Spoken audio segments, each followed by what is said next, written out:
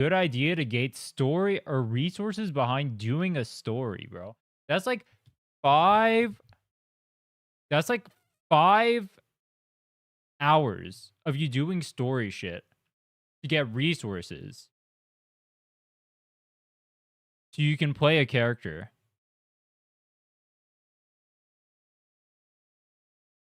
They make peak story and incentivize skipping. That's what I'm saying, bro.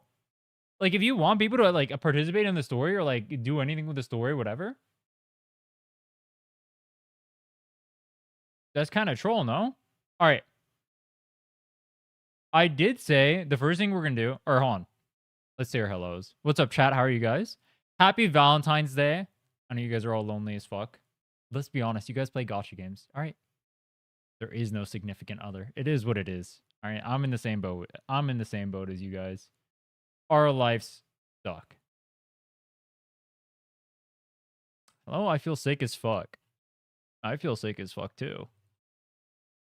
It has nothing to do with it being Valentine's Day, Kappa Copium. No YouTube stream? It should be working now. Is it not working now? I think it's working now. I think YouTube stream is working. Can YouTube chatter say something and confirm? A. We were only having moderate technical difficulties with the YouTube stream before. For some reason, it like auto unlisted the stream. I don't know what's going on with that. But I think it's fine now. I'm like 2% sure it's fine now. The one thing I wanted to do before we started, Life told me he predicted basically everything that's gonna happen in the story. I told him I'd watch the video before watching the 3.1 story.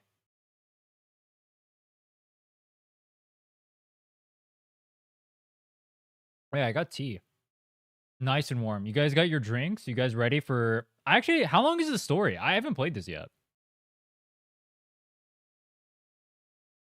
Rin, you're the GOAT. Why, thank you. 5 hours?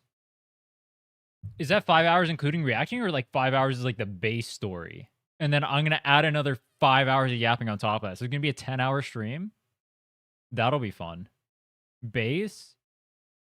So it's going to be a 10-hour stream. Okay, I know how this goes. You're going to react to the Aemeath cinematic? Should I watch the Aemeath cinematic too, or no? What do you guys think?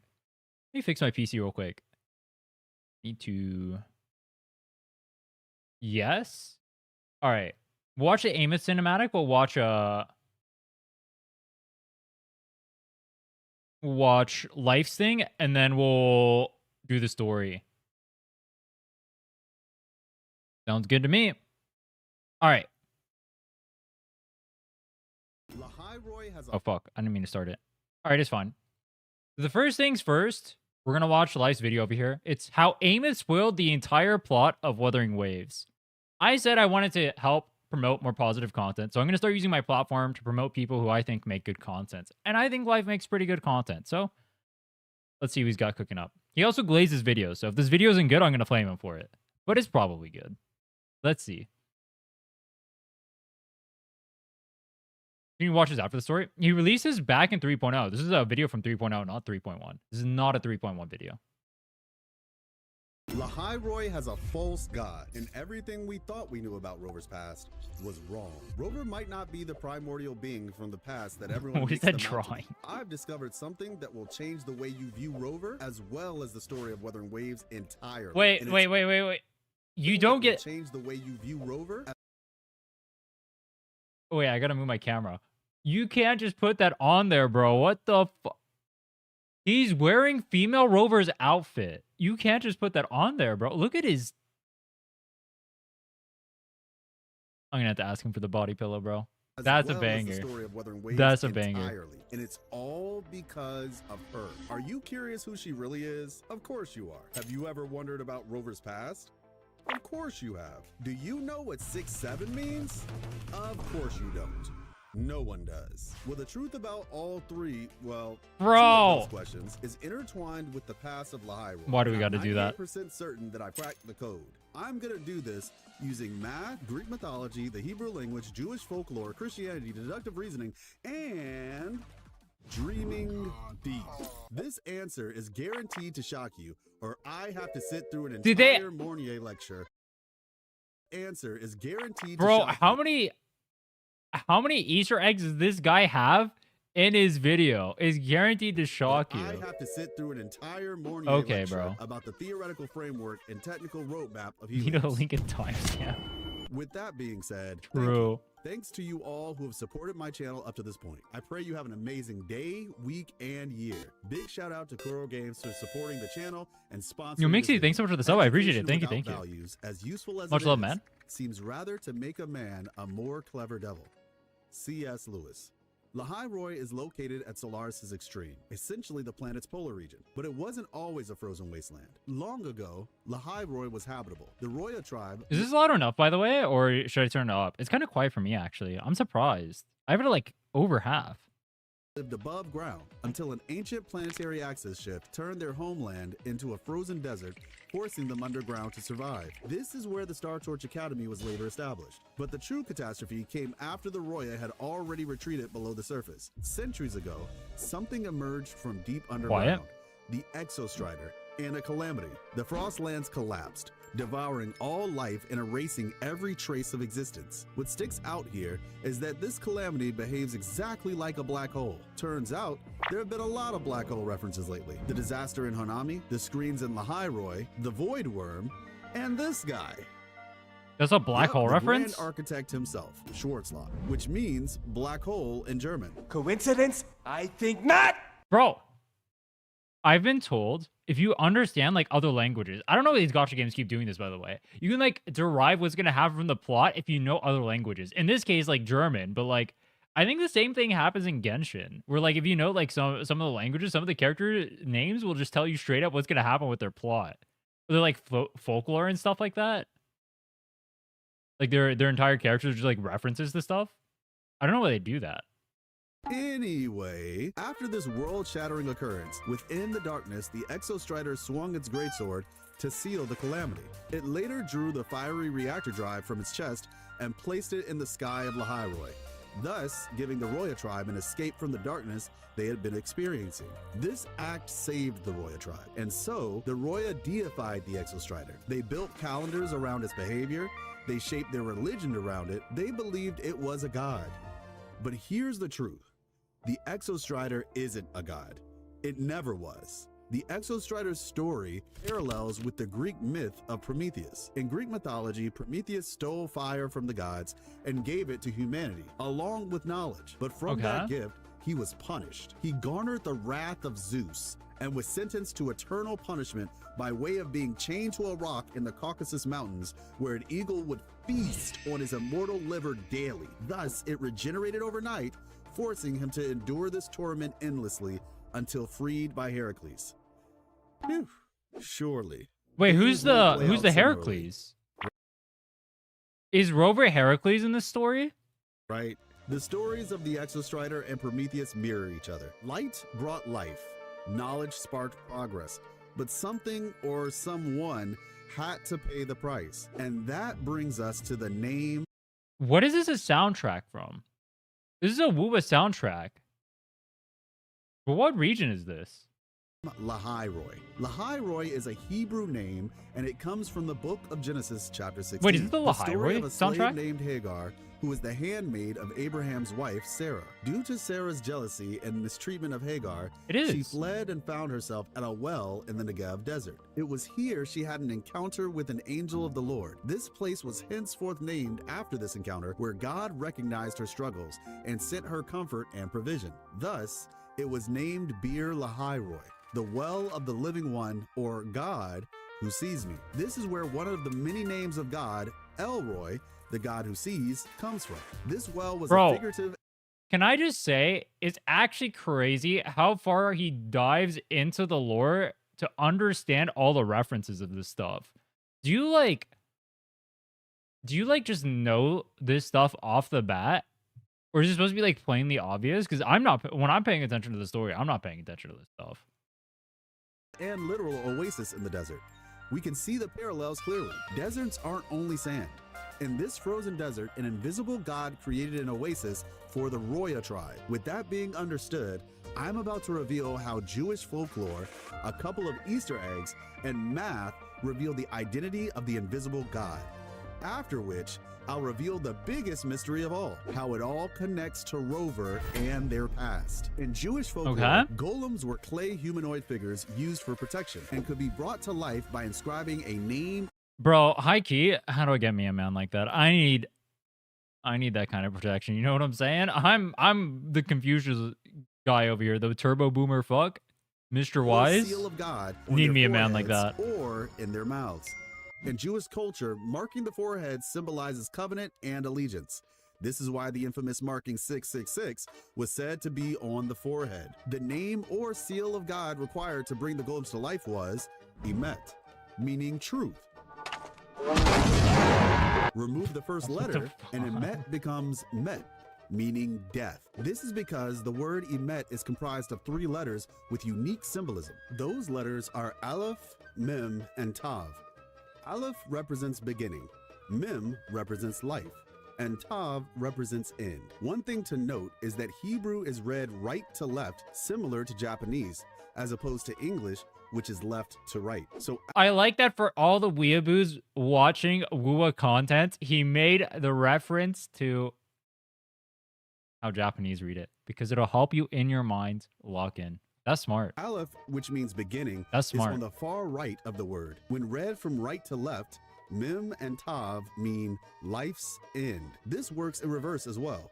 Remove the last letter and you have Aleph and Mem, which means life's beginning. So the Exostrider has themes of truth and death. Wait, Aleph means beginning? So Aleph 1 is the beginning one? Based on the state of the forehead markings. What does all this have to do with our pink friend and Rover, you ask? Enter the Star Torch Academy sorting test. The Star Torch Academy has many different schools of learning. To find out which department would best suit each student, a sorting test was created in the form of a web event. At the end of the test, you would get your department and division. If you look to the bottom right of the screen, you'll see a cute pink-haired avatar. Click on it, and you'll be presented with a transition that takes you to an Easter egg by our mystery girl, who will henceforth be dubbed Pink Nanami for reasons. If you click the button, you have the name of her in the title. You can't call her Pink Nanami.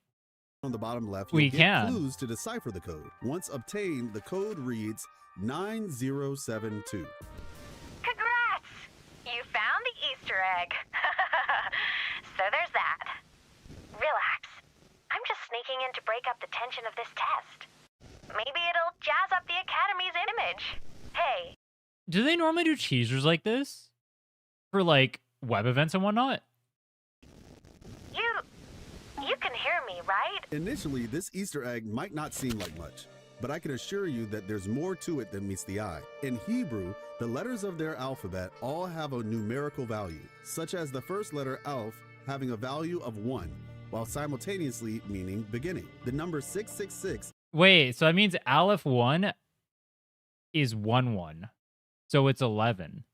Is infamous in Christian and mainstream media sources due to its representing the mark of the beast and allegiance to Satan. In Hebrew, 666 was a sum of the name of the current ruler who oppressed the Jews, named Nero. This brings us to 9072. What the fuck? When these numbers are added up, what did 18. I just watch, 18 bro? in Hebrew means Hayim, which means life.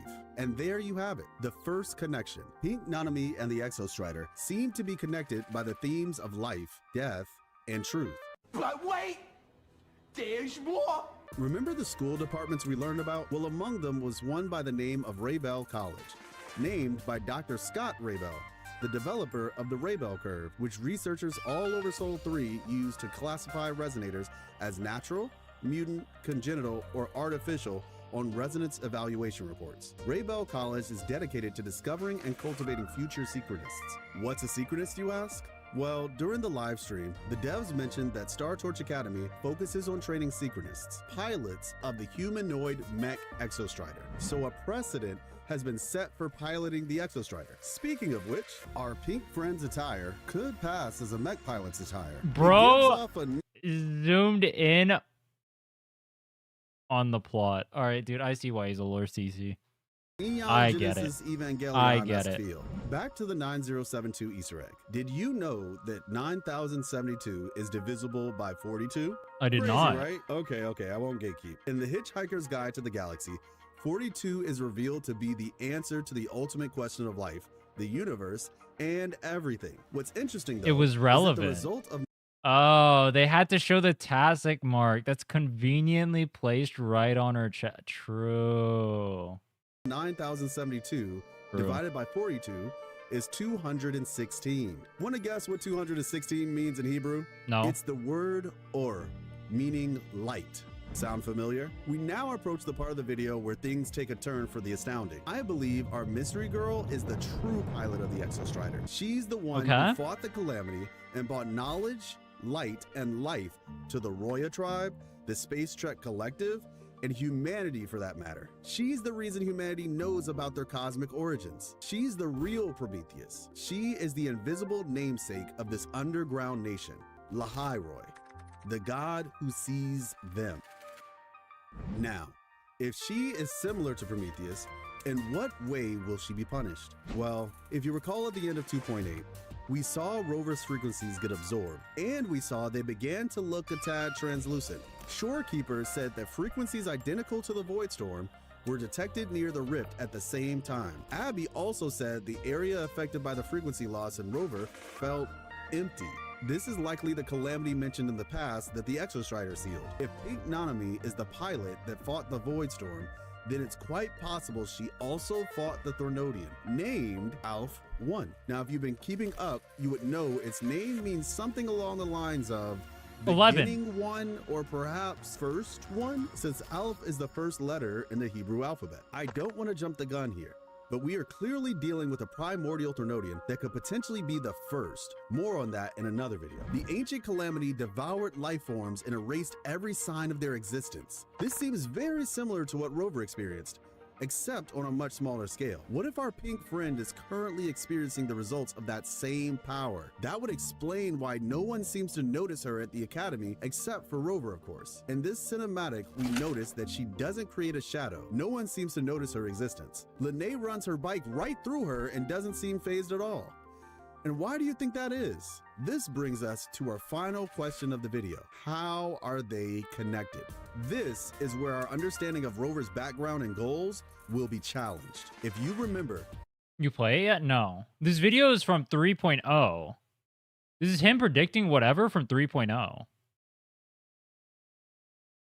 The very last thing that happened at the end of 2.8 was Rover heard a voice that no one else heard coming from the radio. It said, "Is this the answer you've been seeking?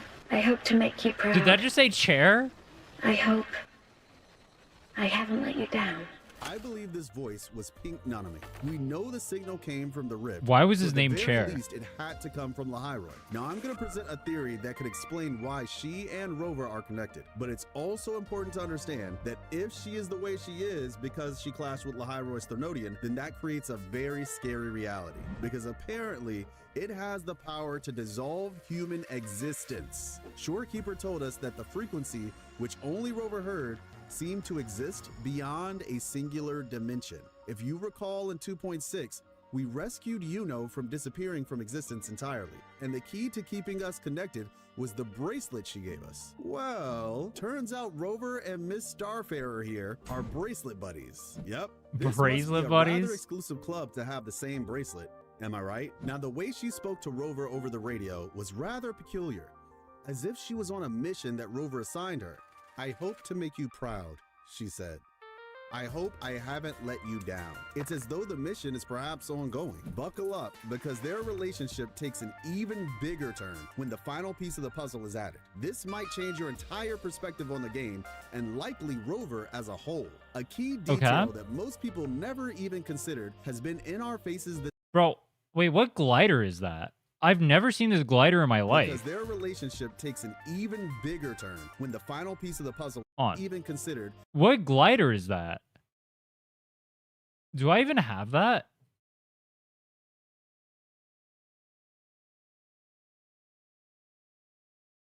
Dude, I forgot how to check gliders.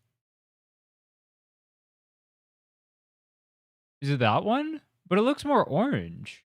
I mean, I guess it has to be that one, but it looks way more orange. Has been in our faces this entire Flight? Was that Flight? Oh, it's this one. time. Literally. In the event you've ever played Mail Rover, it's been staring at you in the face the whole time. Because written on the metal plate on the back of Mail I don't play Male Rover. I'm a female rover enjoyer. Male Rover. Yikes. Rover's jacket are the words authorized personnel only. Honestly, when I think about it, Rover's outfit does look sort of like a uniform. Thus, I call upon my final piece of evidence. I now summon Dreaming Deep. This Wait. is where we call I never even realized this is the card game thing. I never even realized he did that. I now Wait, that's funny as wait, that would have made for a banger summon thumbnail. Dreaming Deep. This Wait, that's a is where we banger. call into question the validity of Rover's past as we know it. Amongst the maze that is Dreaming Deep, there are two occurrences that shed a bit more light on this mystery. There are these Okay. two strange telephone booths, and once you answer the calls, you end up on the receiving end of some curious You haven't touched the card information. game? I beat the card first game is for a the recording event, from but the I don't remember past that. To the future. It reads, Dear friends, today is an extraordinary day, a century of union epoch. I am Terrell, the first speaker of the Solar Union. We warmly congratulate you on this great and glorious jubilee. We live in an era of resistance. Through the Ultimate Resonance Project, humanity has achieved its first true victory over the lament. We are confident. In your time, you It's a little will live quiet. without the shadows of the lament, in peace and prosperity. We believe you'll have figured out the nature of the lament, and the people of Solaris have traveled far beyond the etheric sea, venturing into distant lands. Solar Union? Ultimate Resonance Project? And the people of Why do they lock the entire lore for the game behind a mode that nobody wanted to do? Solaris have traveled far beyond the That's etheric sea, literally venturing diabolical, into bro. distant lands. Why would you lock the lore Solar of the Union? game behind Dreaming Deep? Ultimate Resonance Project? The next call is even more interesting. It features a drunken woman lamenting about the state of the world. She mentions that her society is sending children to war, and she's having a hard time dealing with it, saying the adults should be the ones doing it instead. I don't know about you, but this whole thing practically screams experimental child soldiers being sent to save the world. What is up with the document in dancing Genjo Oscar? revealed Rover's resonance report. It calls them the first resonator. It also claims, Okay. based on their Raybell curve, that they're a congenital resonator. This means they awakened either at birth or a young age. But what if they're really an artificial resonator? What if they're a result of the Ultimate Resonance Project, an experiment used to solve the lament through human resonance? This project has the Hess civilization written all over it. Check out this video for more information on them. Rover might not be the god who created Sol 3, but rather an experimental super soldier from a primordial civilization, and Pink Nanami might be a fellow soldier under Rover's command. Shorekeeper's Intimacy 1 story supports this position as well. It reads, as the world edged toward its frozen end, those destined to face the final moment placed their hopes in a certain individual. They blessed him or her, wishing he or she would lead them to a brighter tomorrow. The change in language proves this is referring to Rover. Rover's memories aren't fully restored, but I have a strong feeling that we're about to learn more about Rover in 3.x than 1 and 2.x combined. As we explore Lahairoi, study at the Academy, meet the indigenous Roya tribe, and eventually take on Aleph 1, I believe the story and lore of Wuthering Waves is going to expand in a way that is more ambitious than anything we've seen before.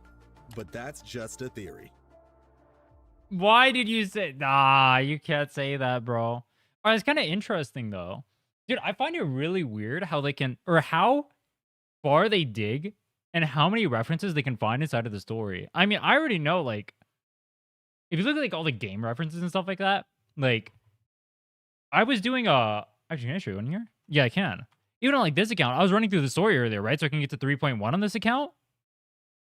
They'll literally throw references out the ass. Can I show one of the achievements? Let's see. I just got an achievement. Just show it on here. Lahai Roy. Become the light. That wasn't the one I was looking for, but that one also works. You got the Ready Biker one. You got... Where is it? Wait, where's the... Hold on. Hitchhiker's Guide to Lahai Roy. The amount of references in this game is actually crazy. And the fact that these guys go through their... The reason why I want to prop up people like this is because they go out of their way to go find the references in the game. They do so much studying. Like, the amount of effort it takes to make a video like this is actually crazy, bro. How much of the story do you have to know to connect the web event and Dreaming Deep and all of Shorekeeper's lore and also the notes inside of, like, Tethys or whatever, plus go find, like, the special hidden interaction inside of Aemeath's thing, plus, you know, the base, all the, like, the inherent, like, lore for the game or whatever, right? Then you're looking for, like, subtle references on, like, Rover's outfit to go tie that in too. Crazy. Oh, here's the video. You're looking 3.1? We haven't started yet. So Life said this was like he had like a pretty good understanding of what happened in 3.1. I mean, we'll see. That was interesting. So much pop culture and classics they draw from developing the characters. Oh yeah, for sure. Like, Galbrena is literally Bayonetta and DMC combined, right?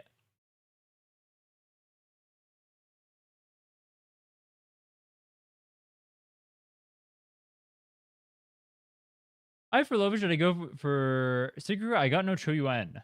I don't know what Sigurd does, bro. No comment. All I know is she's Arrow and Gauntlet.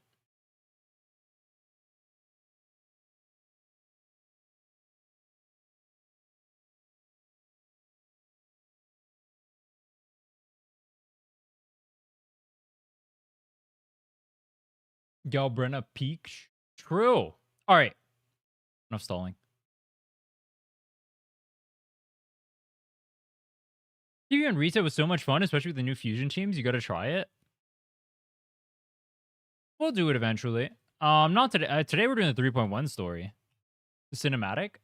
Oh yeah. All right, hold on. Let me pull that up. All right, let's go look up the Aemeath cinematic. Aemeath cinematic. Is that the short Salvation? That one? It is Salvation. Okay.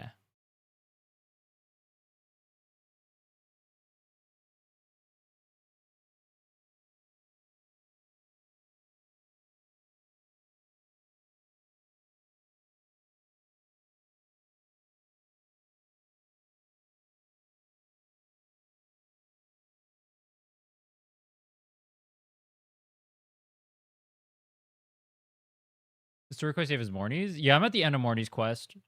I already went through like the whole like fight scene or whatever. This is like the ending of it. I think you have to like go say hi to her or whatever and then go find her like living her life post getting her legs destroyed or whatever. All right, let's watch this real quick. Let's watch this and let's go do the 3.1 story. This is cinematic. This is Salvation. Time to give your future some thought. What will you do with your lives? Be a space explorer. Continue research on the Exostrider. My goal is saving the world. What is this nonsense? Is your future a joke to you? Come back with something serious. saving the world. Wait, how is she allowed to wear that at school? She can just wear that outfit at school? Are impossible. It was a joke. Didn't think it'd set off a volcano. Just submit a more thoughtful essay after training. But do you even have something you're passionate about? Me? I just want a happy, carefree life. The outfits are really tight as well. Bro.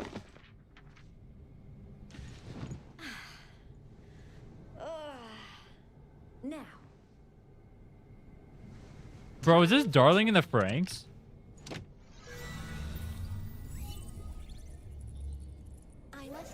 If you weren't a synchronist, anywhere you'd want to go? Oh, everywhere. There are so many places I want to visit. People I want to see. And you? Let me turn it up. Huh? Comms are down. Is this a new training drill?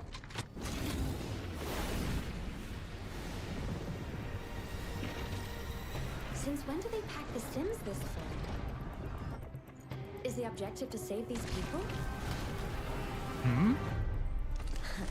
Piece of cake. Bro thinks it's a sim. Why am I passing straight through? This isn't a sim. Void matter surging. Need to get everyone out.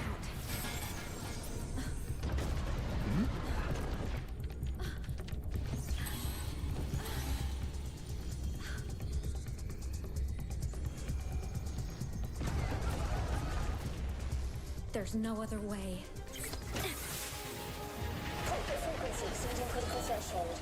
What is that? Exostrider, you've slept long enough. Now, it's time to wake up. I may not be the one you've been waiting for. Frequency exceeding critical threshold by 300%. Dial back settings immediately. But now, Wait, I have a question. Why did she have access to the Exostrider instead of a random mech? you will listen to my commands.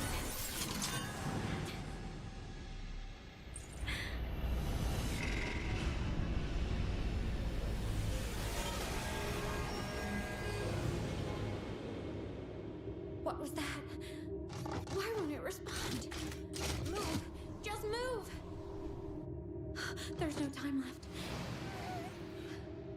Damn it! Move! Move already!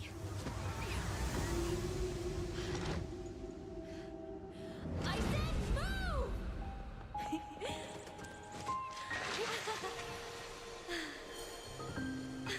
Yay! My only wish is that you live a happy life. Wait, who is that? I refuse. I refuse Giga Chad. Take my future.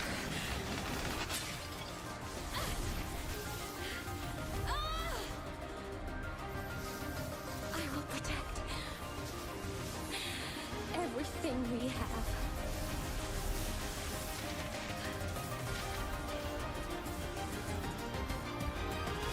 Saving the world.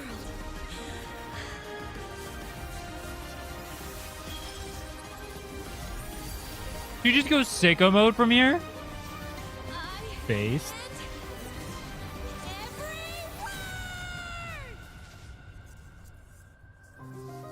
She's literally a cheat code.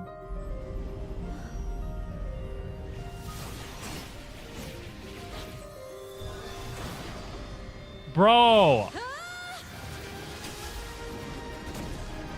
This scene looks like a reference to something. She's literally 1v9.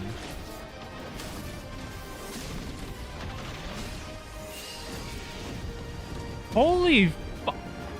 Did they dump the whole animation budget in this? What the fuck?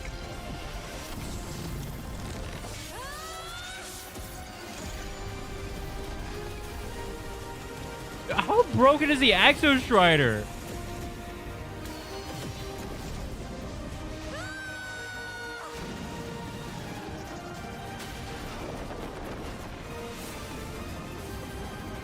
Holy fuck. She turbo gapped the worm. It worked.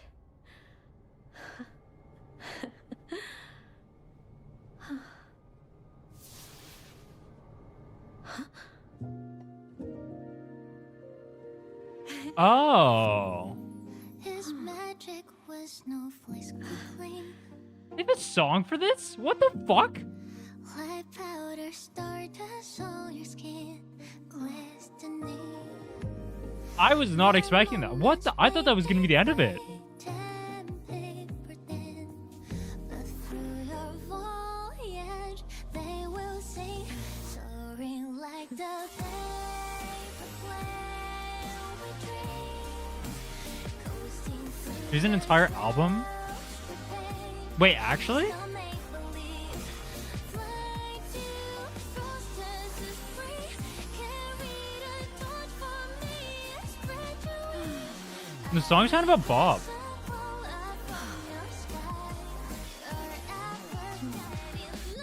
Dude, I did not expect them to have a whole ass song for this. Say hello to our new classmate. I think I've seen this part where Rover notices her. Was that part of another trailer? I've seen that part, but I've never watched the trailer before. Dude, I was not expecting this song. Also, a sneak peek of a song like that is diabolical. That sounded good too.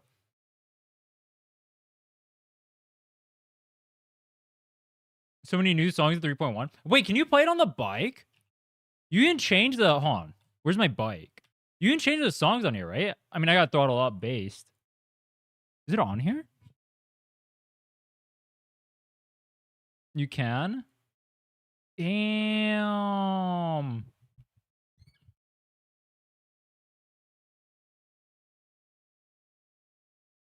I do the story for that. All right, hold on.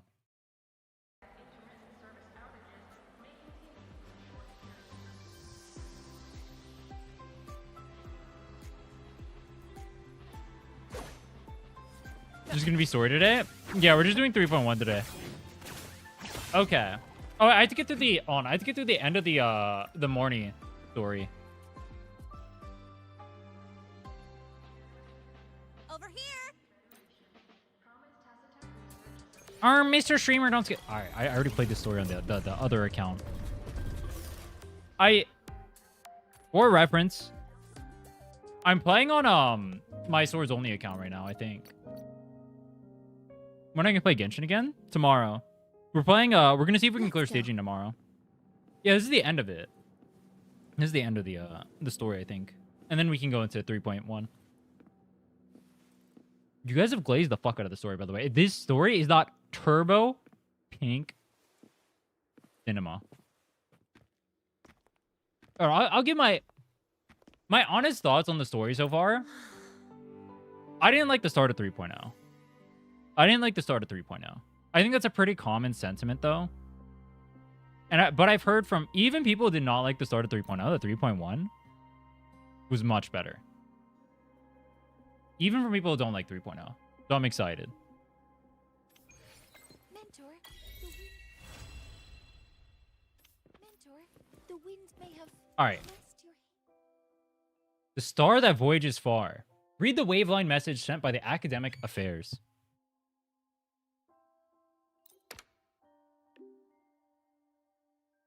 First reminder, the Academic Affairs system kindly reminds you that the elective Royan culture historical metaphors in the Trine myth will begin shortly. This lecture will be delivered by President Lucilla. Please be mindful of the time and proceed to the lecture hall. Had we seen Lucilla before 3.1? My symptoms have stopped for now. But whatever drained my frequency is still somewhere in the High Roy. Yo, what the fuck shit out of my Only game? thing I haven't surveyed yet Yo, is what the is the lag? Exostrider out in the Frostlands. The Roy's Trine myth likely mentions it. This lecture could No. not- Alright, we get to see peak. Do you guys like Lucilla's design? I've seen it's been pretty 50-50. I've heard people compare it to Contarella. Two big reasons for that. But I mean, outside of the fact that they're both like purple, Now, I don't really see it we too reach much. The second epoch of the Royan Trine myth, the sacred Reactor epoch. After Boulder, Bro, the sun's incarnation, had sealed the foreign divinity is Hubtopia, dozing off in front of her. The Frostlands fell into an endless dream. Assistant Navora, would you continue? All right, hi, Key. How much are you paying? How much are you paying to get bonked in the head by Lucilla like that? Oh, it's Sigurka. What the hell? Oh, okay. This section, it describes how the Exostrider used its greatsword to seal the Threnodian behind the Strider Gate. I wasn't expecting to see Sigurka here too. Okay. The records say both the Exostrider and the Threnodian traveled through the Strider Gate to reach La High Roy. Their battle was fierce. The Threnodian pushed the Exostrider to the brink of defeat. But at that Aemeath. moment, for reasons unknown. Wait, we just watched this the happen. This was Exostrider's 5 left seconds breast ago, bro. flared with blinding light. All right, hold on. I need to start a war right now. Who's the best looking character in 3.0? Or in 3.x in La High Roy? Was saved. What a relief. Luke Gage. I think it's probably Aemeath. It's probably Aemeath. Dude, I saw this Sigurka splash art though. That goes crazy. The Sigurka splash art goes crazy. Hi. Nice to meet you. I'm Aemeath from Rebel College, same as you. First time seeing you in class. Why does Rover look so Trying to collect dumbfounded, credits from all bro? 4 departments? That's ambitious. Bro is Welcome to confused. the academic quagmire. Aemeath, I've been looking for you. I never got the chance to thank you. Thank me?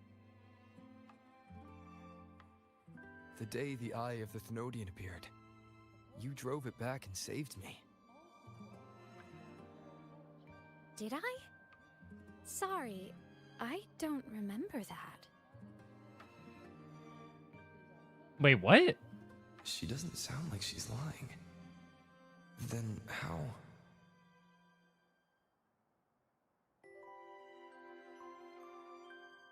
A synchronist. A freshman.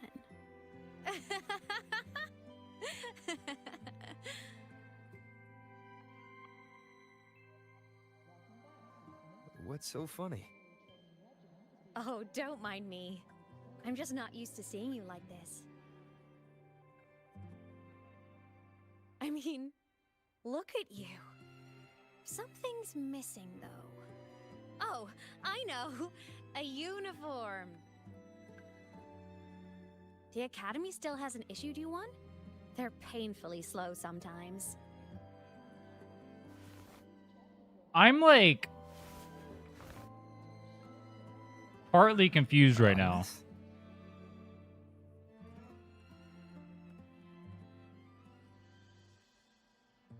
I have to go.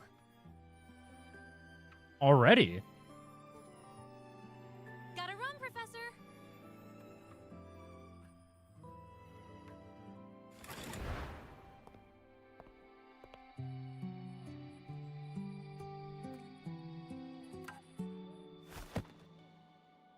Why did he drop? All right, why did he drop his? All we did was stand up. What is he Rover, that let's dumbfounded try to channel for? that enthusiasm into listening. Do come see me in my office after class. Bro, you can't okay? be that dumbfounded. All he did was stand up. All he did was stand up, dude. All right, so obviously Aemeath can't be seen by anyone else in here. So Rover looks like a complete dumbass. I get that part. I'm kind of confused as to like the whole interaction right there. I mean, obviously Aemeath knows something about Rover, about whatever Rover was before. That's the implication I got from that. But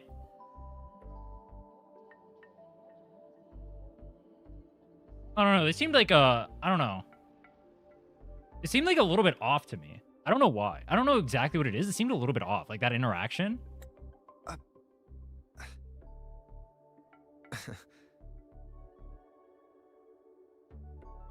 I mean, I guess we'll find out why. Assistant Navora, if you would, pick up from the Twilight Epoch's Unending Winter. All right, I have a question. Why is she dressed like she's going to a beach or something? Or like it's Turbo Autoside, right? And then she's dressed like she's in an igloo.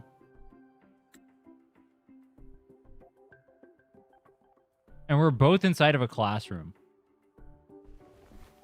That's my question.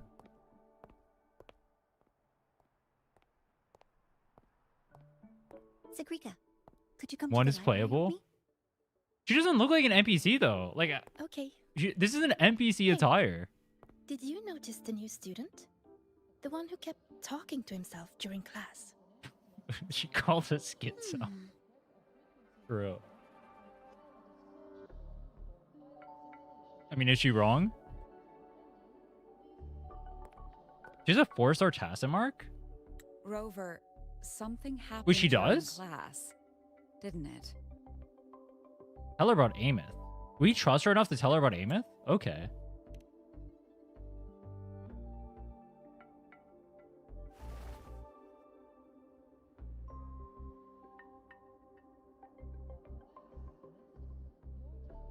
So a girl named Aemeath just got up and left the lecture hall.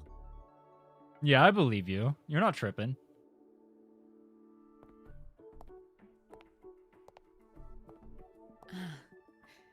I never expected to hear that name again. Yeah, why is it so Certainly bright? not like this. I'll turn it down after this, but it shouldn't be that bright normally. Perhaps you've just had a run-in with a ghost. After all, you were the only one who saw her. President Lucilla, what do you know about her? Stay at Rebel College long enough, and you'll eventually hear her name mentioned. Though it's a story from over a decade ago now. Aemeath was a synchronist. Brilliant, popular. Professors had high hopes for her. Then, during a piloting drill, she simply vanished. She climbed into a simulator with the others, but when the cockpit reopened, hers was empty. Okay. I mean, we saw this in the cinematic, obviously.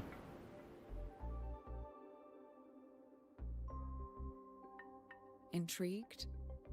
Want to go find her?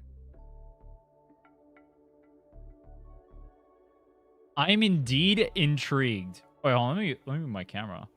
Where do people put cameras for the story? Top left? Fuck it, top left. She saved you. Seems the mysteries around that girl are still multiplying.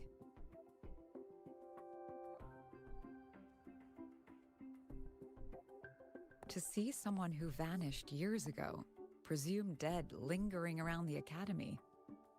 A figment of your imagination, or is there more to it? I'm very curious to find out. All right, but like, you see something. She disappeared from the Synchroling training grounds. The very cockpit she vanished from is still there. You're in Rover's position. All right? You're in Rover's position. No one else can see what you're seeing. Do you just assume that you're schizo and that you're the one who's turbo paranoid? And that you're the one who has something wrong with them? Or do you assume that you're right because you saw it? Me, my senses would never be so stupid. I would fall for something like that. It must be real. The Academy turned it inside out at the time and found nothing. But if you're interested, go take a look.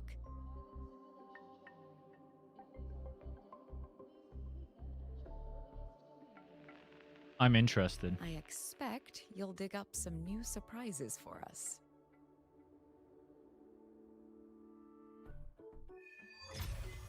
The star that voyages far. I'm assuming the star is Aemeath. So Aemeath voyaged far? What could they be doing? That's Solaskin. It's headed straight for the Synchroling training A grounds. Solaskin? I didn't see a Solaskin.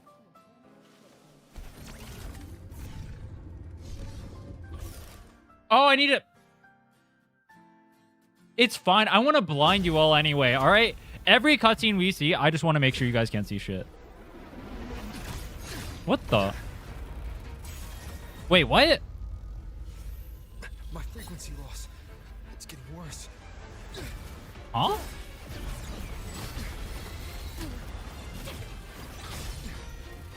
Wait, we're not schizo.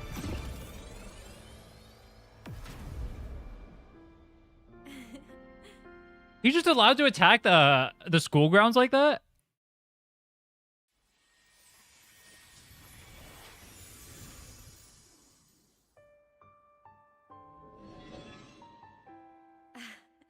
And nope.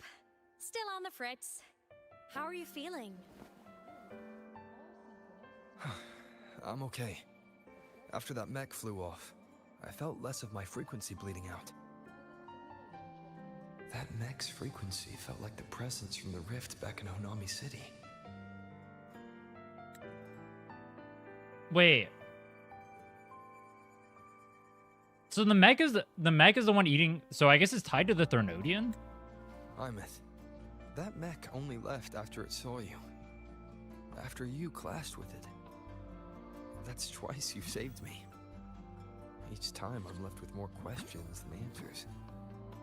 They say you're the Extra Strider Synchronist who's been missing for over 10 years.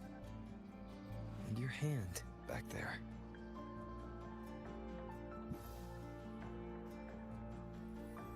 Yo, high key. How do I sign up to be a Solaskin right now? How do I sign up to be a Solaskin right now? How do I sign up to be a Solaskin right now? Me? I'm not the Exostrider Synchronist now. Respectfully. Respectfully. I'm its Resonator. I'm its I Resonator. just died first. Call me a digital ghost.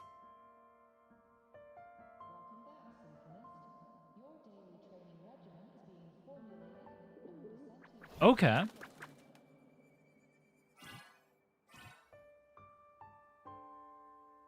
+10 years back, the underground seal broke. The Threnodian on the other side of the Strider Gate was about to swallow Lahai Roy. Okay. I was still a student. My sync with the Exostrider hadn't hit 100% yet. But there was no other choice. The Exostrider was still sleeping. So I had to do something unorthodox. So you overclocked yourself to try to resonate with it. Yup. Impressive, right? I woke the big guy up. If only for a second. The seal held. The crisis averted. Everyone I cared about, they made it out okay. But it was too much for me. My body couldn't take it and got totally torn apart. Wait, I assumed it was the Thernodian that So, tore her yeah, apart. I died. But I'm still here, just floating around. I've been a little invisible. Well, a lot invisible. To everyone until you. Why am I the only one that can see you? I thought it was the Thernodian that tore her apart, not her like actual syncing with the Exostrider.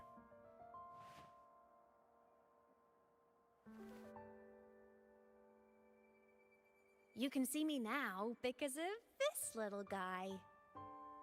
I'm probably not going to read chat too much because I assume people are going to get really excited with spoiling. So I'll read chat occasionally, but not too often. The Exostrider's reactor core. My existence is kind of tethered to it now. Think of it as my heart.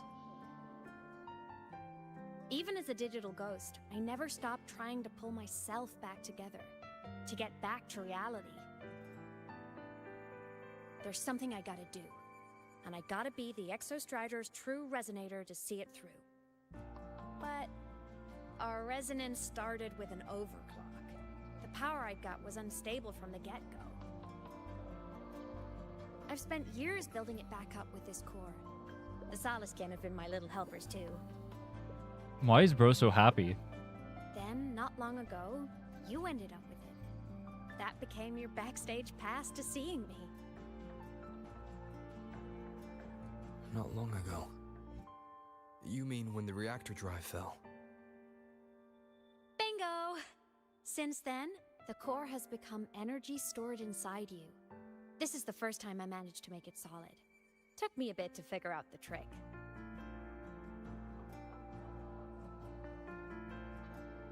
Then it was you. You were the one who saved Mornier when she was dying. You and that junior of yours were always close. We even crossed paths a few times back when I was still, well, around. Of course I'd help. But was that not what he was? So I really did know Mornier in the past. On.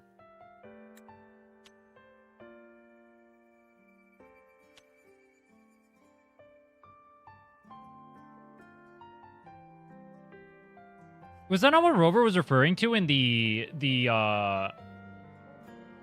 what's it called? When he was talking to Aemeath originally? I thought he was referring to when Aemeath saved them from the... when Mornier was about to get killed by the reactor husk or whatever. Was that not what he was referring to? Oh, and by the way, when you charged in to save Professor Mornier, you looked pretty cool.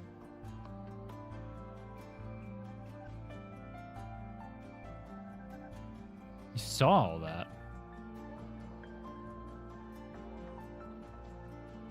Oh! It was when... Okay, no, yeah. It was right after when you see, like, the Aemeath and she boops you, yeah. I thought he was talking about the Mornier thing. Okay. All right, no more teasing. But I mean it. No matter what, you always choose to save. And to me, that's the coolest thing in the world. The most beautiful. Wait, so why would she not... So she doesn't remember us going through the rift and her saving us there. But she remembers what happened with the Mornier thing. Anyway. Okay. Back to business. The reactor core That makes more is tied sense to me. Sigillum. I'm understanding. That's the mech that attacked you. It's like those void worms you fought. Made mostly of exostrider parts, but corrupted. Contaminated by Threnodian void matter. Sigillum stole a chunk of my power. That threw a wrench in my whole reassembling myself project. Now it's after the core too. Since Sigillum holds this piece of the Exostrider's power, it can't be killed completely as long as the Exostrider and I exist. Now, it can only be me who stops it. And since just touching the thing makes your frequency drain, taking it down should plug your leak too. Plus, I get my power back. Win-win. But see what it's doing to me? Even with you holding the core, I keep flickering in and out. 1 second I can touch you, the next I'm fading right through. So annoying. The glitching stuff they have going on with her, if you have her, like, playable inside, like, the open world, and you, like, see, like, the glitch effects, they look pretty cool. So will you help? You've got the core, and the reactor drive is wrecked. I can't do this alone.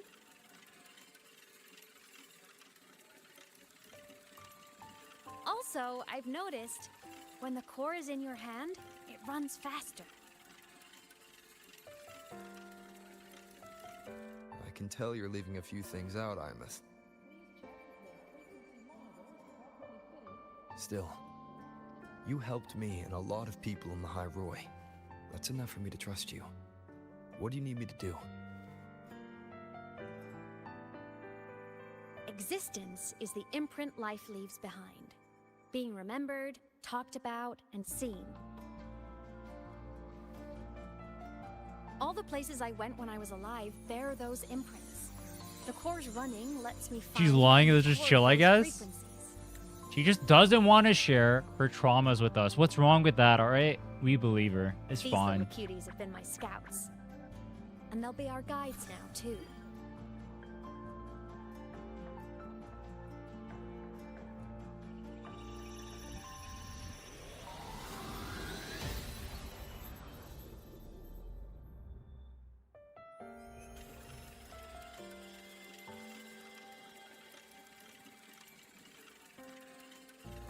Pretty easy, huh? All you gotta do is carry the core and follow our lead. Bro, the Soliskins like dogs? This guy's just rolling around so happy on the ground. Alrighty. Thanks in advance, study buddy.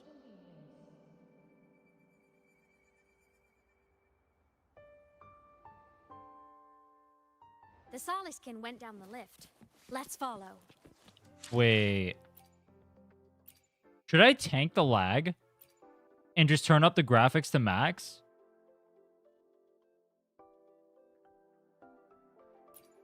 Bro, you can't even...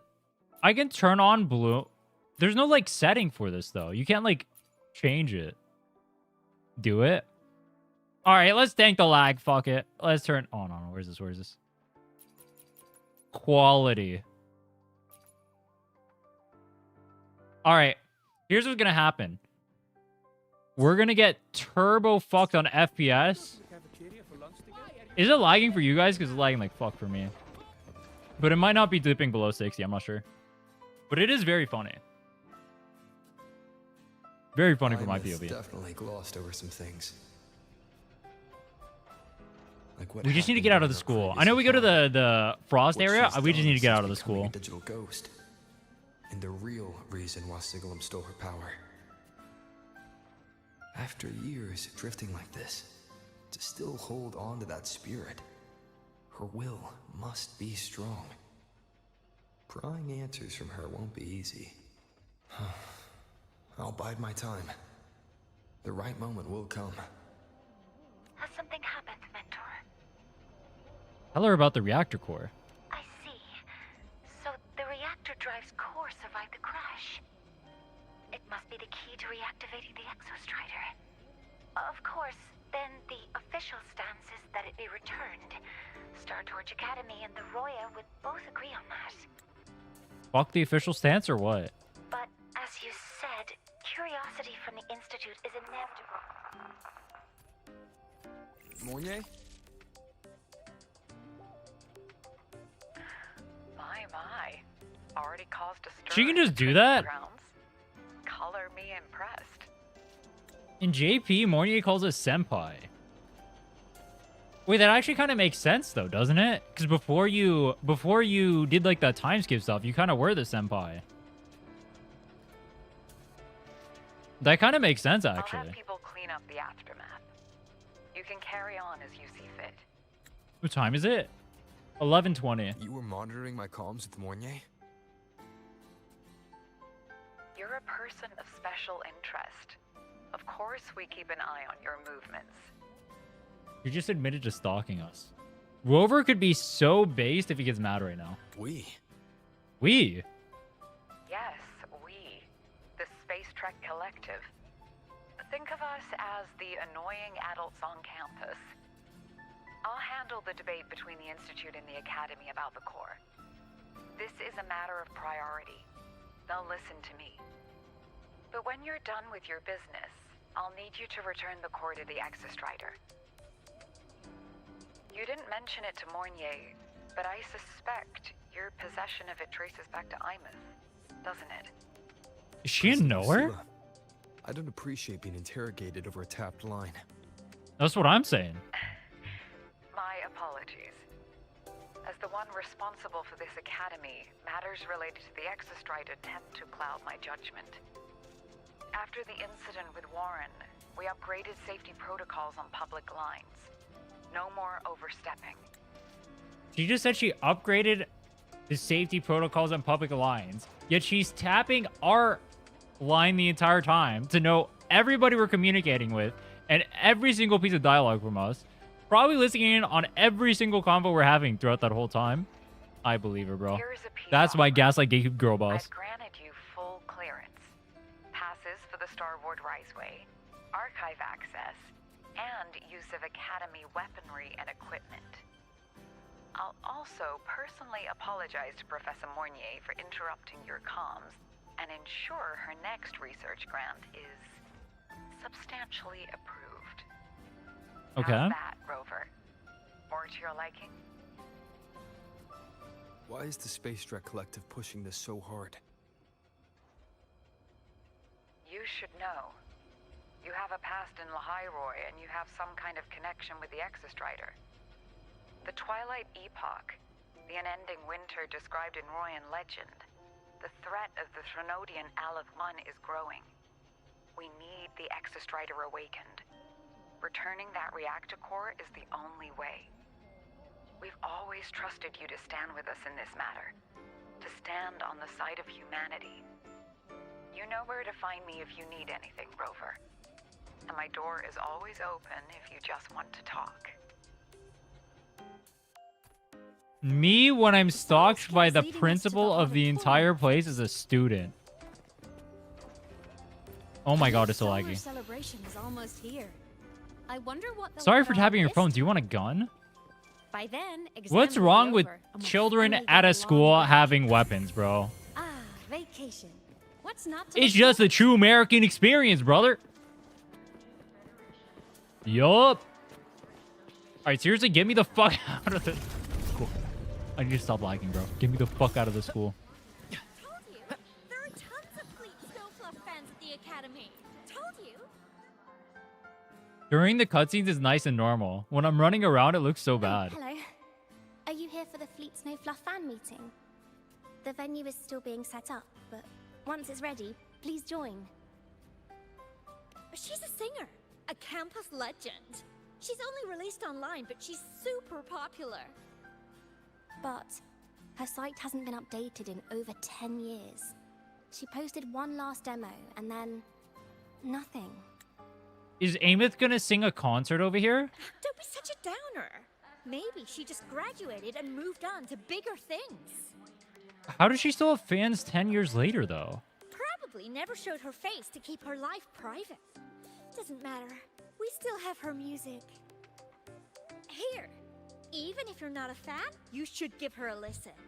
I'm new here, but even I was hooked when I first heard her songs.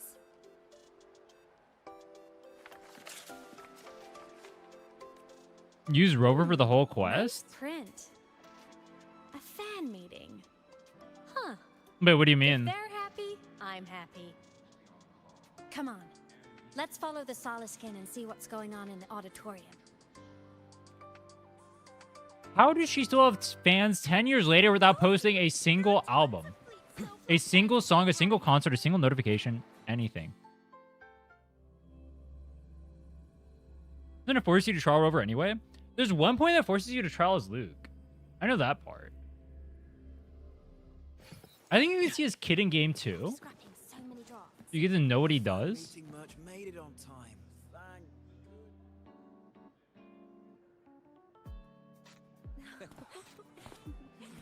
Let me turn on the music a little bit.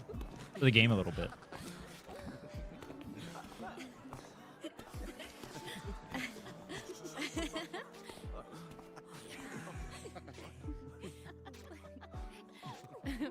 What?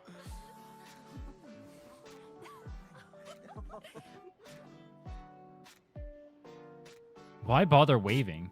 She's a true idol, bro. Rover doesn't understand what it's like to be an idol. It's second nature, all right? I do the same thing. Yo, Yin, thanks so much for the sub. I appreciate it. Thank you, man. Oh, just a habit of mine. See? Waving, chatting, going to class. She knows. It makes me feel like I'm still alive. Wait, that's kind of depressing.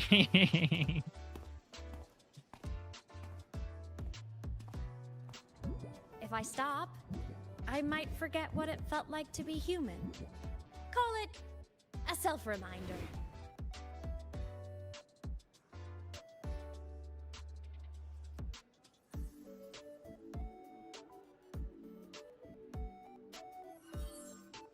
Why do they keep zooming in on her chest, bro? Snowfluff.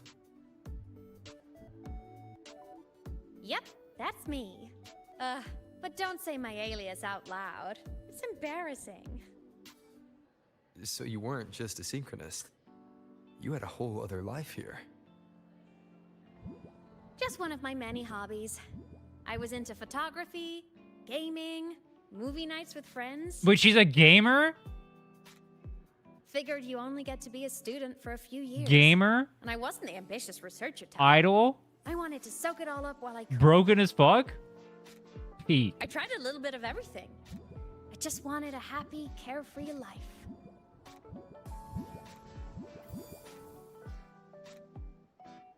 Who knew I'd end up as a ghost? Stuck as a student for 10 more years. How awful is that? Wait, does this mean I'm never gonna graduate?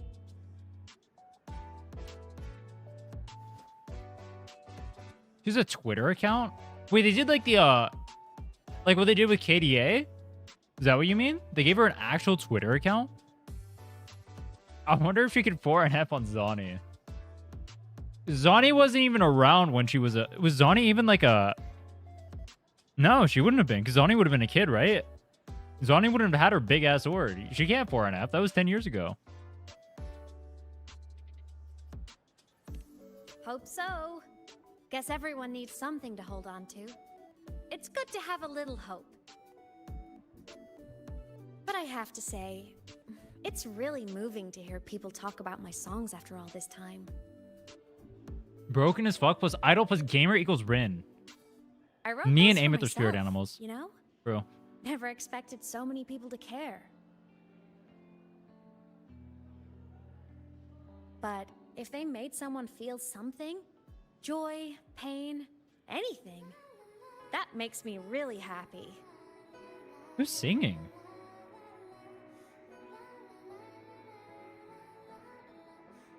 Hey, listen.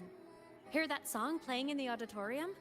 That's the unfinished demo I left on my site. All right, I have a question. How the hell are they 10 years later playing her music still? She's not even the one uploading it because she's not even part of the concert or anything. These are just fans getting the people running this gig to play her music, by the way. Not even remotely affiliated with her. It's just fans from 10 years ago that are still her fans from after 10 years that are playing her music, that are signing up for everything, getting her music over here. That's crazy. What Dedication. I really should have finished that before the training run. Now it's my little musical epitaph. Some people still listen to Michael Jackson. Bro, I need to be honest. Who actually listens to Michael Jackson? I don't know if I could tell you the last time I heard a Michael Jackson song. I don't think I could tell you I've heard a single one on the radio. I don't think I could tell you I've heard a single person even referencing MJ's music. I've literally never heard anyone bring up MJ in like years. The only time I hear his name is when we get some like Epstein shit going on, bro. That is literally it. That is the only time I've heard anything remotely involving MJ. Let's go. The Solace Skimp is calling us.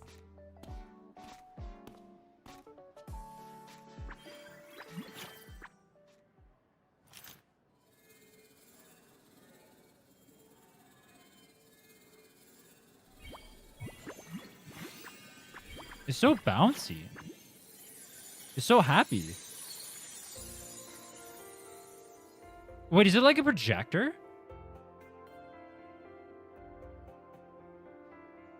Huh?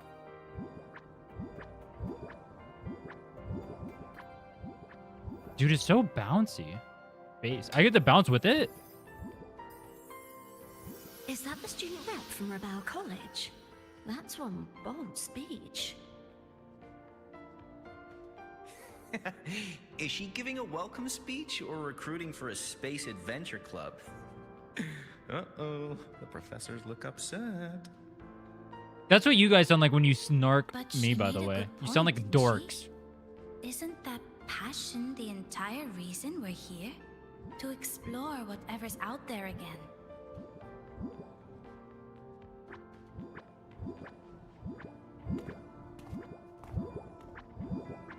He's so bubbly, bro.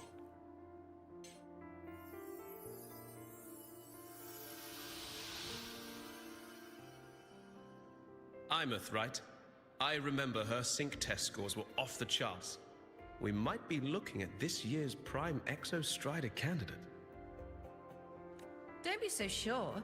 Heard about her extracurriculars. Put nicely, she's quite the dabbler. Put bluntly, Dude. she doesn't take anything seriously. Even in these gacha games, they're discriminating against gamers, dude. They found out she's a gamer in her spare time, and they're saying she's not synchronous material. She can't pilot the Exo Strider. That's fucked up, bro. I been spoiled about anything? Maybe I have, like, if I got spoiled, then Potential is I don't know still that I got spoiled, but potential. it's potentially She's the brilliant. case. She just needs guidance. Like, I've seen stuff about the 3.1 story, but I don't know if it's anything that I would know is a spoiler, or at least I don't know that it's a spoiler. If that makes sense. But it could be a spoiler. I don't know. I haven't watched anyone else play it, though. I don't think I've been spoiled, but maybe I have.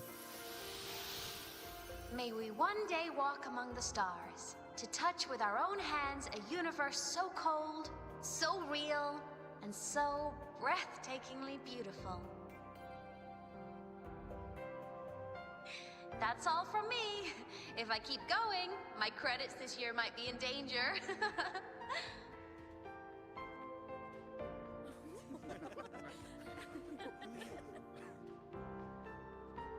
It's an amazing feeling to be here at Star Torch Academy, and to know I'll be sharing this journey into the great unknown with all of you.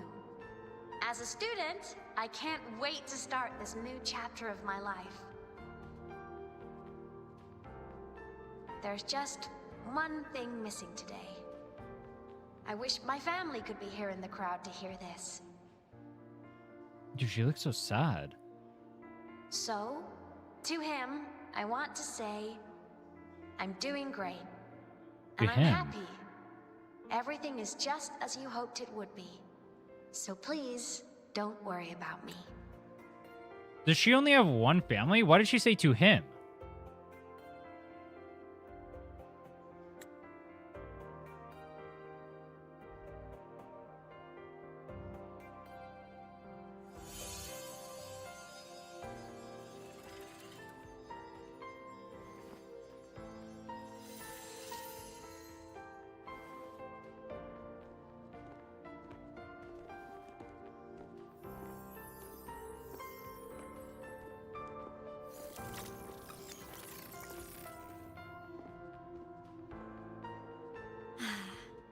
Looking back, I really do miss those days.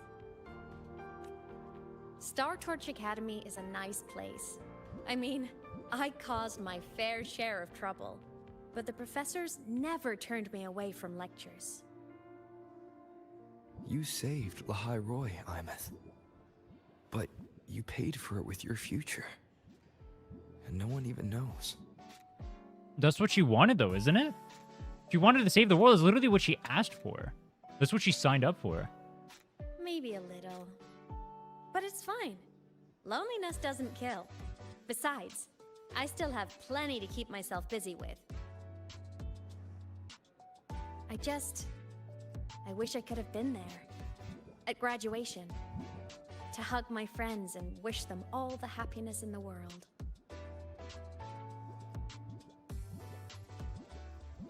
Why is even Rover's getting sad, bro?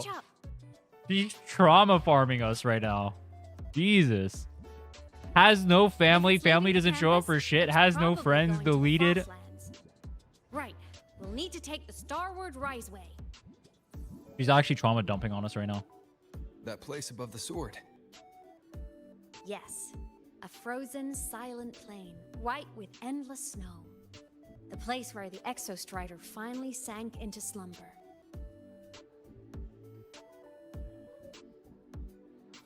All right, it's time for 5 FPS. Oh, wait, I'm not... Oh, because we're not in the... See, when I'm not in the academy, it's fine. Then I get in the academy, it's completely fucked. It's the Starward Riseway. Are you ready? Let's go.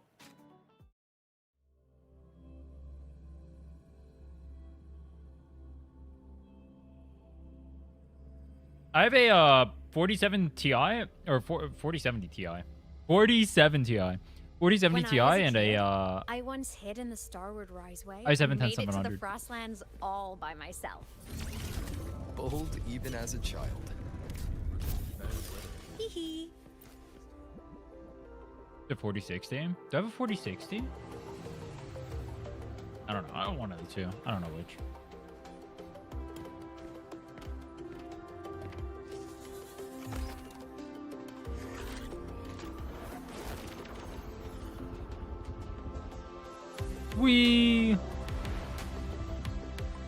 I know the next part we go to is the you go to like the frozen area. I know that at some point.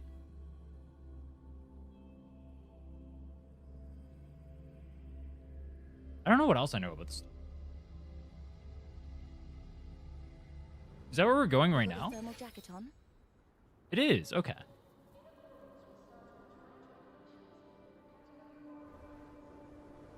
Yeah, you can see like the snow effects on here. Okay.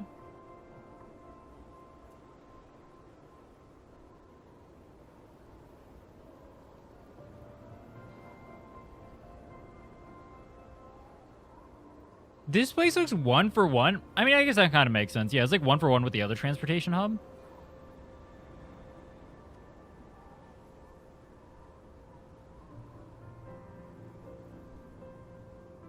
It's so shiny.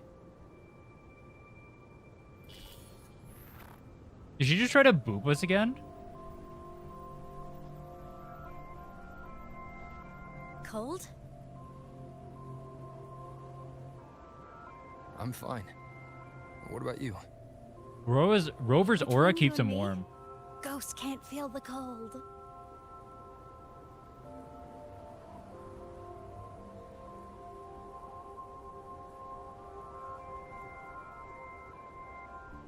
The snow. It's so beautiful. What a coincidence to run into you here. Oh, it's the goat. Dude, he farms aura. Oh, it's Dr. Luke. When he's around, just pretend I'm not here. Otherwise, you look like a weirdo talking to thin air. But Luke should know everything about that because he's a boomer fuck, isn't he? So, like, if you tell him about Aemeath and the Aemeath situation, wouldn't he know? Like, he'd be a knower, wouldn't he? Why don't you just tell him? He already knows who you are. You should hide too, okay? This is our secret journey. Secret journey? But why does Solaskin need to hide? You know him? He's the school doctor. All the students know him. I didn't super well, but I do know that he's been in Lahai Roi for a long time, and you can trust him. Didn't we already know that from the first interaction we had with him? He already said that he knows us, right? You came to the Frostlands for the Exostrider? And if he knows us, he's gonna know Aemeath. Why is she so happy? What the fuck? I'm headed the same way. I've got to check in on some researchers stationed out here on long-term fieldwork. Having a guide might make the trip a little easier. What do you say? What's the over-under on Lucilla being the one who sent Luke here? Let me help you modify your bike. There are quite a few waterways, and its current setup might not handle them well. You know how to modify bikes. That's what I was gonna say. What the fuck? You pick up a few things when you come here as often as I do. Oh, I used to love riding. My friends even called me the Speed Queen. Though that was usually while they were white-knuckling the seat and screaming. I'm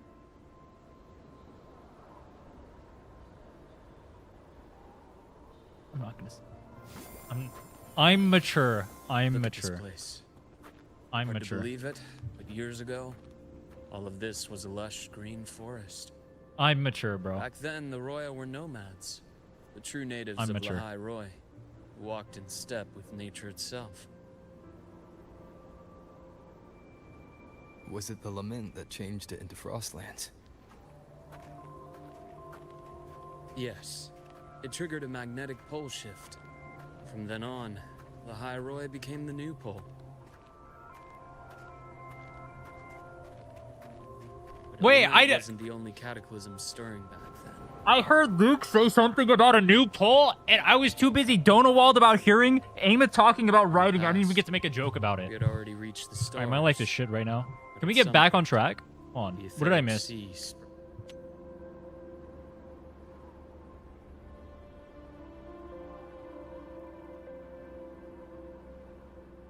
True natives of the High Roy who stepped on nature itself. Triggered a magnetic pole shift. I got a magnetic pole shift. Only when Luke is talking, though. You know what I'm saying? In the past, we had already reached the stars, but at some point, the etheric sea spread to cover all of Solaris. Wait, they show you... Wait, that's cool. It'll show you, like, the, I didn't know they started doing this.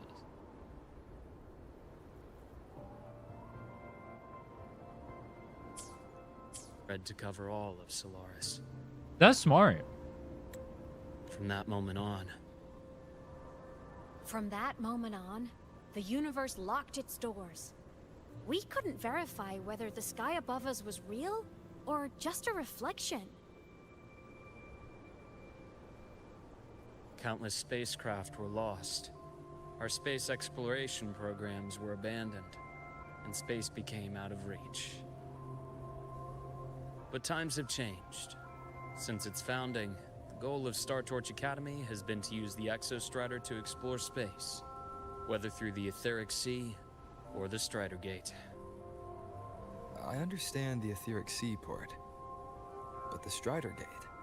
If he's willing to share stuff and lore drops with us now, how come he could when we were first in the academy? You know Lahiroy's history. Both the Exostrider and the Threnodian first came to Solaris through the Strider Gate. The Academy has its theories, but here are two you might find interesting. The Strider Gate is a gateway to outer space, and Aleph 1 is a Threnodian alien to Solaris.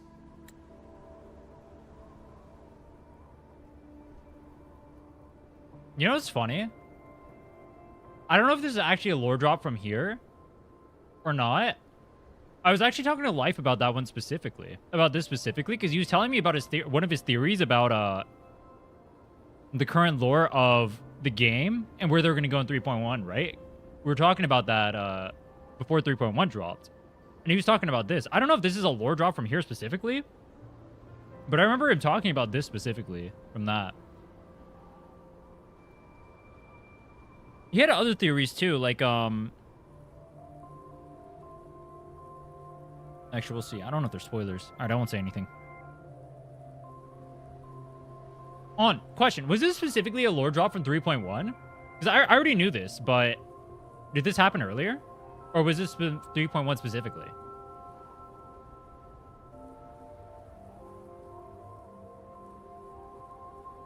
No? Okay. So what you're saying is Life is a bit of a five-head. Okay. Okay.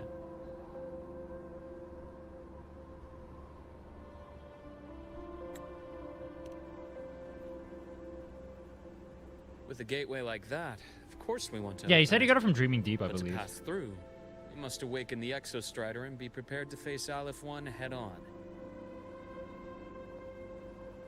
I've long believed that Aleph 1 poses a far greater threat beyond void storms and void worms.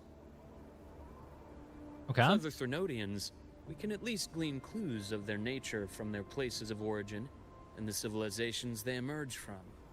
But Aleph 1... our knowledge remains blank. Why is he so hot, bro? Of being the Voyager who returns from the stars, the first to walk the cosmos once more. But in all these years, no one has succeeded. The etheric sea phenomenon cast us into isolation, but it also gave birth to all our dreams of what could lie beyond. And those dreams are still alive today.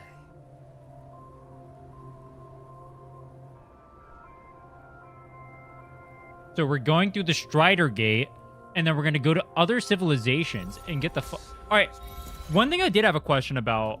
I mean, all right. Can I even say this? Because I'm going to say something, and then you guys are going to be really stupid about it. All right, don't answer a question. Don't even speak. But what I was thinking was, knowing all that, and knowing the Strider civilization leads outside of, like, Solaris and all that stuff. Just call me Luke. It has a nicer ring to it. How do they, like, progress the story from that point? Like, are they going to continue having you go through on Solaris? Or are they going to have you... Or are they going to work on, like, stuff and like whatever's going on outside of Solaris. I was a traveler before. Because I feel like the stuff happening outside of Solaris is way more interesting than whatever's going on in Solaris. But then a friend asked me to come to Lahairoi. You see that? Ancient life forms, frozen right into the ice walls. Millennia frozen in a single moment. Preserved so perfectly you could almost see what they used to be. To be stuck like this for... Must be around here. Must be around here. Someone's ahead.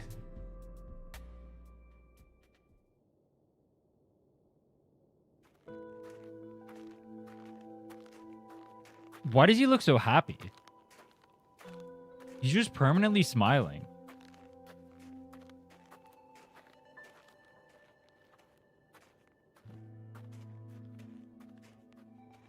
Solo Riz?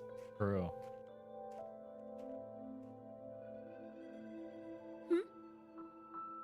You are the one who was talking to yourself in class. She called us schizo. Whoopsies.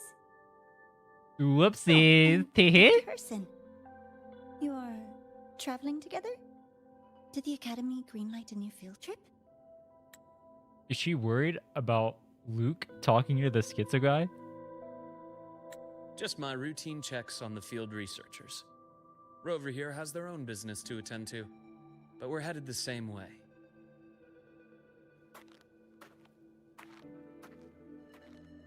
What about you, Miss Navora? Chasing more fallen debris? Yes, exactly. I heard the Frostlands have been experiencing changes since Helios was launched. I had a hypothesis that new debris fields might have been exposed. Dude, wait. Debris? I haven't seen like all the tattoos and stuff on her from before. Space equipment. I never noticed it. Look at all like the tattoos and stuff on her. That's cool. And even space stations. Are they gonna make her an actual playable character? Some previous digs unearthed wreckage containing records lost during Wait, the hold on. event. Yeah, I know it's Roya's stuff. They can make her our yearly mandated 4-star. Think about it. Oh, Yearly and mandated images. 4-star. Photos taken in orbit of other planets. They were absolutely breathtakingly beautiful.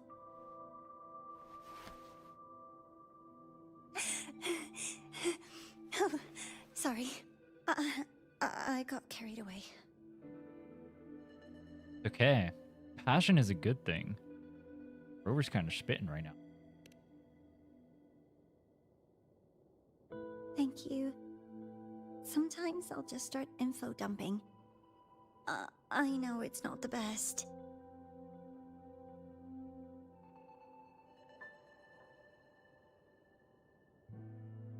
The universe. What secrets is it hiding behind all those infinite stars? I really want to know. Wait, she has freckles? They have characters with actual... I mean, Sigrid does too, I think. Anyway. Crazy. In short, I came here for the fallen debris.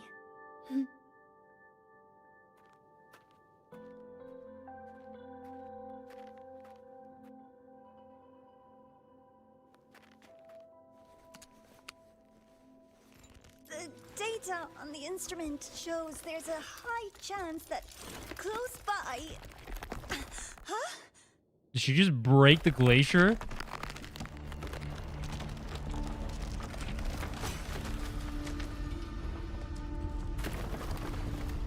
I think we are fucked. I think we are fucked. Why did it take him that long to say run? We just watched that happen for a solid 15 seconds before we're like, yeah, let's get out of here.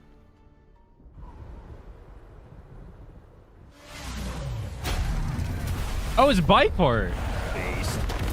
Dude, all right. I know a lot of people don't like the bike. I think the bike is better than flight. I think the bike is way cooler, bro. High key, fuck flight. I'm an anti-flight enjoyer. Bike is peak. Flight can get bent. You can literally fly on the bike, bro. You can just fly on the bike. Wish the bike felt more smooth. I feel like the bike is smooth.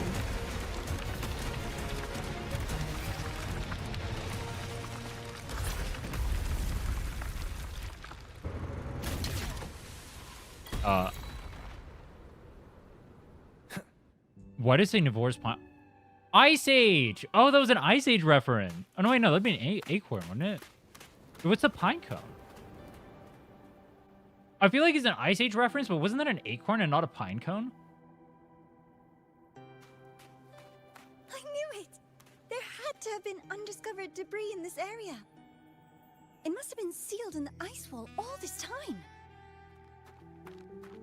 Luke, Navora, you alright?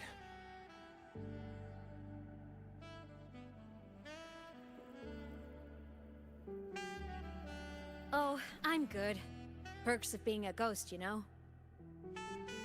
I'm so sorry. It's my fault for putting everyone in danger. They removed flight so they could sell you a flying character? I disagree heavily, bro. I've seen some people say that too with like Aemeath. It's like Diatribe here. You can literally fly with the bike. Like if you play the bike properly, you have permanent flight on the bike. You just stall out the skills and then you can jump off it. And you can stall out the skills again. I disagree heavily. Yeah, the mecha also barely has any stamina. Also, this music? The alto? Peak. The collapse was an accident. We're all okay, so don't blame yourself. But the way we came in is completely blocked. Scaling that ice wall? It's too high, too risky. I'd rather not have a student on that climb. Oh my god, he's so thoughtful and caring. They're sending a rescue team. Once Navora is safely returned, we'll set out again. Oh my. We got the sax going on. We got... Alright, this doesn't work with the voices. Wait, the voices go hard though. You got the sax, you got Luke on your screen. He's being so thoughtful and caring with you. Oh my. I see you, Kuro. I know what you're into. I see you. Is this the kind of fan service that lads players dream of? This song reminds me of like a Nier song, doesn't it? Like the vocals in it. It feels very Nier-esque. I don't know if Nier pioneered it necessarily, but it reminds me a lot of the music from that.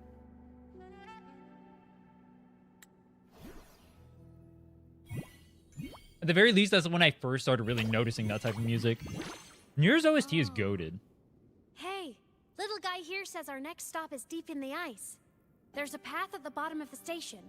Want to check it out? Okay. What about waiting inside the station? It's freezing out here, and another collapse is possible.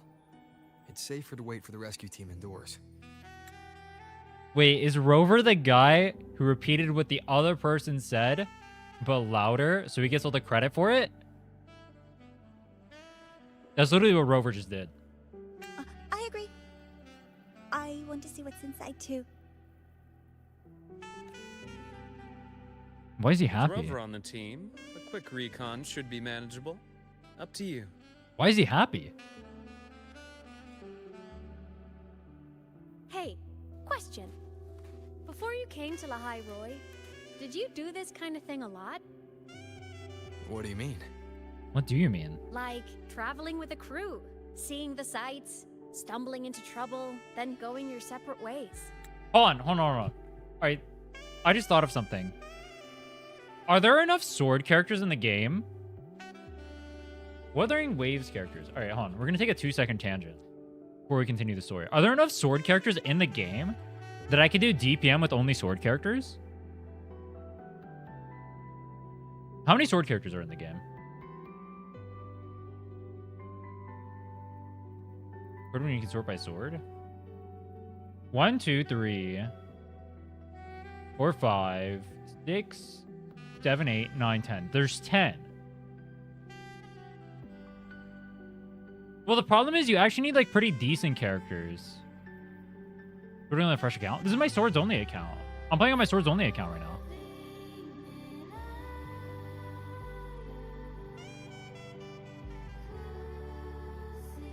Can any of these duo? I need 12. I need 10. Well, it depends on if they can solo or not. The problem is, like, I mean, honestly, all the sword characters are good, but Choyuan has no synergy with anyone here. But I have Camellia. I think I have all the sword characters except for Choyuan and Aemeath right now.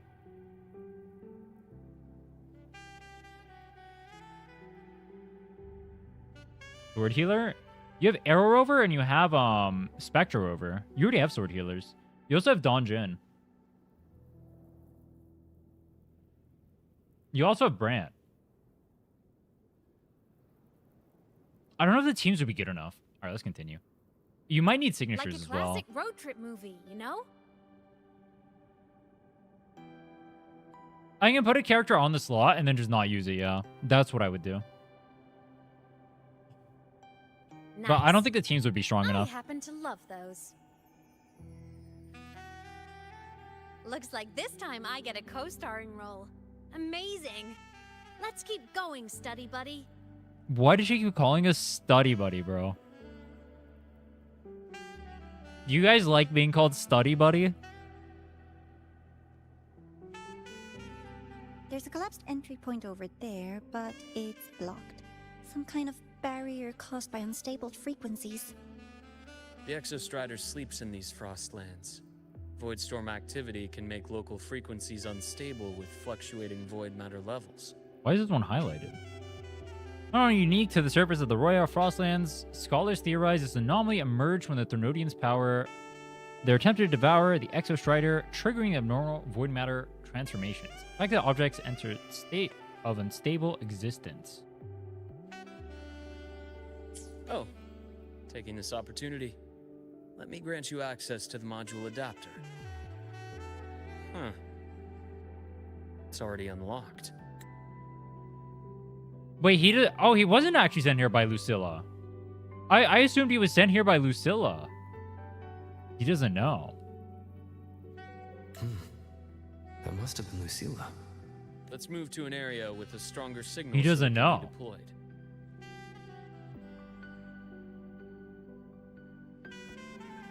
Also, wouldn't that be kind of weird? You just like say, "Oh, it's already unlocked," and you don't say any words for that. Isn't that something that's like kind of important? I feel like it'd be something important. Bro, throttle up just killed the vibe of the music. We had the chill stuff going on with the sax, and then it throttled up.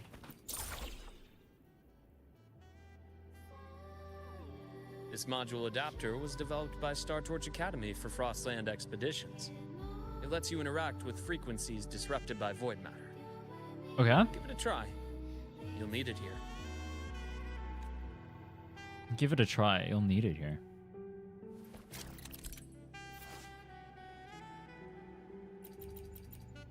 I read that. You guys read that too, right?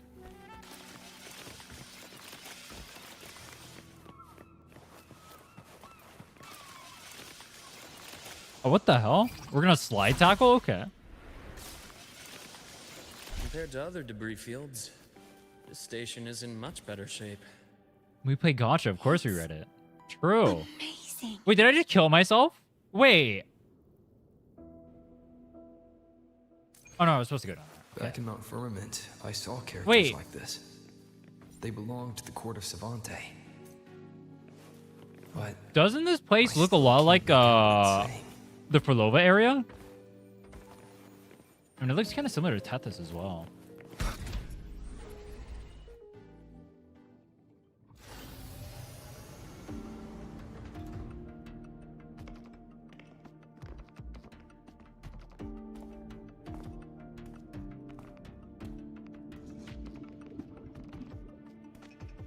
This is... What are they cooking?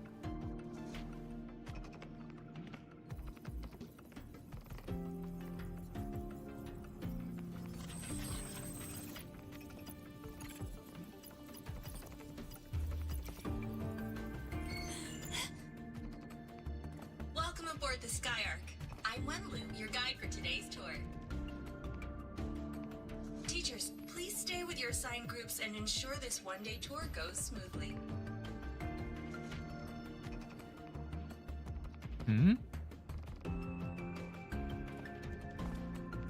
Please direct your attention here. This containment unit holds droplets of the etheric sea itself.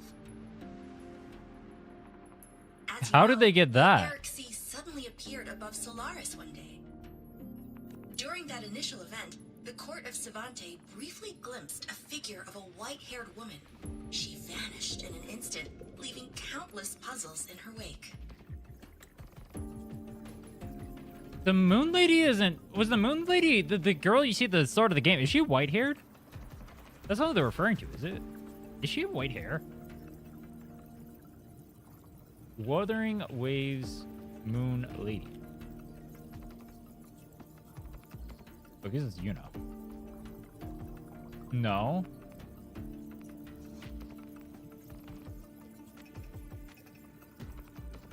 Who's the white-haired lady? What is the etheric sea? What does it do? And why does it appear? I mean, I guess I'll probably find out. Savante conducts research here at Sky Ark to seek answers to these questions. Court of Savante space station launched into near Solaris orbit before the etheric sea fully enveloped the planet. Our mission was the study of etheric sea droplets, research intended to pave the way for further space exploration. Next, please scan your clearance with the system and follow me in an orderly manner. It's Camellia. We will now proceed to the central deck. Awaiting us is this station's most significant She's a boomer. breakthrough. A mass relay device powered by Apple. a stabilized sample. A sample of the etheric sea? If it's part of the fallen debris, can it be? This research started before the phenomenon first appeared? Would you buy? Oh my, this is True. absolutely incredible discovery! Thank my lucky stars I came to the Frostlands today. That guide was probably a hologram frozen in the system's memory.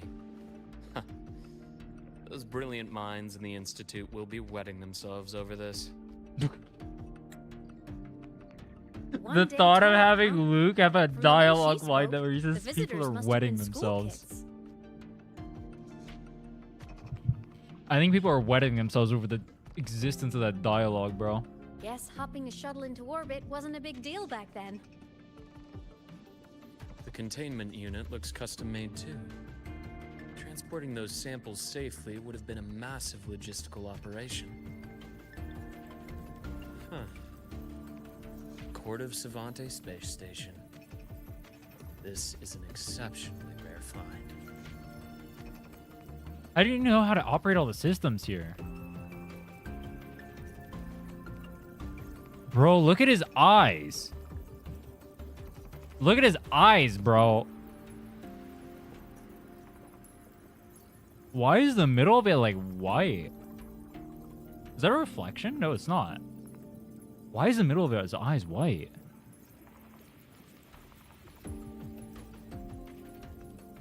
Aemeath said we can trust Luke. So, what that means is we can let our guard completely down.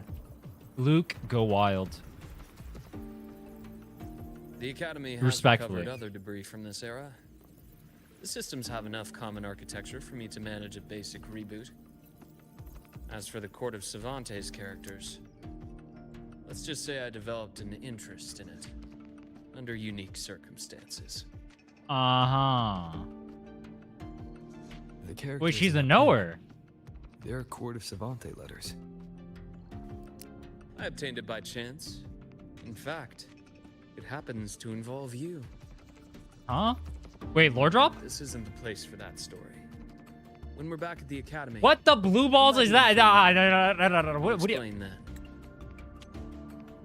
What? Blue balls. Okay, Kuro, fuck you too. It is a long story. Ooh, sounds mysterious. I want to hear the story too. Please. Pretty please. Isn't she a ghost? She can just show up to the story anyway. Yeah, Luke is really good at edging. Hang back and wait for Girl. my cue then. Everyone, this way, please. The visitor registration system is here.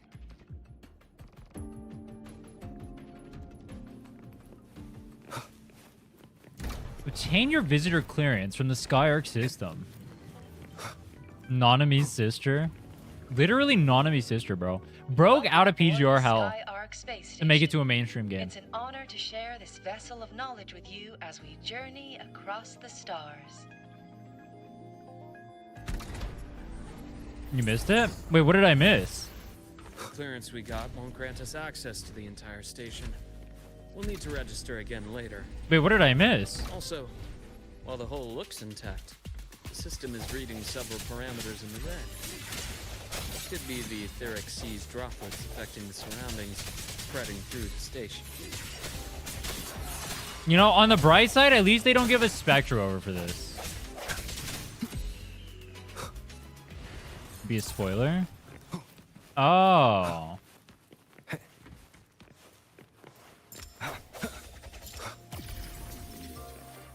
Just say it's blue balls, bro. You guys are blue balling me too? Okay, I see you.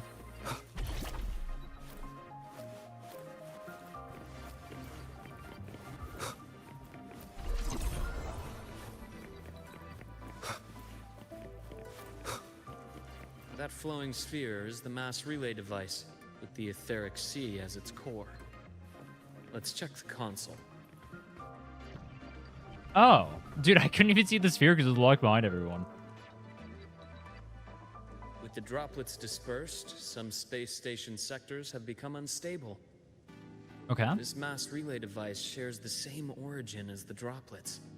It can stabilize them and also punch a corridor to other sectors. Incredible that it has such capabilities. You look so smug.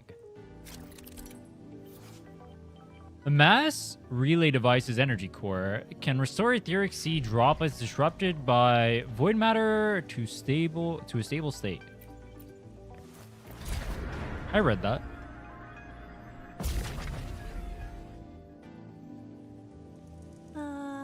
The hatch over there is back to normal.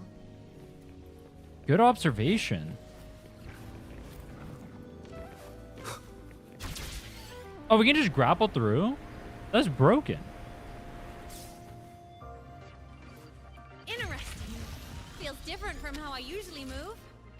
Wait. Can I go anywhere with this?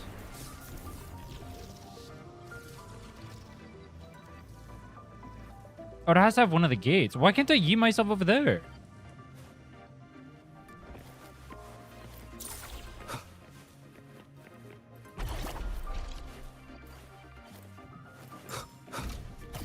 Ah.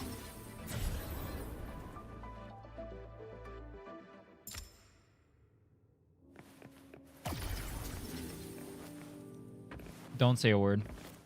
Don't say a word.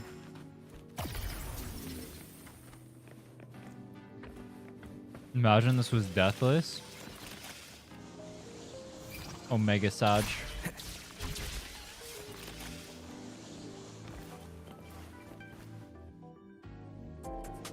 Pathway's blocked. Let's try the module adapter. Wait, the music here? This sounds like Final Fantasy music.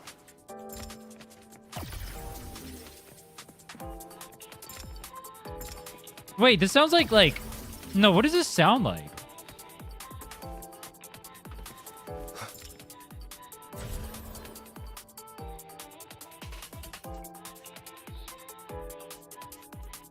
It sounds like Saichi or something.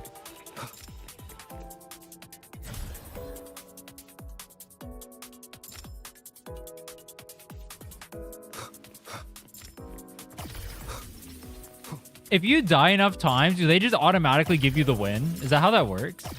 I wouldn't know. You guys would know because you guys would die enough times to figure it out. But I wouldn't know because I wouldn't. Because I'm that guy.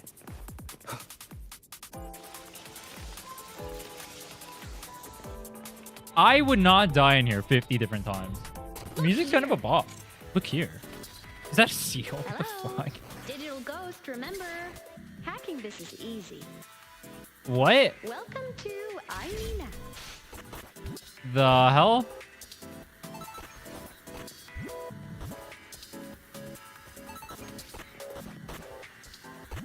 Bro, what is going on?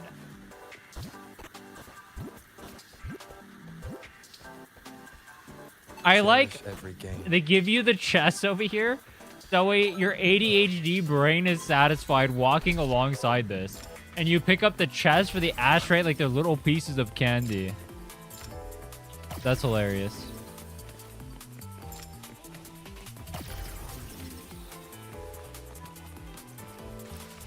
The music's kind of smooth here, bro.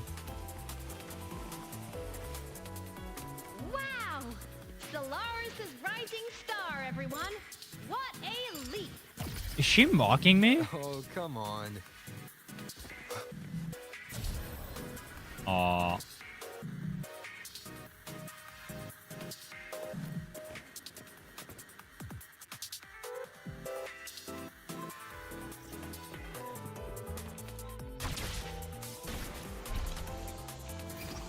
Grapple? Wait, I can't move where I'm... Oh, you just slide. What the hell? Better TV mode? This is not quite TVs.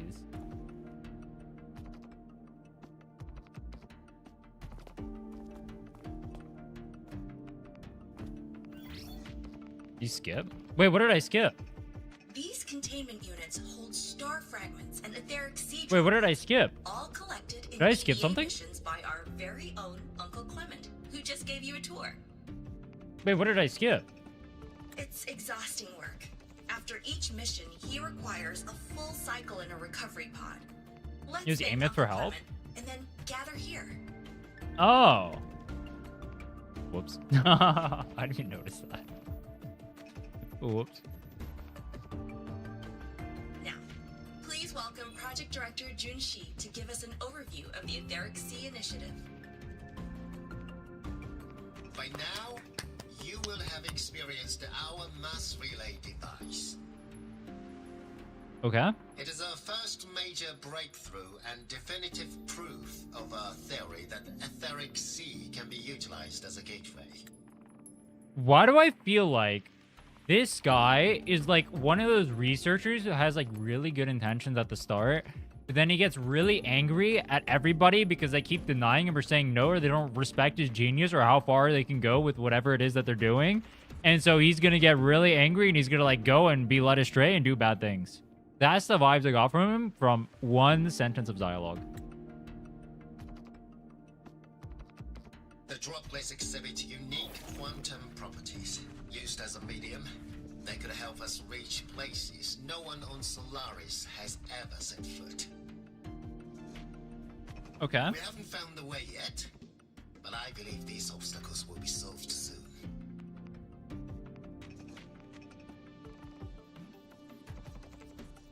Why does he keep zooming in on her on these scenes? Not just in the court of Savante, but also in humanity's resolve to explore the stars, and in the budding curiosity I see before me. A mind that feeds on the light of distant stars will never be content to simply look. It will find a way to make the journey. Recently, a brilliant new mind joined Sky Ark. Our work was instrumental in developing the mass relay device. The more he talks, the more I don't like him. Let's welcome Professor Wei Ying to share her vision. I really don't like him the more he talks.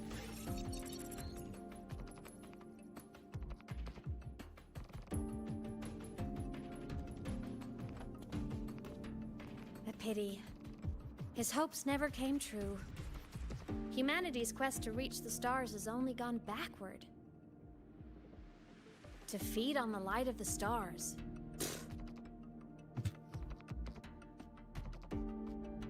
Venturing into the unknown beyond the etheric sea. Romantic idea. Though who says something ugly isn't waiting out there in the dark?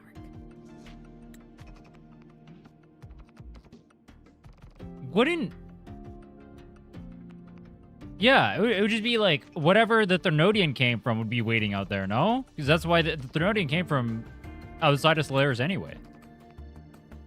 Over here. I found something interesting in the system logs.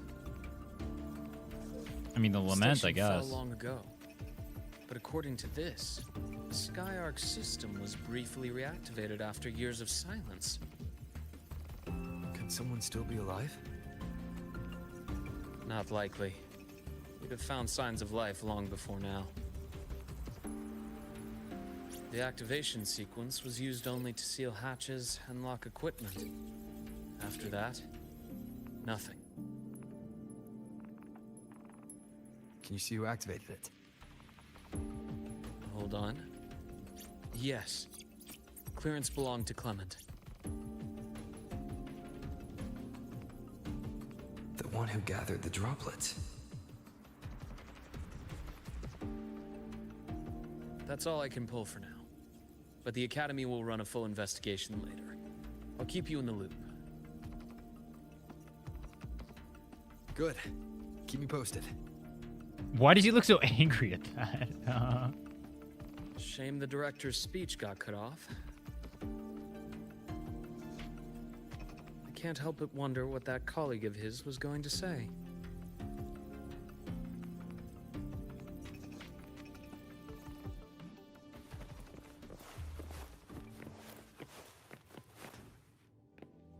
Why is he such a cheese? I feel like every single time Luke talks, he's literally just there to cheese you. Like, he's like, oh, shame. It would have been really cool to hear them talk. Oh, you want to know why I have this pen? Guess you'll find out later. What is up with bro? Leave it to me. Station security grid is offline in this sector. Monsters?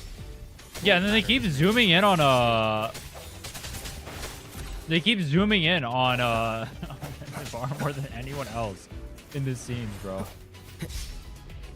They're both sus. Keep it together. Strike through shadows. Hopefully this helps. Moment of rest. Luke wants Rover to squirm.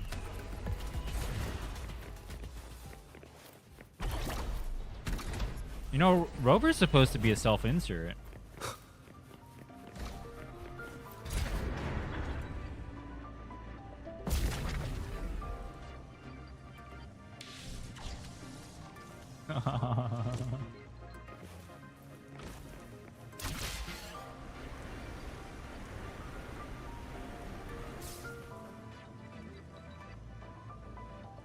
Oop.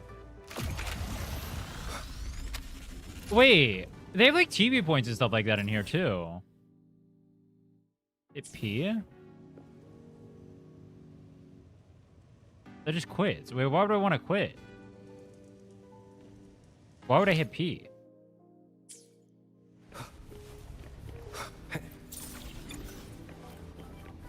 Why would I hit P?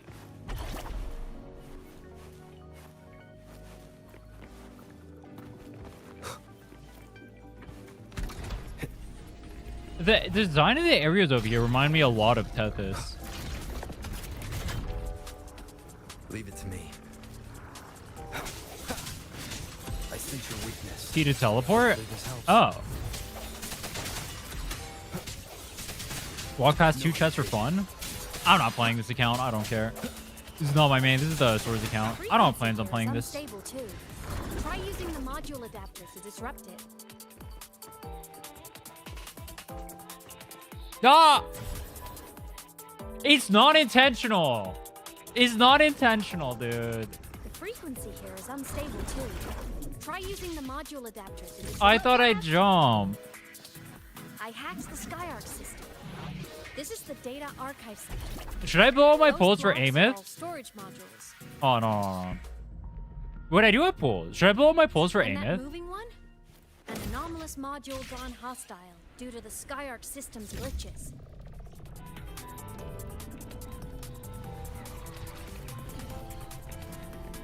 Every time you fall. Void matter levels. What is... I mean, I guess if I'm playing a Swords Only account eventually, Aemeath is going to be the best sword character. Bro. And you have Chun-Li. That's a good comp, but no Lupa. Chun-Li, no Lupa on Aemeath. I mean, it clears. It's moving deeper into the sector. Are you guys want me to pull? Here's a pull. All right. I'll go get a pull.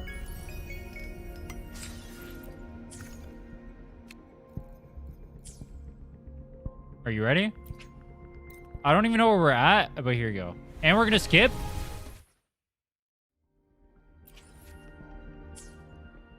I'm on it. Rip.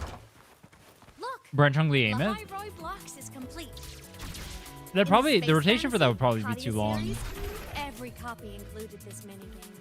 I love it so much. And I'm really good at it. I mean, I guess it's The anomalies doable. here are more pronounced than before. Like, that'll clear for sure. But it's not like an ideal tune. Here's a quick swap. Yeah, because Aemeath gets locked into, like, a... Depending on how you want to play Aemeath. I mean, he can, like, tank your damage to make the rotation faster, but... I'm working on something Nah. in Sky Ark system. Use the adapter to disrupt these error modules. Dude, the music is a bop. I like the music a lot here. Crazy that Yohu's only use is getting benched. Hey, Do you guys just like that they're getting rid of Thunder? Is that Chiso? What the fuck? Wait. Look at that. They finally put Chiso in the story for 3.0. Oh, and she's gone. yeah, we won. Unlucky. Amazing play. Wish we could play another round of Lahai Roy blocks Fuck. again.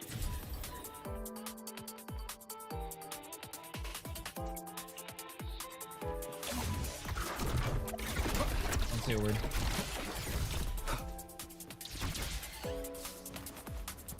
Another pull. When did I ever say I would do pulls if I fell? When did I ever say that? I never... Is this a rule you guys made up? When did I say I was doing that? I never said I was doing that.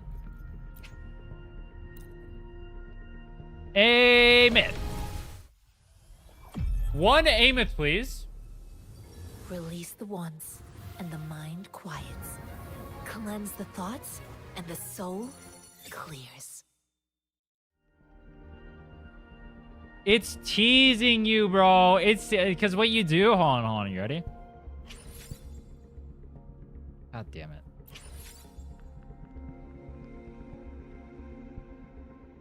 Wait, how many pity was that?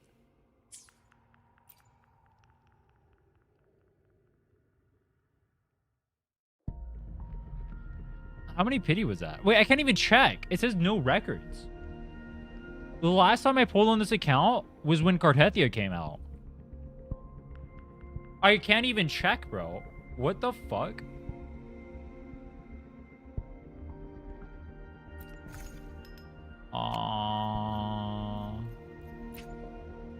Jan Shin's really good for my swords only challenge, right? One Aemeath, please.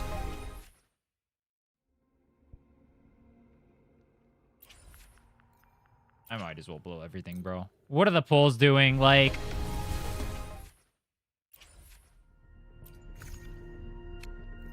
I got, what? 3 more? Do I have enough for 10? I don't. Can I claim? Are there events in here? 7-day login. You get pulls for returning players? Wait, what?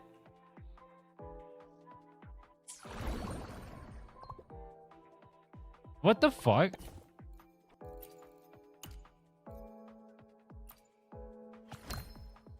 Wait, this would be so useful for my challenges that I'll never do.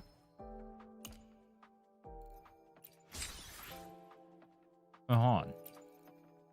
They give you a second battle pass you could buy. They give you a second battle pass to buy as a returning player. All right, high key, technically, for the amount of money you're spending, you're technically getting value for the pools here relative to actually spending, but that's actually hilarious. They give you a second battle pass to buy. For returning players only. That's actually hilarious. Did anyone even know that? Wait, I can take one of the trial characters.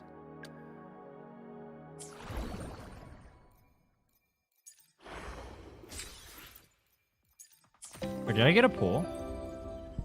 All right, let me ship the rest of my pools. You get a free 6-star? I think you're playing the wrong game, bro. This is not Ark Knights Enfield. There's no 6-stars in this game. I know. All right, you get it confused. I get it. You know, Aemeath is power creeping everyone on the roster. You think she's a whole star above every other character in the roster. I get it, bro. All right, I understand. She's a 6-star character in our hearts. That's just how powerful she is. She doesn't belong with the other 5-star plebeians, okay? I get it. This game only has 5 stars. Chill. Oh. Let's go.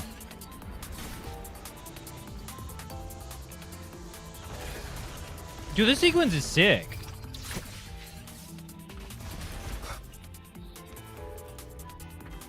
These things are just like minions in the space fantasy cutting. Oh, they just got wasted. I'll clear them out for you. Nah, that's funny. Doesn't it feel like we've been extra lucky this whole way? You're right, but some modules did attack us. Where do I go? Hard to tell if Oh. the Sky Ark system likes us or not. They don't know, dude. They can't hear the voices. They're not in tune with it. They need to become one with their schizo self.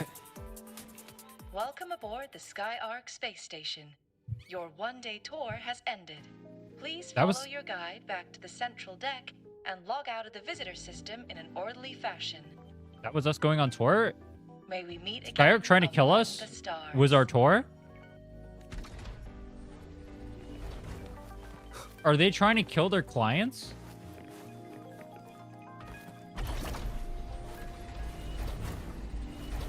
Based.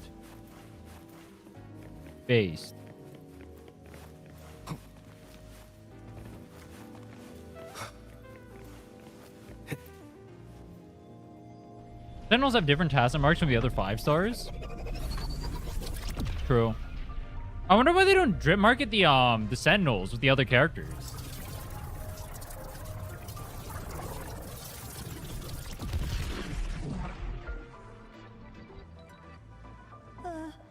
There are traces of void storm contamination everywhere. This concentration of void matter should have flooded the upper decks by now. Could something be containing it down here? Further in. Something's down there. Something's down there? What's down there? Wait, what's down there?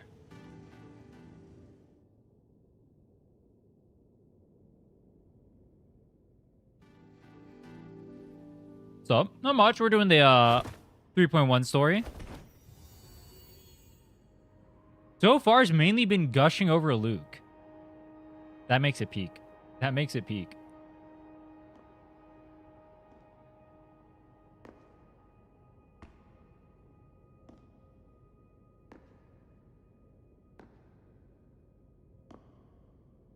Everything is way too quiet right now. I don't like how quiet this is. All right. Who's getting killed? Is she going to get killed right now? How base would it be if something just fell on her head? Respectfully.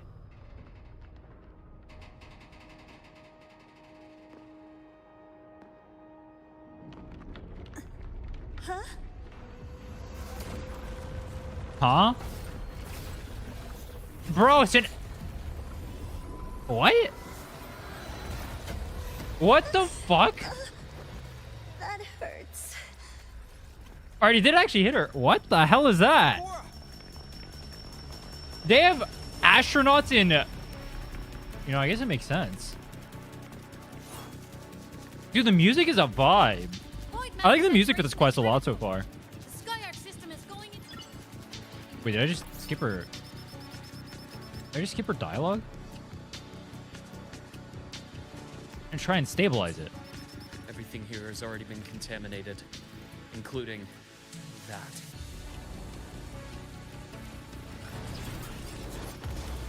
Is that a person? Doctor's perspective. The only healing left for what this man has become is release. Release me, Luke.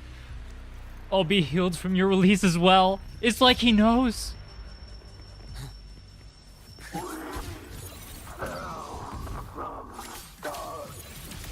We're from the stars. Why would he just say that, though? My scalpel. Why would he just say that, though? Epitaph. Let you see Luke's kit. I can't press escape. Weren't people saying you could see Luke's kit? Can you actually see Luke's kit in here? I don't. His kit is fucking fluid, though, bro. Look at this. Like, this guy is sick as a scythe. See.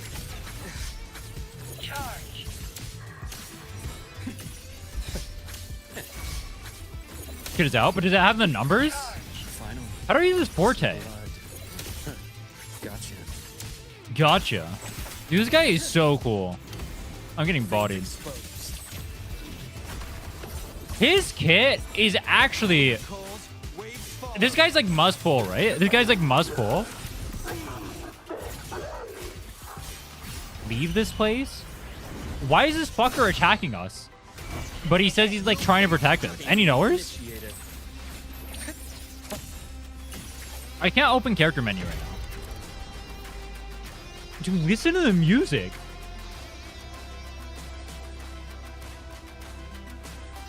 Listen to the music, bro. The nameless explorer ascends to the sky. I'm assuming we're gonna find out who the nameless explorer is. Who's the guy who got turbo gapped, like got corrupted and just try to kill us right now? Can I get a Pepe D right now? What's our dance? Hold on, what's the dance emote we have in chat? Do we have a dance emote? This is a vibe.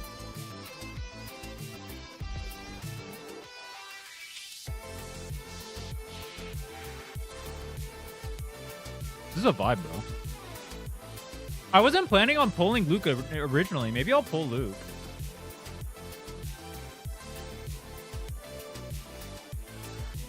His kit looks cool. The only concern I have is he's like kind of aerial, right? So I can see him sucking in quick swap. That'd be a pretty big issue for me. Like his kit is cool, but he needs to be like quick swap friendly. Because I feel like his kit would go hard with quick swap. You know what I mean?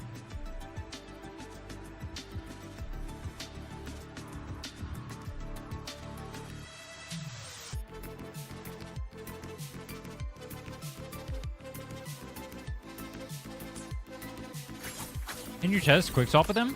What's the difference between like quick swap being like a thing you can physically do and actually being viable, but also kind of no. Also, I did not read the thing. All right, let's go up. Wait, let me in, let me in. There we go. What was that dink noise, bro? Because it's like, it could be the case that you could quick swap, but you just like completely brick his rotation. Like he needs the buffs and whatnot. My scalpel etches your epitaph. My scalpel etches your epitaph. Dude, this guy is such a... This guy's literally just clip farming. Every line of it is fucking clip farming, bro.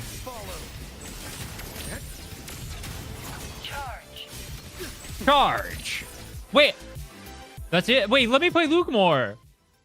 Wait, he's cool. Aww. Wait, he got Aemeath. Wait, he got Aemeath. I'll check her injuries. Will you patrol the area to make sure there are no more threats? Got it. You go check on her. Why is Rover so nonchalant about her getting absolutely clobbered by the astronaut guy? He's like, yeah, it's chill. What's that? What is that?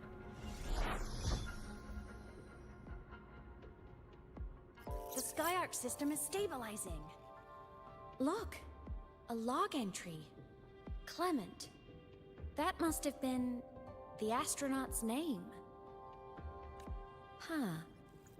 After he woke from his sleep pod many years ago, he initiated a lockdown that sealed in this entire wrecked sector, including himself. He sacrificed The himself. void storm had ripped through this sector. He must have been contaminated the moment his pod opened. That command was a failsafe. He knew he was going to lose his mind, so he wanted to stop himself from reaching the upper decks and hurting anyone. Tragic thing is, the station had already been down for years. There was no one left up there to save. Bro sacrificed himself for nothing. I think he already knew. Maybe he didn't know. Wait. He knew and killed himself anyway? Or sealed himself off anyway? That sounds cooler. I'm going with that Even if one. his friends were gone, he might have thought of future explorers. Someone kind to children would have wanted to protect the innocent. Bro. To wake up from one long dream, only to fall into a deeper nightmare. Maybe it would have been kinder to never wake up at all. That's kind of fucked up, no? This file, it looks like a recording.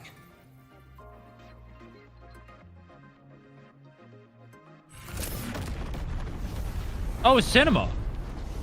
Oh, we're cinema now. Are those the probes they sent into space? Professor! Solaris' magnetic poles are shifting. Professor?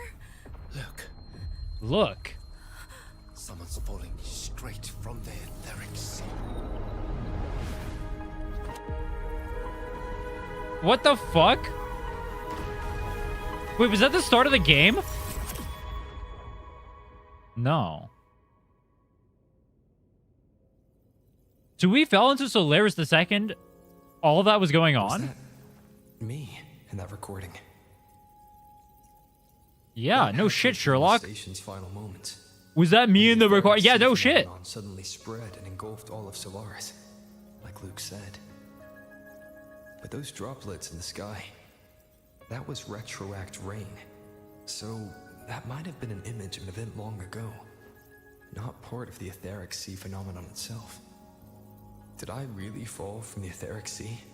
Or what lay beyond it? Junchi did say the droplets could act as some kind of gateway.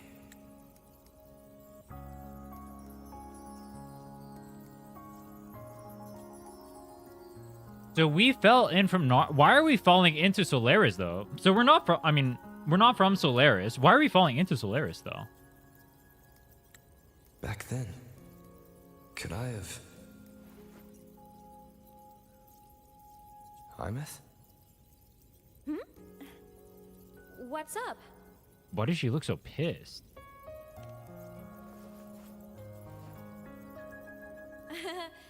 Not at all. Kappa, I'm fine. not at all. I'd recommend you keep this private. Don't leave the recording for the Academy's teams to find. He already knew all this? Remember what I said earlier. It's a nest of competing factions. Anything connected to your past needs to be handled with discretion. He already knew all of that. He literally knew all of that already. What the fuck is Luke, bro? He knew everything already. He knows. Thumbnail. His face staring straight at you, smugly. He knows. So, what do you think, leader of the Black Shores? Very few people know about that.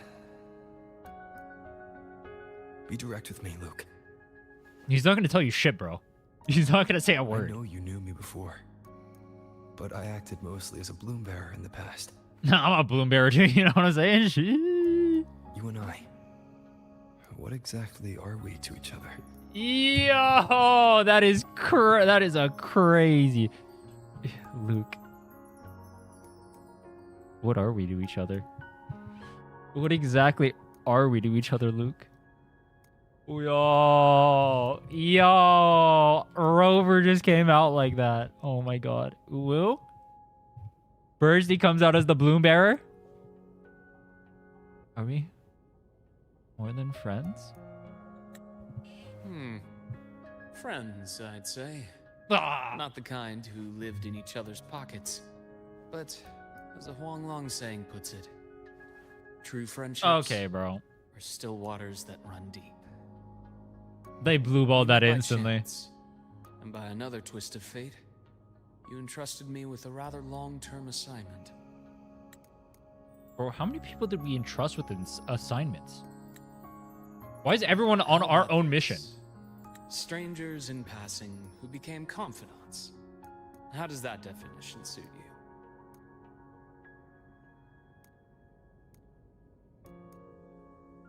Fine. More vague than I'd like. Alright, but like, hear me out. Hear me out. What if we became more than just strangers in passing? Became confidants? Thoughts? Thoughts? Respectfully asking. Thoughts? That's fine. He said that's fine. The High Roy won't be finished so soon. Deal. And we still have plenty of opportunities to reacquaint ourselves. Star Torch is a web of competing interests. If this video leaks, it'd create quite the cleanup operation. After your sudden exit years ago, people were lining up to unpack your history. Solaris's golden boy. Forever a mystery.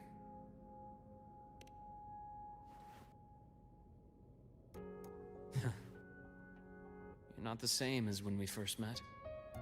But let's save the reminiscing for later. Are we more shy in Uwu and Owo? Navora's hurt. I've stabilized her, but as a doctor, I must stay to watch over her. From this point, you'll have to proceed alone. We'll wait here for the Academy's retrieval team. All right. They were roommates. I'll see you back at the infirmary. Oh. Why is Aemeath just looking cute in the corner the whole time Luke is rizzing us up? Luke, when you said I'm not the same, what did you mean? He means you're a bitch made, Rover. Start making actual decisions. Please say it right now. Just my impression. I could be wrong, but you seem lighter now. He literally says it. You don't have a purpose, little bro. You're bitch made. Even your lover is saying it. Happier. Happier. And that's not a bad thing. Not a bad thing to be bitch made.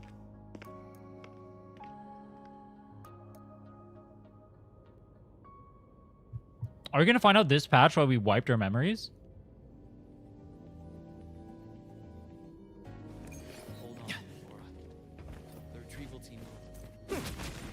So, our squad of 4 is now a squad of 2.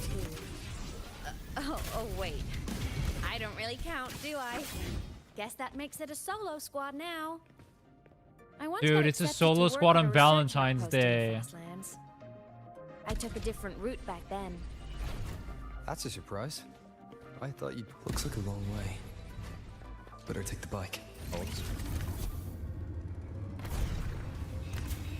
Let's follow the light ahead. Lighter, happier? Is he saying Rover lost weight?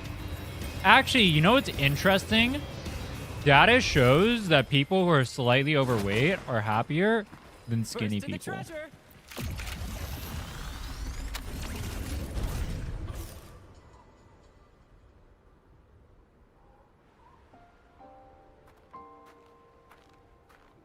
Cap? So no it cap. was here.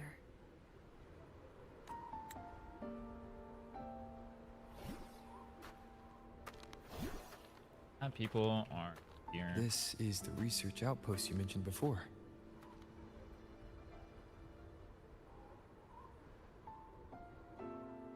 Overweight people are more likely to be happy than skinny ones. Study finds. I didn't find the actual study, but I found this. Where's the actual study?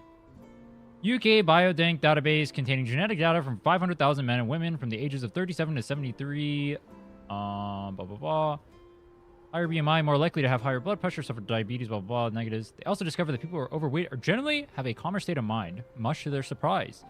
In regards to their findings, the researchers said, we also detected a number of potentially causal associations that were previously unknown. For example, participants with a genetic propensity to higher BMI were less likely to perceive themselves as a nervous person or to call themselves tense or highly strung. The more you know.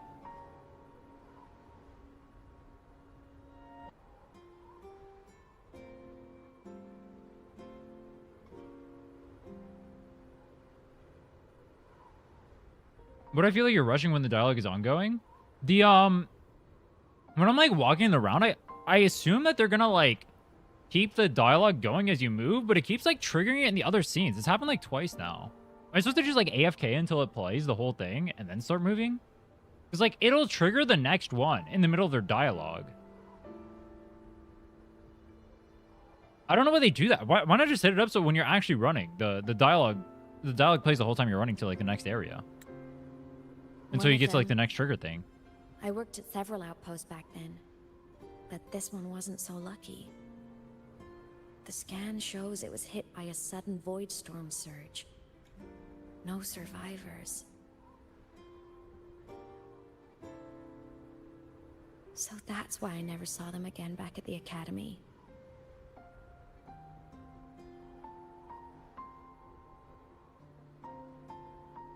I thought I just didn't see them around.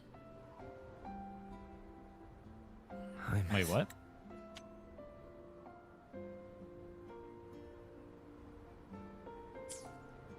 Anything swallowed by the void storm slowly loses its existence until it's forgotten entirely. If a cassette makes it out, at least there's a record. But if that gets erased too, then even the fact that they died is erased.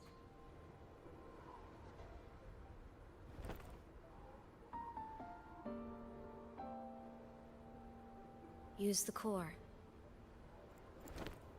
I want to see them again.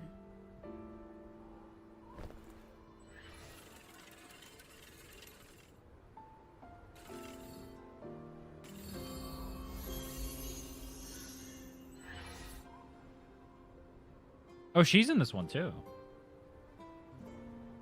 Aemeath, you were amazing. If not for you, that Glomoth would have crushed us to a bloody pulp. I'm still shaking, but you're already cool as ice. Are all synchronists from Rebel College as composed as you? If you want to thank her, share your Voidstorm research. To the Frostlands came our little Aemeath for this curiosity. You should show her that thesis you've been writing for years. Why does he look so surprised, bro? Someone's touching me for once in my life. Crazy.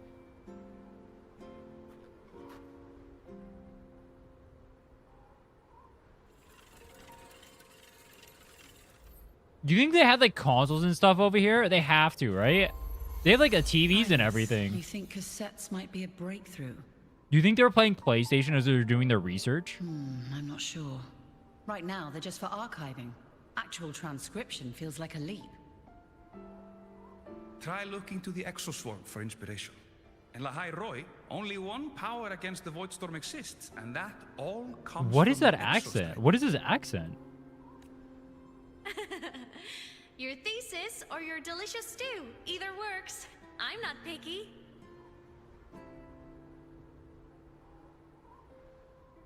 As for the Void Storm, I'll try all your ideas. The problem is, we don't understand the Void Storm deeply enough. Especially in the depths with high void matter concentration. No probe survives the journey, so research is stuck. I can't shake the feeling that...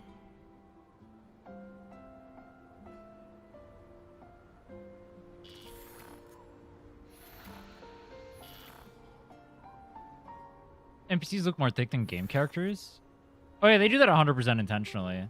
I think Asian regions don't like, they want the characters to be like super skinny and whatnot. Think like K-pop idols. Never forget what happened to Hugo, bro.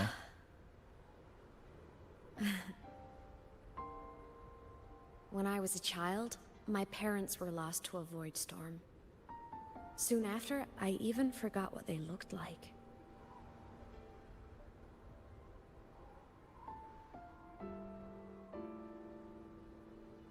So you see, death hasn't been all bad. What does that mean?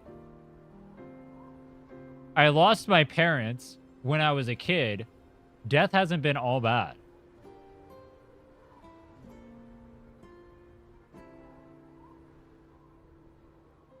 What does that mean?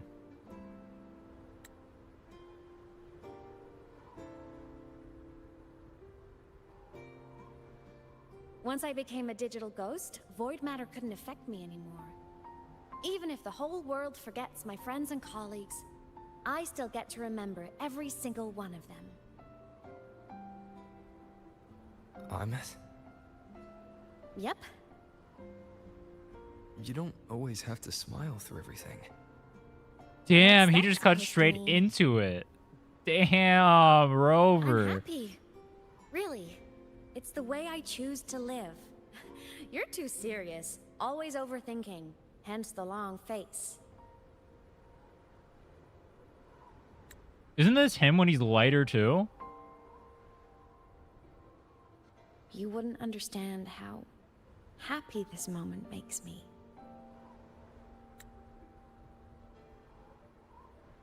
Come on. I'll show you the Frostland's slumbering giant. Lahiroy's Exostrider. Deal. Aemeath has embraced... True. What was the word I was going to look for? I was going to say something. Something living in the moment. Based. So I guess when you're kind of like dead in a way and you can't interact with anyone else, you kind of get to do that a lot more easily because you have no attachment to other mortals. I've stayed in Lahiroy. Can't get too far from the Exostrider. This is what I mean, by the way. You see how there's like dialogue here? If I go on like the bike or whatever, it's going to cut off in the middle of it. Some stories? Well, let me think.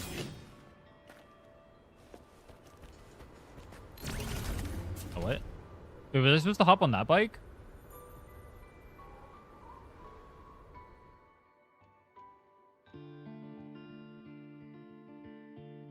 Yo, what's up with the sad So the rain montage music? Captive stopped. Time began to flow again, and everyone got to celebrate a new beginning with the Moon Chasing Festival. Then you return to the Black Shores, to the place that's always watched over you from afar. Oh, and the archipelagos, Raguna and Septimont. Oh, I just love how different these places feel. Storms are pushing us It's all so wonderful. I love hearing these stories. Dude, the song's a bop.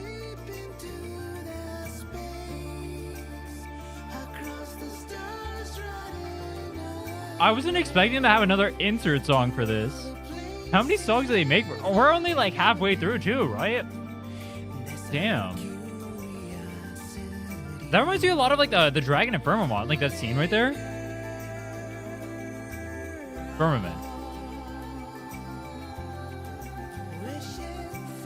This is the opening. Yo! It's the Mecca.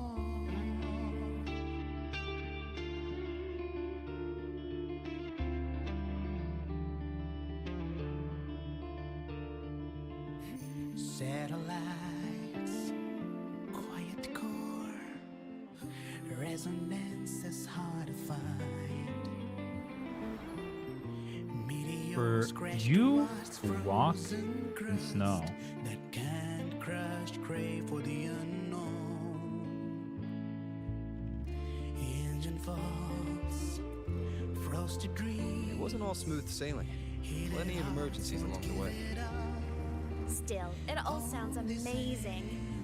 And I know you must care for some of the people you met. Oh my god, it's Place Japan. Since losing your memories. Peak. Have you been happy? Yeah.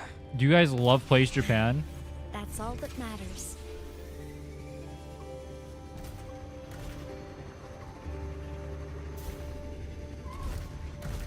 I can't control the bike. No. That's on loot gameplay. It felt fun. I need to play him in an actual team comp though. I knew the next stop would be here. Why the long face? The cabin up ahead. It's where I used to live with my family.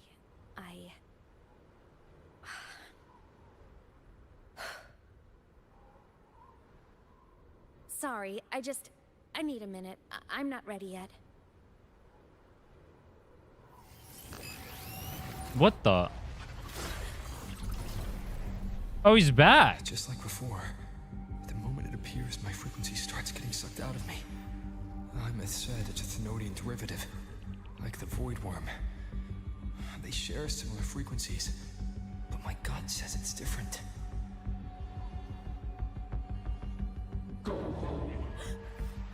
Go home? Wait, why did that piss her off so much? Also, how is she built? How could she 1v1 the Meg?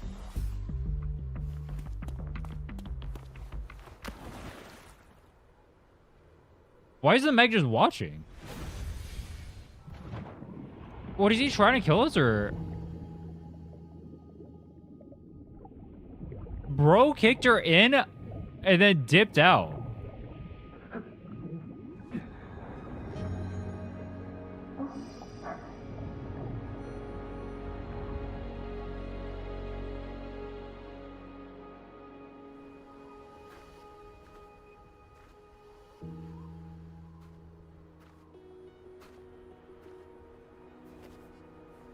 Why does Rover... Oh, because the frequency.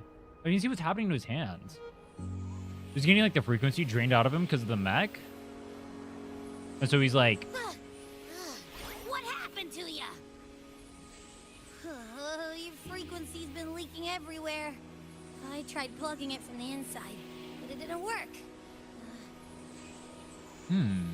This is no good. How about this?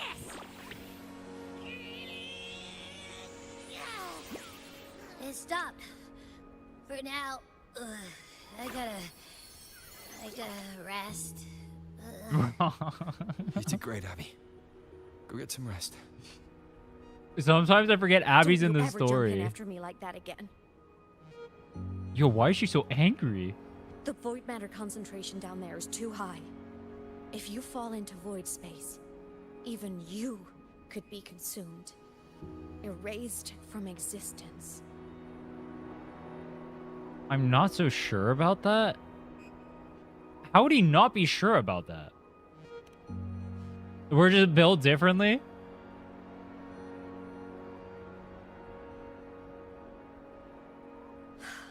Always making people worry.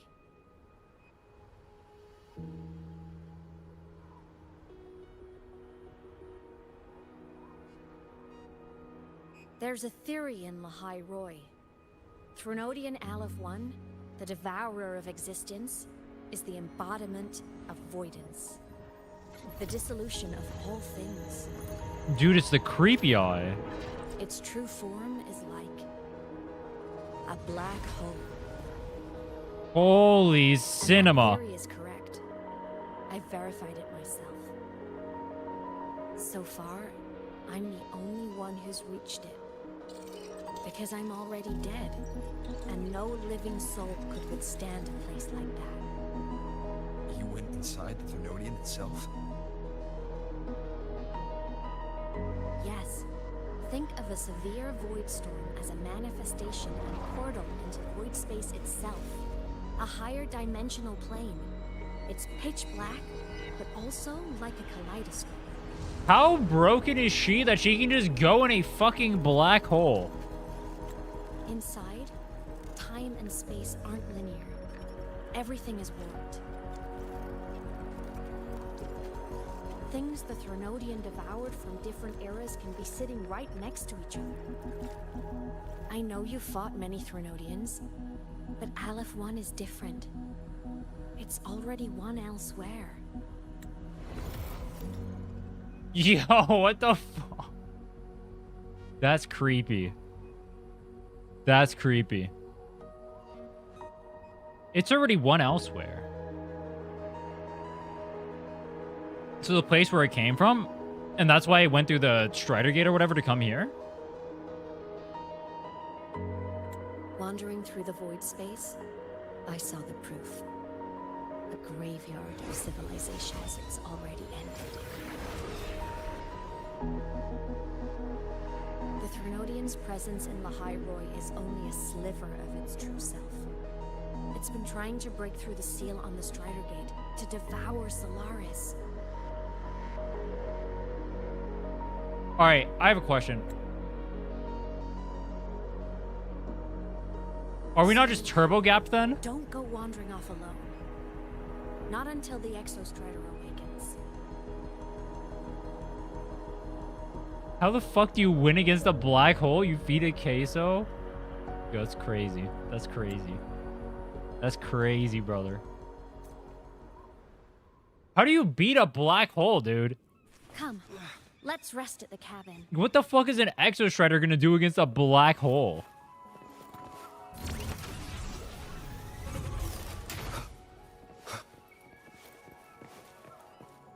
With a white hole. True. With the power of friendship. True. If you think about it, we technically already have a character in the game who can manipulate black holes. That's what Shorekeeper is, right? Just in case Sigillum comes back. You rest. Don't go anywhere, okay? Can we slice one back in 1.3 to save Shorekeeper? Yeah, Shorekeeper has the ability to manipulate space. She can make black holes on her own. That's like her thing. And then you already have the Moon Lady or whatever has time manipulation, doesn't she? So technically characters in the game can already manipulate space and time. I don't know how the fuck that helps you beat a black hole though.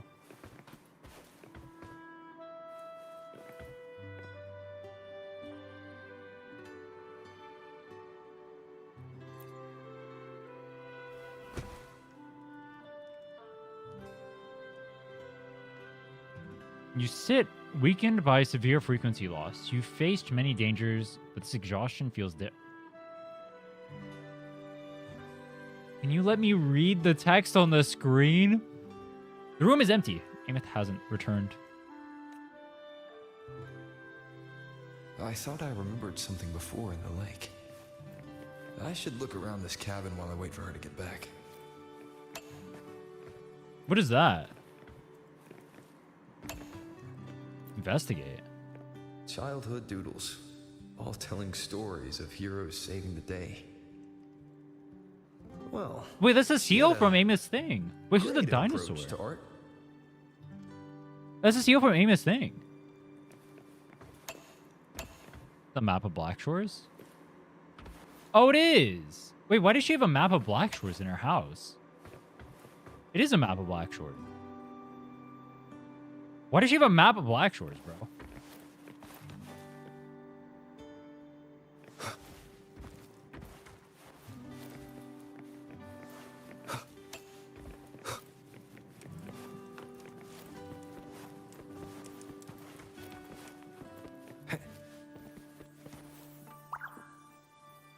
Bro's just chill. Why is there...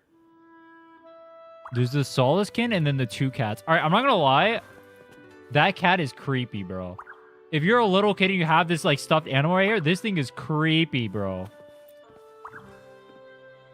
Stuffed toys, a big cat and a small cat. They look like they were well loved. So soft. You could probably hug these all night.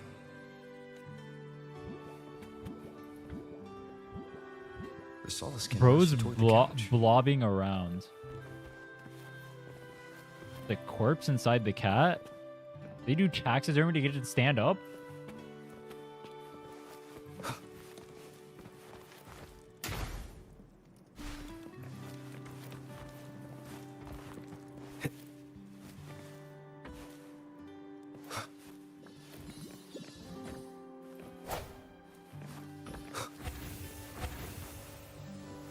Investigate the cabin 2 out of 3.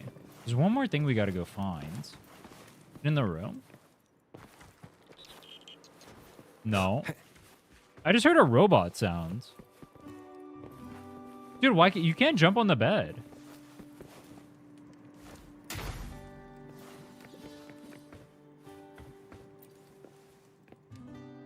A game console. 2 controllers. The screen is covered in dust. Hasn't been touched in years. Why is the game console is cat featured? Look at that. It has cat ears. Stars. Most games here are RPGs or co-op. Wait, it looks like a face. It looks pissed. You got the eyes here and the nose. That's the mouth? No, that's the mouth? Bah! I don't mean to skip that.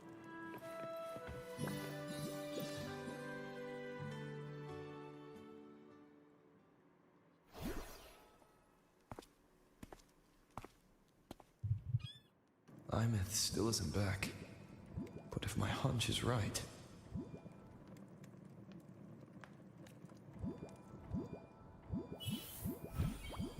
I thought he was trying to jump into the fire. I thought he was trying to kill himself.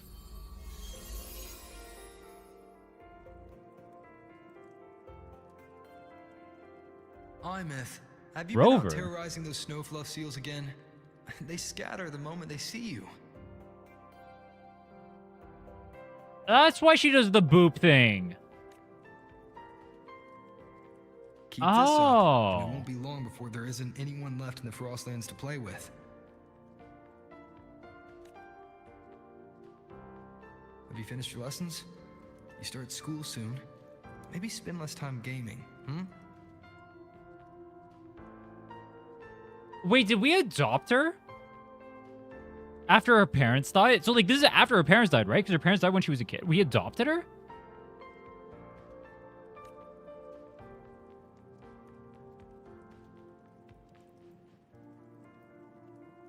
Wait, but then when did, we're in the academy right now.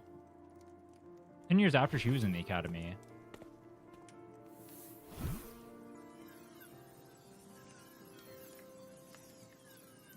Oh wait, that makes sense because we were in the academy like 20 whatever years ago. Nuh-uh. They love playing with me. Why else would they crawl over and play before running away? Oh, and then her thing is called Snowfluff because the seals. And my lessons. You promised me another level of split stars. No takebacks. Seeing Kid Aemeath is such a... Actually, you know what? They're kind of similar. It's actually kind of similar. You folded that thing first. Can you show me, pretty please?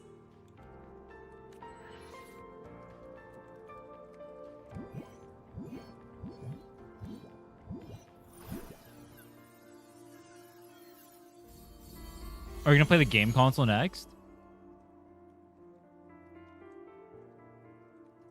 You mean the paper plane? Is that why she has the... That's why she has the paper plane in her animations. Oh. Yeah! Mine always nosedives right away, but yours flew so far. How? Wait, is everything of hers a callback to when she was a kid? Of course, there's a trick to it. I'll teach you. But first, you finish your lessons. Then we'll fold planes together, all right?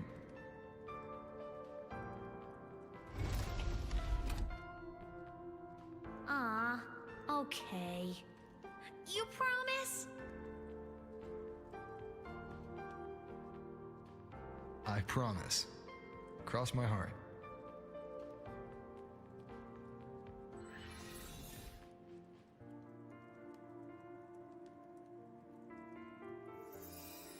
Bro.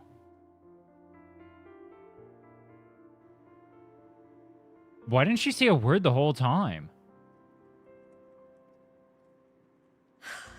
I've been wondering how to tell you this. And now...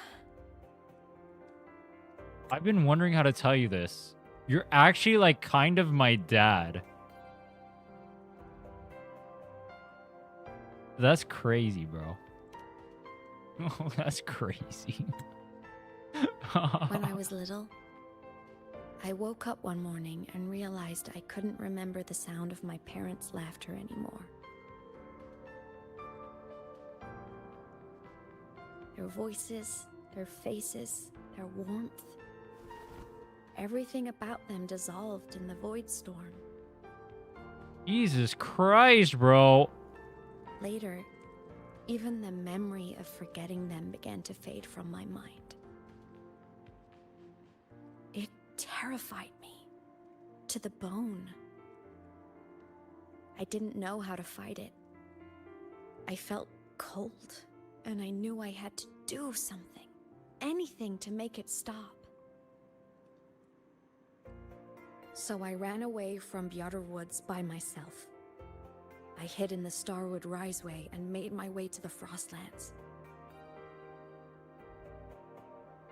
My parents, one was a foreign researcher, the other a Roya. They were stationed here during the Void Storm. I wanted to return to where we once lived, but I couldn't remember the way. I stumbled around for so long, until I finally reached this lake.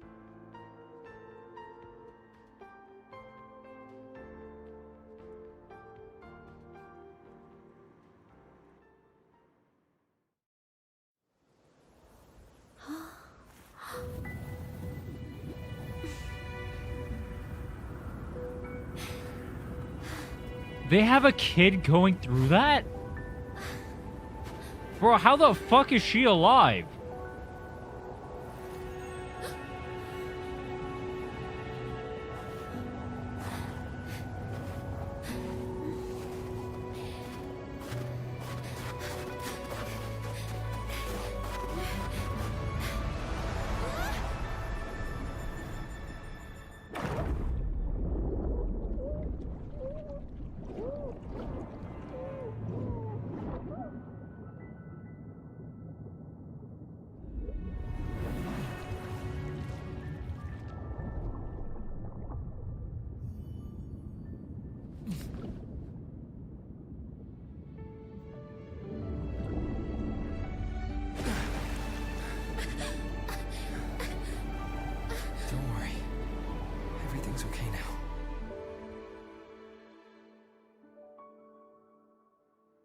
How was Rover there?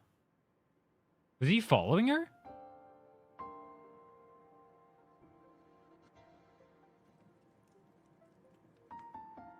My past self saved you. I was sinking into the lake, choking. Everything was fading, until a pair of warm hands caught me. Wait, does she have freckles too? They held on tight and pulled me out. And when I opened my eyes, I saw you.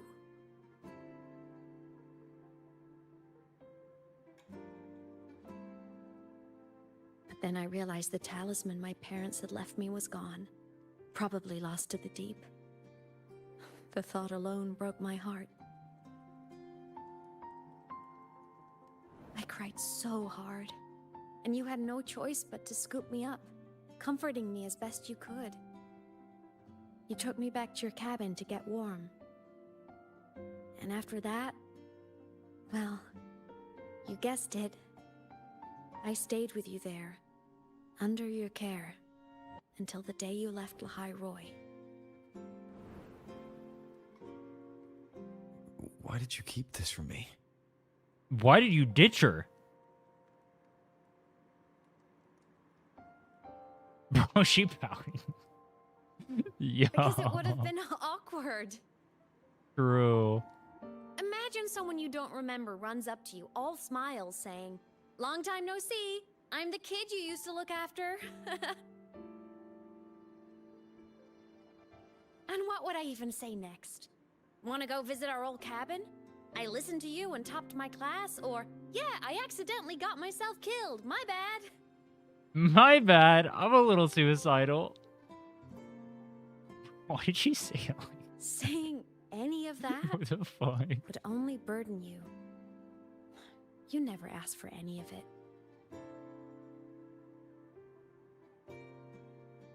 Always felt familiar to me.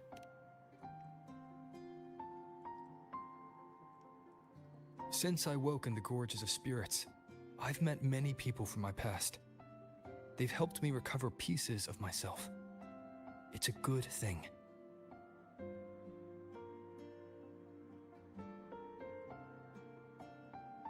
I can make my own choices. You should have a little more faith in me, Aemeath. I see. I see.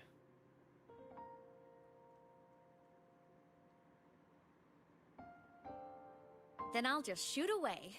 My freshman speech, my first song release, the time I hit a new sync rate record. You missed all the big moments. Rover's a deadbeat dad. Yo, what did she do? Rover's literally a deadbeat dad, bro. Bro went out for milk. Forgot to come back. But I couldn't be mad. I knew you were busy. You were always off saving Solaris from the lament. You had to. And I do think that's a good thing. So I thought, why can't I do the same? Look, I kept Lahai Roy safe while you were away. That's why she wants to be a hero? Because she thought Rover was a hero? Holy fuck, Sigmund Freud was right. Everything we do, every single experience of ours, everything we aim for is all because our parents fucked us up as children. Crazy. Sure, there was a cost, but not bad for your unofficial apprentice, right? Sure, there was a cost. I kind of just died, but like... Minor footnote.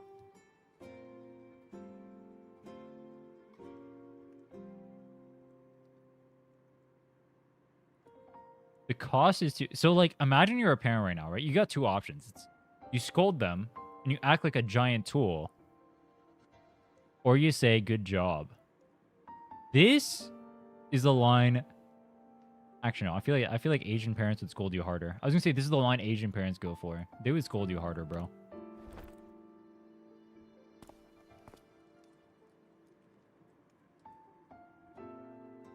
You think so? Hearing that from a big old savior like you, well, that's nice. Both are evil? I don't think the other one is evil. She made the choice knowing what she was gonna do. How is that evil? Or knowing what was gonna happen.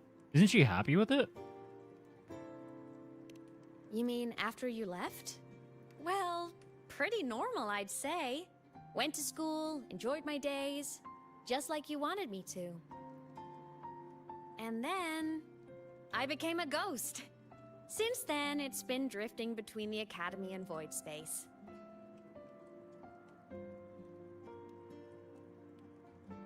See? There is a bright side. Dying gave me a free pass into Void Space. I'd call that a win. Gotta explore somewhere, right? True.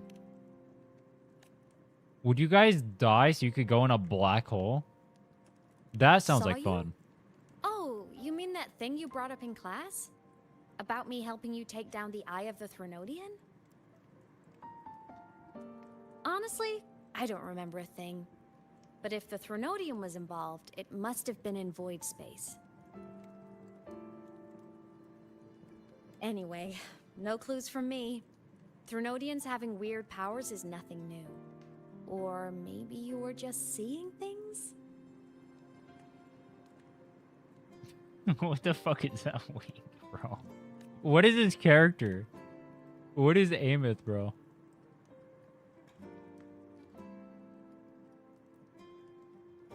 Hey, easy now. Just rest here tonight.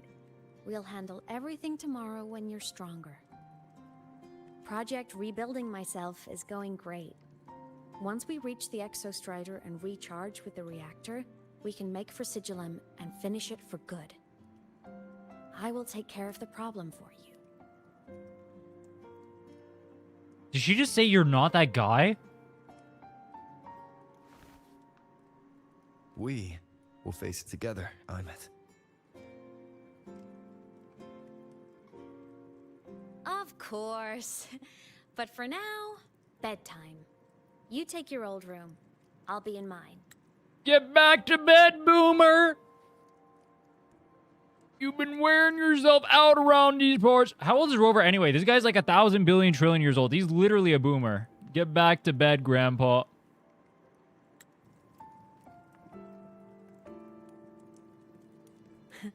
Kinda takes me back, saying goodnight like this. Just like old times. Good night, Aemeath.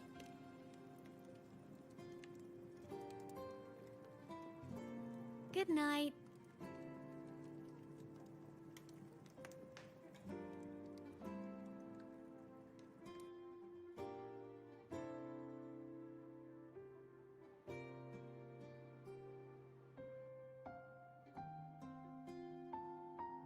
Oh wait, she can't interact with the stuffed animals because she's like dead. Huh? When did I fall asleep?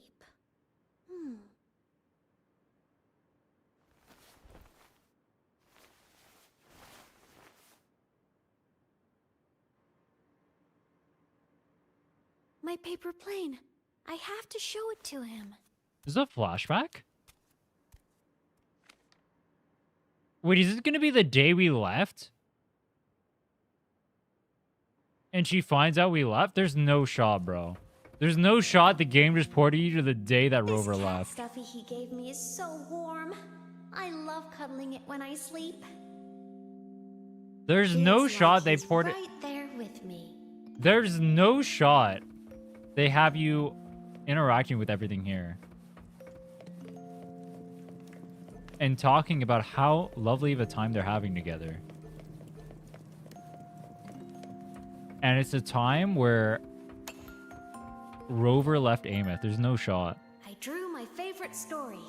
The Challenger fighting the dragon, and the lone hero battling the evil Galactic Empire. But I can't get the colors of their clothes right. Oh well, I'll just ask him to help me later.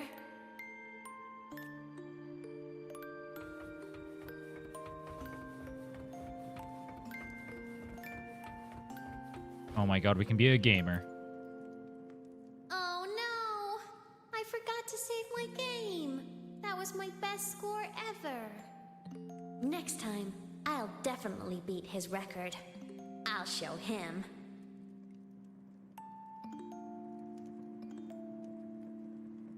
Stand still to see her idol animation? The baby Aemeath?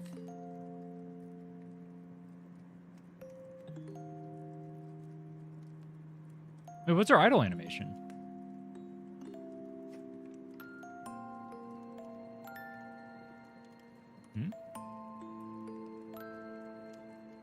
But she's not doing... Dude, even as a kid, she's smug. They actually gave her a unique idol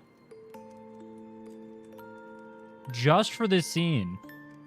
Is this the only scene you actually get to be as like a kid version of her? They gave her a unique idol for that. That's actually crazy.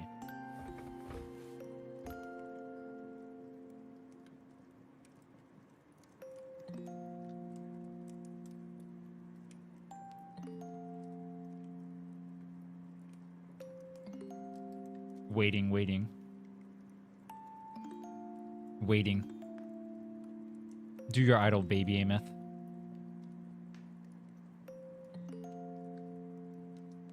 Dude, she is so smug.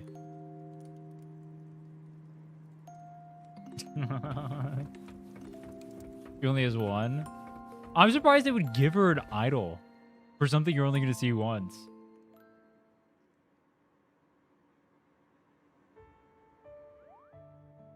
Oh, we aren't gone yet. Okay.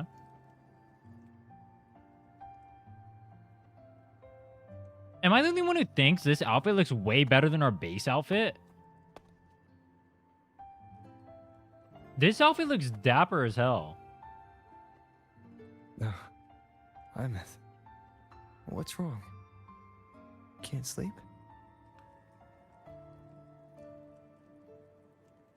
Are you sad right now? No. Just thinking about some things. No, I'm not sad. I'm actually depressed. Dude, look at those eyes. Bro looks like he's going through hell. You're lying. You are sad. That's what I'm saying. You see right through me, huh? I'm not sad. I just... Well, to put it in your words, I guess I'm thinking about my homeland. Hmm? And do you want to go back for a visit? Homeland. I can't go back. Can't go Why? back. Yeah, why? Wait, give us lore drop. Lore drop, bro. Lore drop. Wait, lore drop. Bro, this whole story can't just be Tease Deluxe. It can't be Blue Balls Deluxe over here. After Mom and Dad went away, my chest always felt all tight and heavy. When people in the tribe talked to me, their voices always sounded really far away. But that day at the lake, after I cried in front of you, the feeling got a little smaller. I didn't feel so bad. I know you can't say this stuff to other people, 'cause they all think you're super strong. But I'm just a kid, and I don't think you're that strong. So, if you need to cry, you can cry with me. I'm really good at keeping secrets. Anime kid moment where they act like they're actually 60 years old. Brother! So, you don't have to be sad by yourself. Okay? Dude, he looks like he's about to... My homeland is far, far away, Aemeath. Dude, he looks so sad there. The people there gave me a mission. That's why I came here. What kind of mission? It must be really important to come so far. Yo, what's the mission, It's Rover? complicated. Too complicated for you right now. Then just pick a simpler way to say it. I'll listen really carefully. Yeah, Rover. I'm on Aemeath's team here. A Say it. simpler way. Put in terms of your space fantasy gacha games. I came here to save the world. Dude, you can hear his... Yeah, you can hear his VA. Listen to his VA. His VA sounds sad as he's speaking. To do whatever needs to be done to fulfill He sounds the like he's mission, choking back tears. for as long as it takes.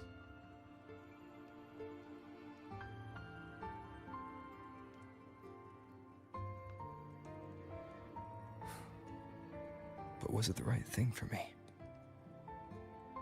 Because one day, I realized I would never return home. I couldn't stop thinking about that faraway place more than I ever had before. In what you'd call dreams, I'd go back, stand there, just stare at what I once called my homeland. Even if staring didn't change a thing. Even if it was pointless. Oh, I see. It's so interesting to see how current Rover talks. It feels more like a shell. Compared to past Rover, who has his all his memories, right? Past Rover actually sounds like almost like a normal human being. Current Rover sounds like a shell, but I mean it makes sense. Because obviously he's like memory wiped and all that stuff. But like past Rover, like a character, kind of.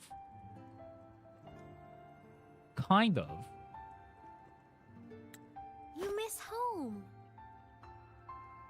Maybe. But talking with you makes it not so bad.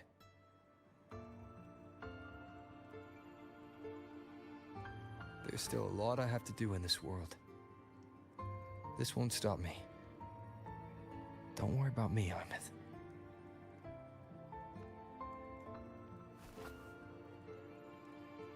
Yeah? I'm your family too. Until you find your real family and can go back to your homeland, I'll be right here with you. Yeah, Rover. Sounds good. Thank you, Aemeath. Proceeds to ditch her a week after this. Why did he leave? Wait, why did he leave? How fucked up is past Rover, bro? Why did he leave? A dream of the old days. Why did he leave?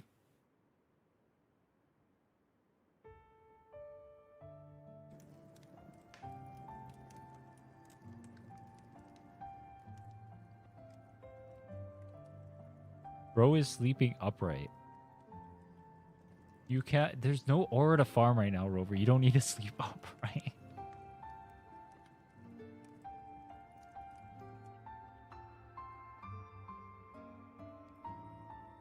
I like how melancholic the music sounds right now.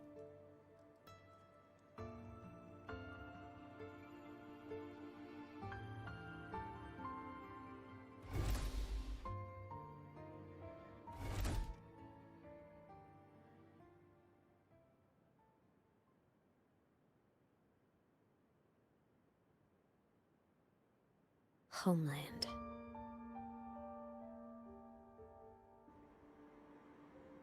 Is she pissed at Rover's homeland for taking it? Or for his, like, journey to try and go back or whatever? For taking him from her? Off to see the Exostrider we go. Why was she angry there?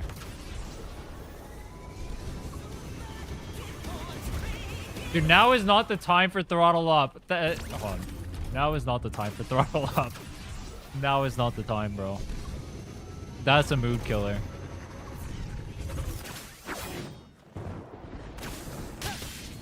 Brad salutes you. Plague wind.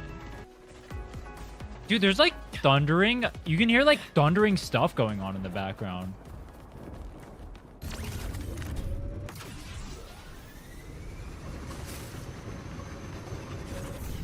Listen to like the world. The Exostrider is surrounded by water. Perfect chance to test out that bike Dr. You Luke can hear modified like for us. noises from like the penguins, or like the whatever like weather effects are going on and whatnot. It's kind of cool. I don't really pay attention to that kind of stuff. Also, all right, hold on. I gotta do this. I gotta do this. Can I draw?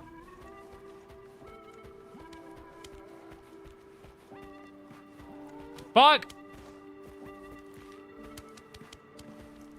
One more time. I gotta do this. I gotta do it. I gotta do it. I gotta.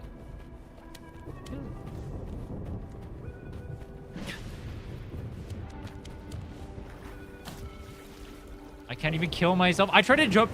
I forgot I'm not playing Enfield. I literally tried to jump into the water to kill myself after that. All right, whatever. Let's continue, bro. Let's continue. I forgot I'm not playing Enfield. For the end?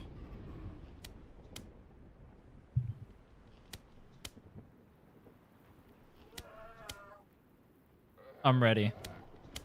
Do you see this guy just slapping his belly right now, bro? That's me too. Mood.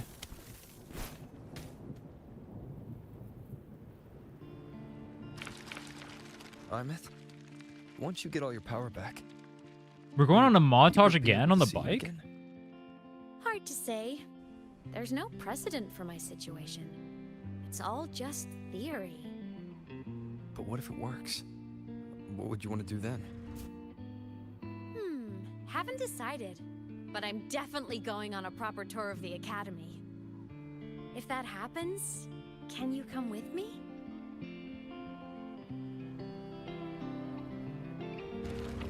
The song goes hard. I like it. It sounds like, it's like progressive rock, I guess. Look, it's sleeping.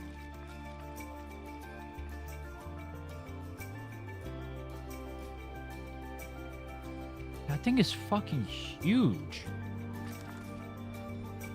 Is that what we're summoning every single time we use Aemeath? Is that what we're summoning? That huge ass thing? Look, we've reached the Exostrider's feet. Once I find more pieces of my existence here, Is that why she one taps everyone in the game, Sigillum. bro? We take She's that that thing big down, ass thing. and this is all over. All right, let's race full speed ahead to the finale. Aemeath is a projection? Wait, what do you mean? Why do they have this? Do you guys see this giant ass dialogue right here? They have like this entire like lore drop or whatever right here. And it's here for like all of 5 seconds. And so you can't even read it. That's so troll. That's so troll, bro. Oh, he's back. Yo. Are we gonna actually fight him?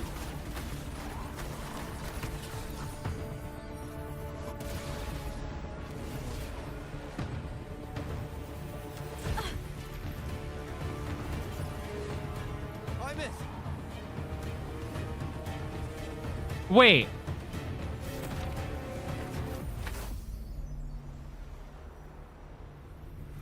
Huh? He can just do that? It's heading straight for the Exostrider. I have to catch up and get Aemeath back. He can just do that? Wait, why didn't he do that before? Bro just stole... They had that whole build-up arc and then they just steal Aemeath. Wait, why didn't he do that before?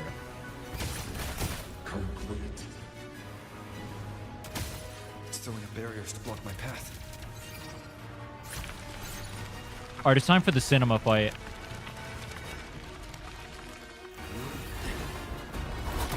Wait, who's that one?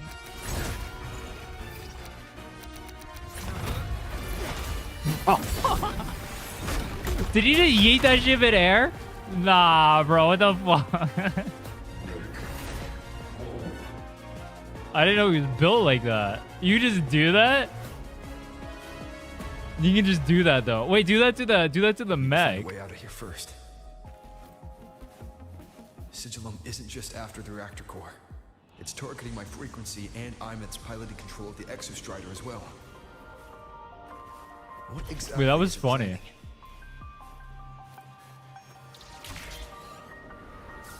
Getting stronger by absorbing Rover's frequency? Wait, doesn't that mean we're going to be turbo gapped when we fight him? Because we keep losing our frequency? Does that mean we suck?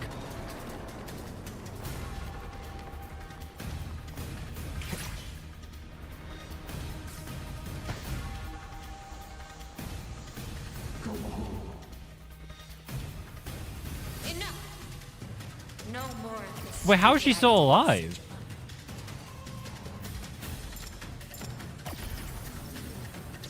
How is Aemeath still alive? Wait, what? Wait!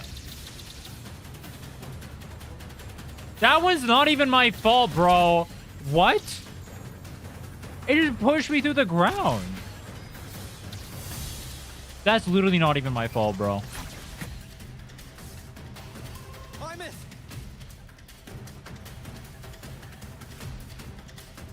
Dreamer is washed. Nah, I'm gonna beat this shit out of Sigillum over here. I'm gonna give him the bitch slapping of his life. Wait, what? Wait, she can just do that? Wait, is he controlling it or is she controlling it? If destroying you is the only way to protect him, then so be it. Then so be it, Giga Chad. Force reboot.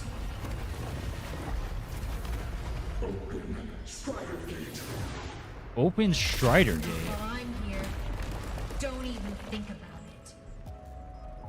I know she's the Exostrider's resonator, but like, Exostrider. She needs my help.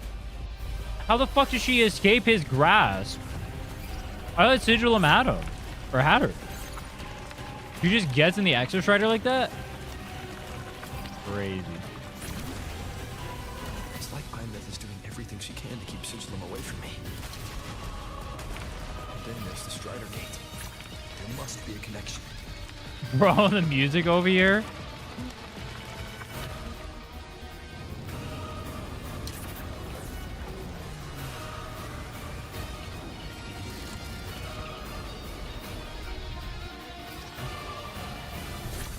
Bitch slap? What, is he actually gonna get yeeted?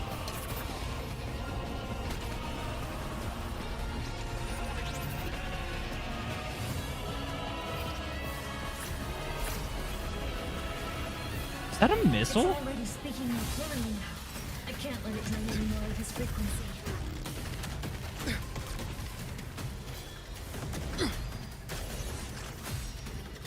Gotta pull it inside. Gotta end this for good. How did he get caught?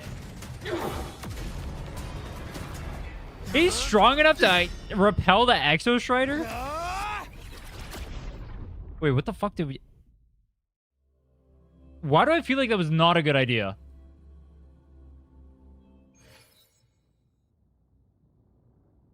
Why do I feel like him doing that was not a good idea?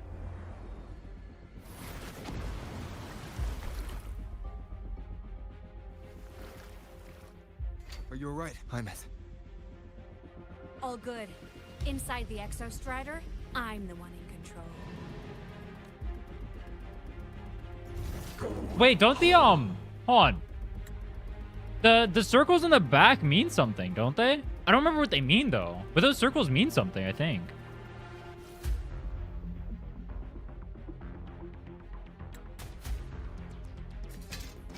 I'll destroy Sigillum. So, just go. Stay away from it, okay? Why does she want us not near Sigillum? I'm begging you. She doesn't want it to absorb more of our frequency? Aemeath?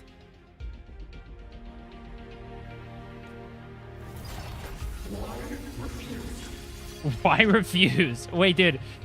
Sigillum is farming aura. Yeah, I'm pretty sure. You see the background, right? I'm pretty sure this means something. The guidance you gave to Aemeath in childhood is now in the blade she raises to protect her family. Within a limited time, press Resonant skill to have Aemeath cast the techniques you once taught her, unleashing a joint combo attack. During this duration, Aemeath cannot use her Echo skill or Resonance Liberation.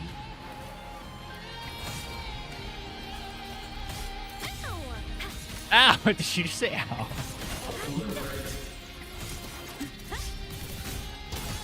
Dude, this guy's attack patterns are sick. The end has come. A minor hiccup. What? Wait, was that Rover that cast that? Swift and resolute. None shall whisper. What? Was that us that cast that or him? We're on Havoc Rover. How the fuck did he... I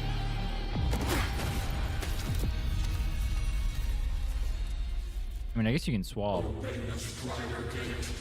Open the Strider Gate.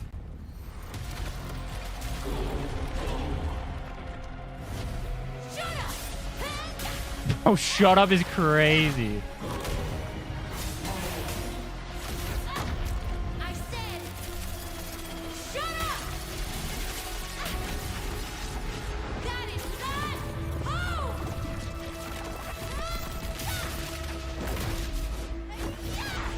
Dude, she's... Wait, Rover just did that 2 seconds ago.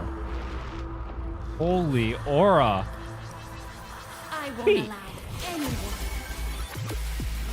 What the fuck? Dude, did she just turn into a Digimon? Wait, she actually turned into a Digimon. What the fuck?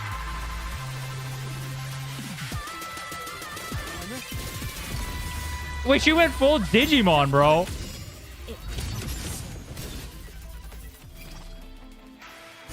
Projection. Light show for finale! Fire! Order confirmed. Aemeath can switch between her human and mech form by casting Resonance skill. Bro, listen to the music.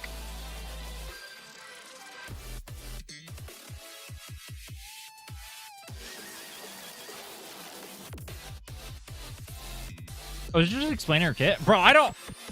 Do I need to get her kit explained to me? No. No.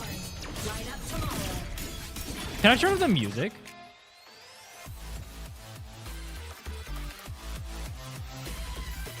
There we go. Swift and resolute. Now this is Aemeath Rover Quick Swap. You will obey. Cluster cannon ready. The savior rises. The savior rises. Wait, he just...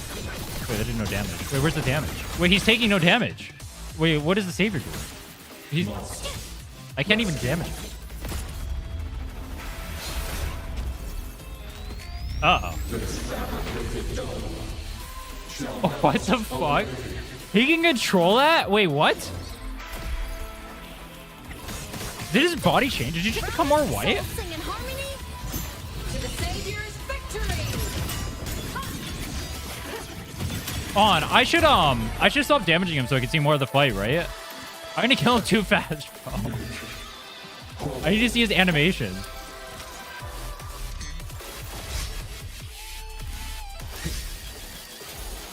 Doesn't this look like the start of the game? When, like, the loading screen? The hills in the background? Bad timing. Bro, I can't die. This looks like the hills in the background of the loading screen.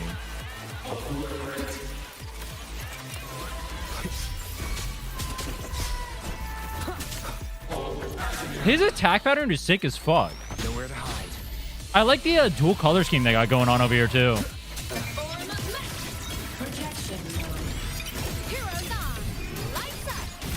Swift and resolute.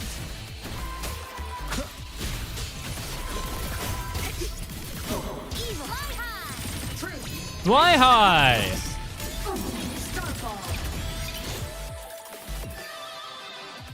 The music goes way too hard for that to be it. There's no way that's it.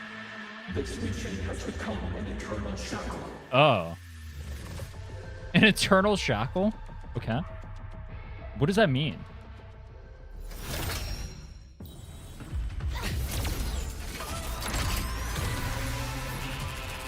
Did he... Wait, what did he just connect with? What the fuck?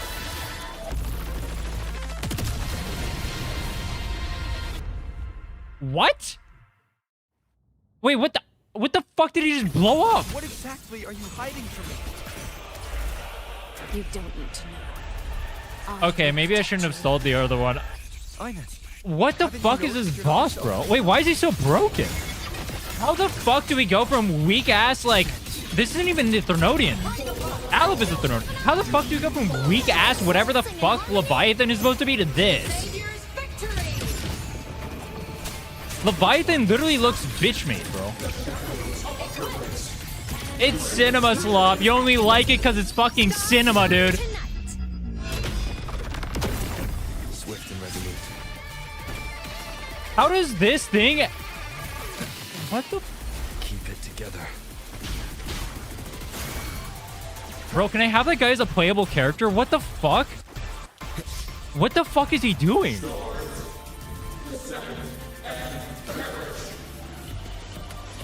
How many attacks does he have? I missed the time. Bro, he has a fucking laser beam? Nah, bro. Nah. Hologram, this guy goes crazy.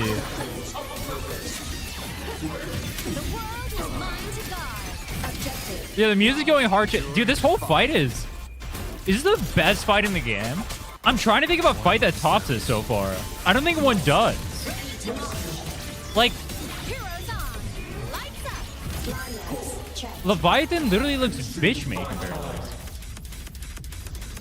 Did we... Is that a fucking Hellzone grenade? Swift and resolute. It's a fucking Hellzone grenade, bro. Nah. We're DBZ now. What?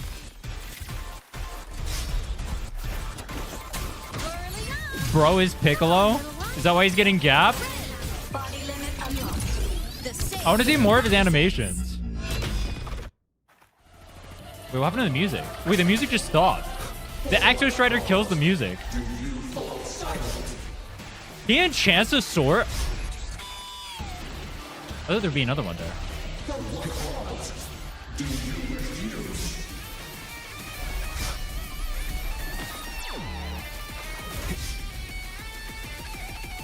Bro.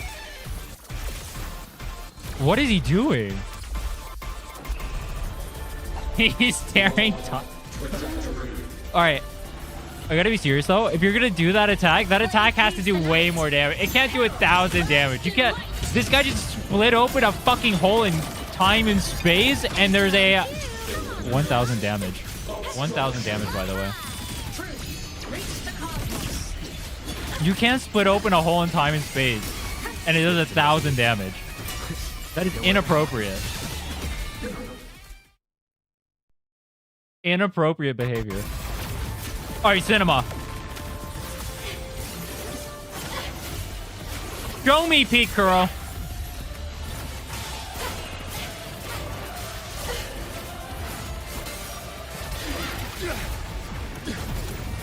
Bro, how is Rover keeping up with their mechs?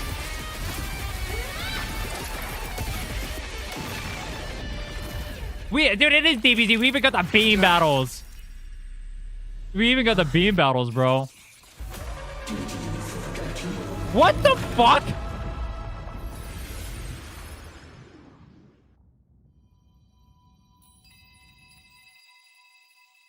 Wait, what?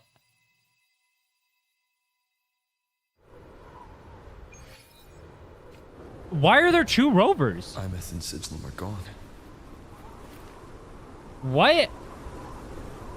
Bro, you can't just drop two rovers. You can't just drop two rovers and we're back and you just leave the scene after that. What? Is this Aemeath's old dorm? Since she can resonate with the Exostrider. They just leave you out of that? After her body was destroyed, her frequency must have merged with it. As you wish, he's a playable rover, playable rover compared to that version of. Why is there? Okay, so during the fight, he used Spectral Rover's attack. I thought I was tripping because they have you on Havoc Rover in the fight, but they use Spectral Rover attack, and I had the Spectral Rover VO. I thought it was just him using it from the thing, but it was actually the robot using it.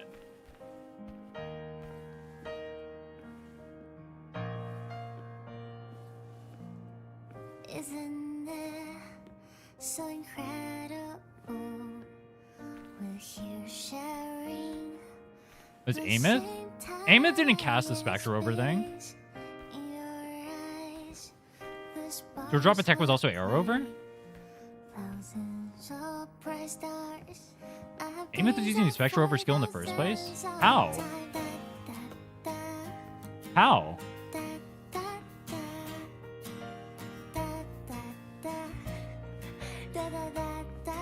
Bro, they made a whole song for this part too.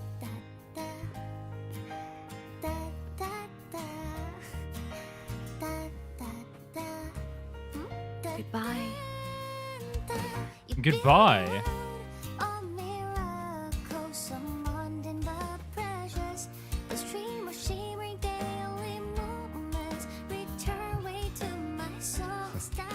A poster of Fleet Snowfluff's fan meeting.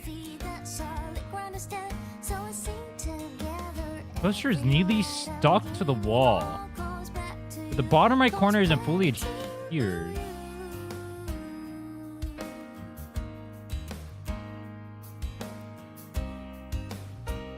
Singing, piloting the Exostrider, it's all the same. I don't care. But saving the world, will I ever see the day?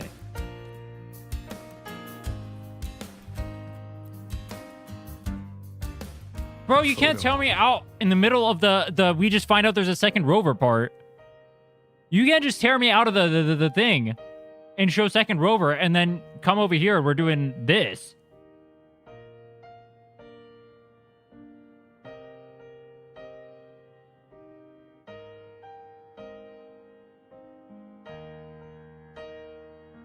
Very bottom, you find a photo of her as a child.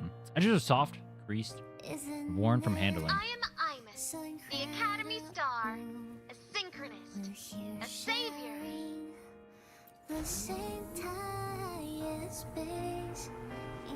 That looks like a projector.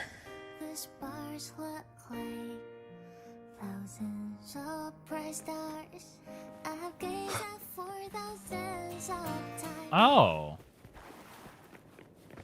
Wait, the music just stopped. Wait, that was such an abrupt... Does it play if I go back in here? Dude, that was such an abrupt ending to the music. Well, this place doesn't look absolutely completely fucked.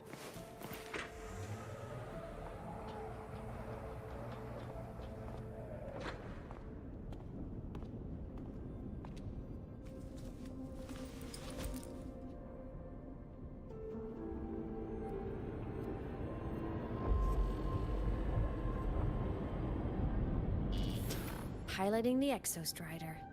Huh. It doesn't matter to me. But if this is what it takes to lighten his burden and ease his pain...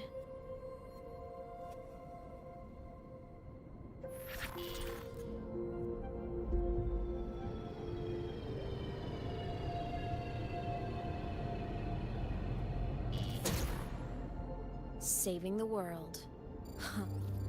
Why does she look so crazy there? Do you guys see her eyes? Nothing but a pair of shackles. Heavy, eternal shackles.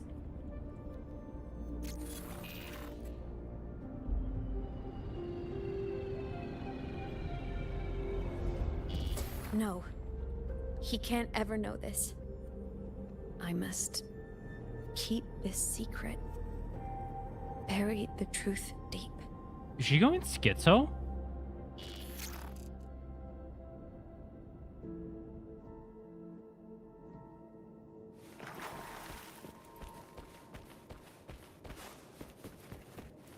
Is this like what's going on in our minds? After everything?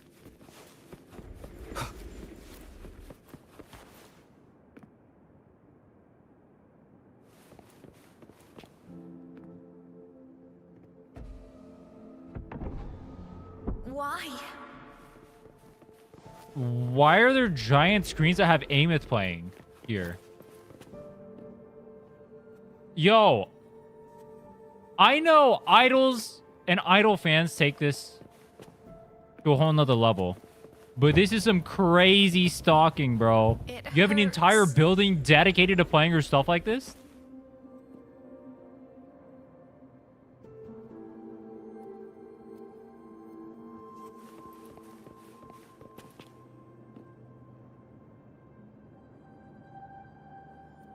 Is this like her journey? As she became a... I guess this is her journey through life. This is her after she became the ghost? What should I do?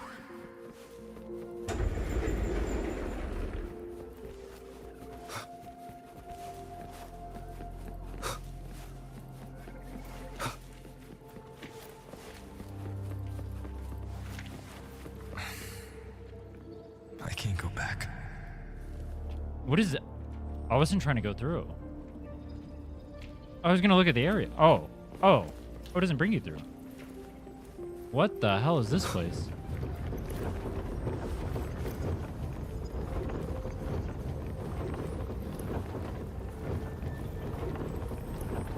Dude, all the desks move. Wait, can I go backwards? I can't. All the desks moving like that is so crazy.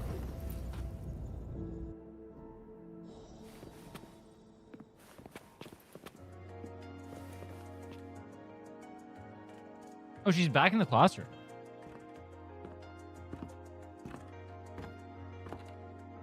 Bro, you can't lure drop second rover and then put me in Aemeath classroom. I mean, maybe they can. I need some explaining stat. Like yesterday. Wait, the cat has a tacit mark. Why are you laughing? Do you not just see her mind is completely fucked after what we just went through? Oh, are you talking to me? She doesn't even know. I just heard the most hilarious story. Couldn't help myself.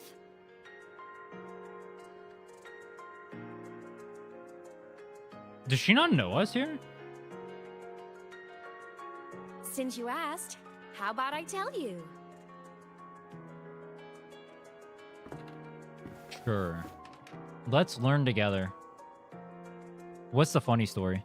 Once upon a time, there was a black cat who set out to save the world. We got a cinema scene for the black cat, bro? Because everyone told the cat it was a savior. No show, we got a cinema scene for the black cat, bro. The cat didn't get it. When it opened its big golden eyes, it was just stuck in this tiny cardboard box. And inside that tiny box, it was crammed full of even tinier little creatures. The cat was shocked. It had to tiptoe around, careful not to step on anyone.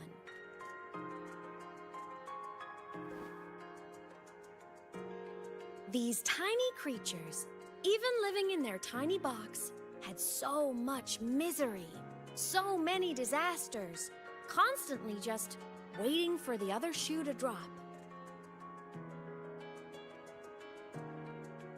Please save us, they begged the cat, and of course, the cat agreed.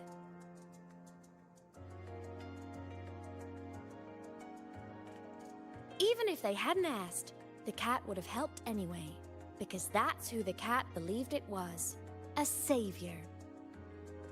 Is she mocking the cat? And so the cat took up its sword, always fighting, always talking, always roving. Always saving roving. the world over and over. Until one day, it realized the cardboard box had been sealed shut. This was not a very funny story. I'm not seeing the humor in this story, Aemeath.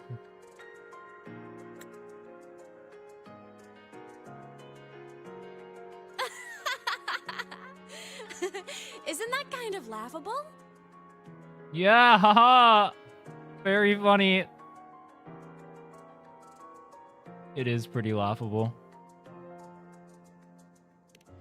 Yeah, it's so funny, haha. Right? It's just a cat. Why did it have to do all of that? True, that's hilarious.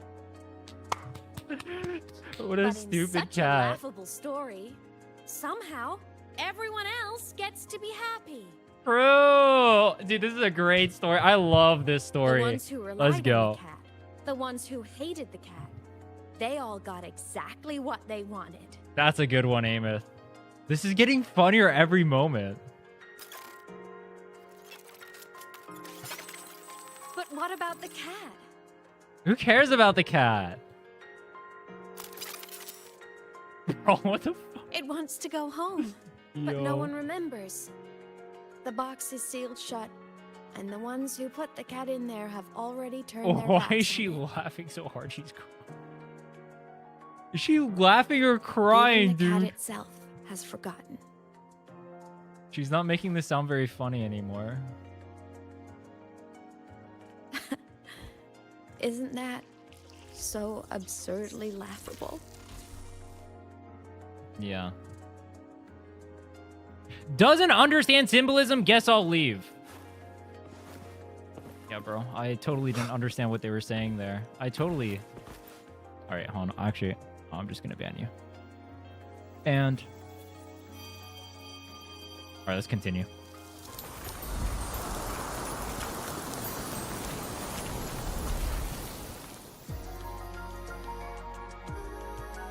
I totally didn't understand the cat was Rover. I totally didn't understand it's supposed to be a tragedy. I totally didn't get that, bro. Thanks. My head's been loud.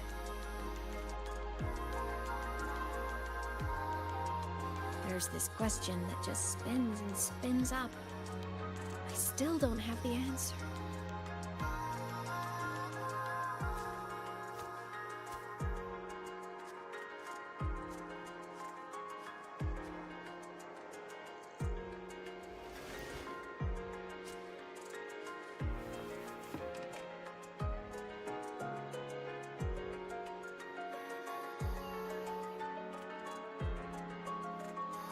Now that you're here, I want to ask you what you think.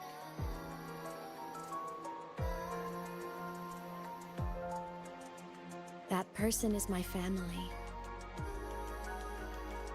Family is supposed to look out for each other, protect each other. So I want to do something for him. He doesn't say it, but I can see it. All the stuff piled up inside him. The more you hide, the less you share. But I saw him recently, and I think he seems more carefree than before.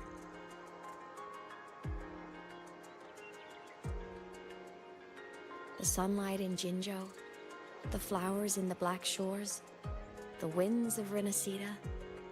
He told me all about this new journey. It made me happy, truly happy for him. I guess forgetting can be a blessing. If you don't remember something, it can't hurt you.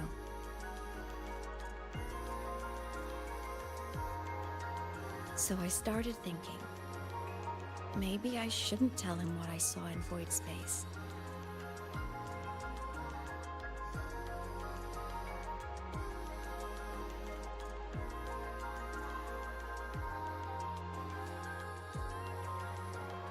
All that pain he carried about his home, it's gone now.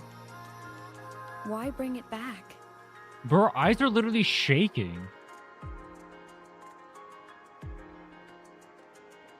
If not knowing is happier, why ruin it?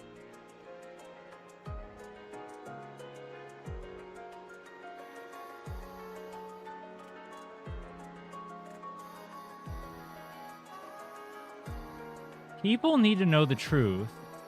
Happiness is what matters. Is Rover a tragic hero? And he has to know the history. He can fix everything wrong. Or is Rover allowed to be happy? I feel like I want Rover to be... I feel like Rover is better if he's depressed.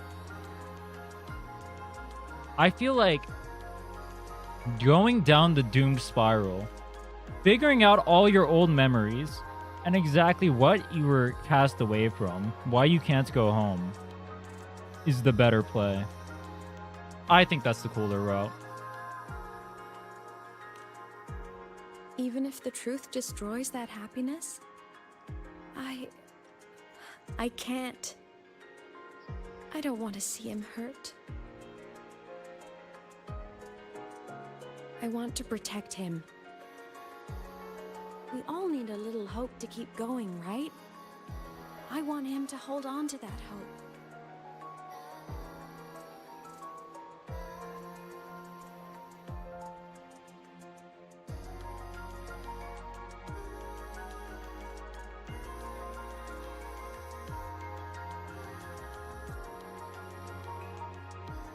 What Sigillum said is unnecessary.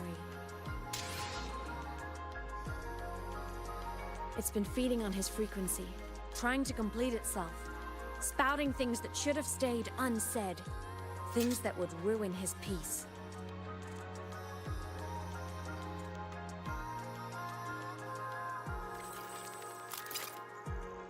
What the fuck is that art? I must destroy it before it spills the truth. I brought it into this world. I'll be the one to take it out, too. Nothing truly matters. Not even saving the world. Holy... But you have to believe what you're doing has meaning. That's the only way to keep moving forward. Did Kuro Games actually make a complex character? Did Kuro Games actually cook and make a complex character that has different motives than just being their stereotype? I'm actually legitimately impressed.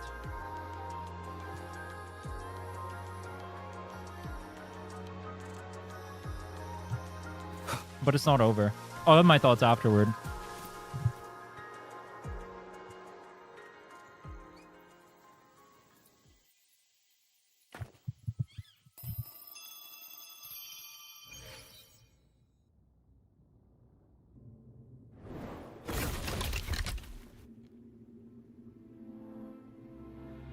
Are we finally gonna figure out Rover V2? What is Rover V2 doing here, bro? It's just straight up Rover. It's actually just straight up Rover.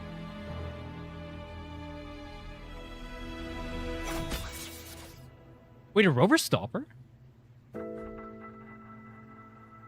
Stop, Aemeath. I Based. told you to stay out of this. Based.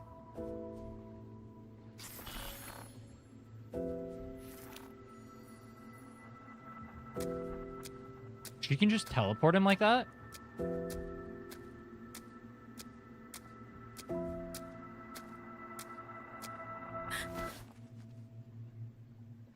I know you did this for me, to protect my happiness.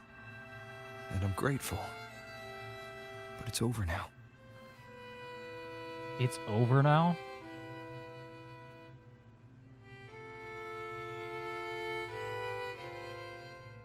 It's over now. Is a fucked up line. I need to hear it. All of it. Whatever the truth is, it's my burden to carry. My choice to make.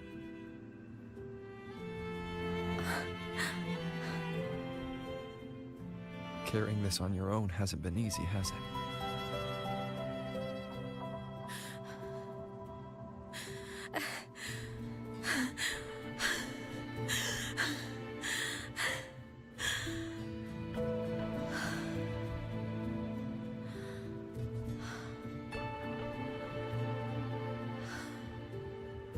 Do you really want this? Even if it changes nothing? Even if it only weighs you down? Things only weigh on us because they matter.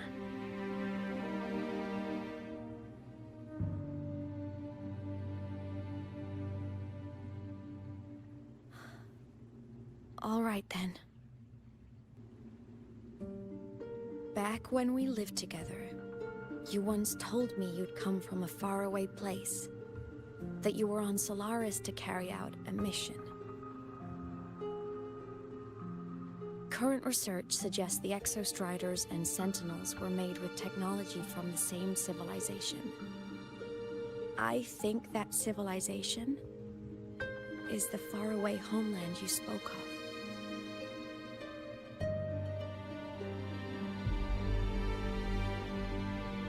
You never spoke of it to me or anyone else again. So I kept it to myself. Until I died and slipped into void space as a digital ghost. Dude, the music here is going crazy. As I wandered through the ruins... Dude, the art here is going crazy. I stumbled upon a faint frequency. Your frequency. As I wandered through the ruins, devoured by the Threnodian, I stumbled upon a faint frequency, your frequency. Huh? Time is chaotic inside void space. There's no telling when it has been devoured. But I could feel your warmth in it. After so long without you, I couldn't let it go. I kept it with me. Guided by its strange connection to other frequencies, I traced my way through countless overlapping spaces until I found the remains of an Exostrider.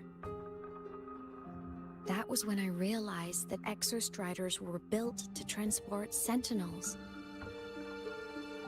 What? They trekked through stars to deliver Sentinels to Solaris. Until, during one jump, the Threnodian Aleph 1 must have noticed them. Okay. Its hunger had festered for so long that not even devouring the entire universe could sate it now. Okay. That frequency then led me to another relic consumed by the Threnodian. A creation built by the same makers of the Exostriders. It was beyond my understanding. I could only guess its purpose. A communication satellite. And within its ruined shell, I discovered frequencies tied to you. From those fragments, I saw the messages you sent home.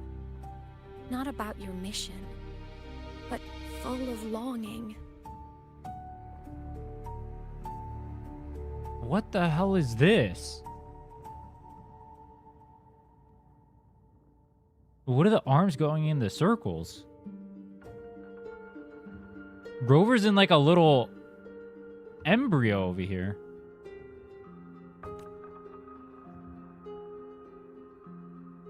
You said you wanted to go home, even if just to lay eyes on it one more time.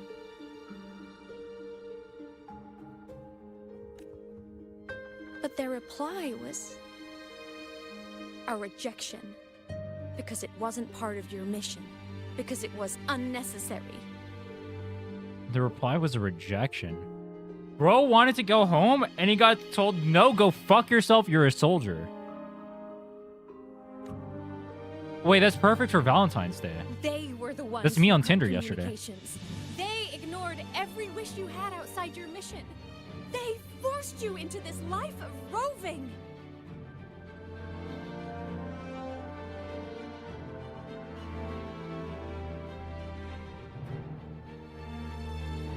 The art here goes crazy. Aurora Borealis. The music here goes crazy too.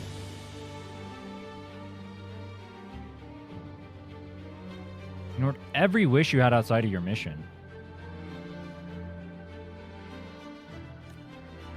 And still, you. You crossed the stars to fulfill their wish. How could they? How dare they treat you like that?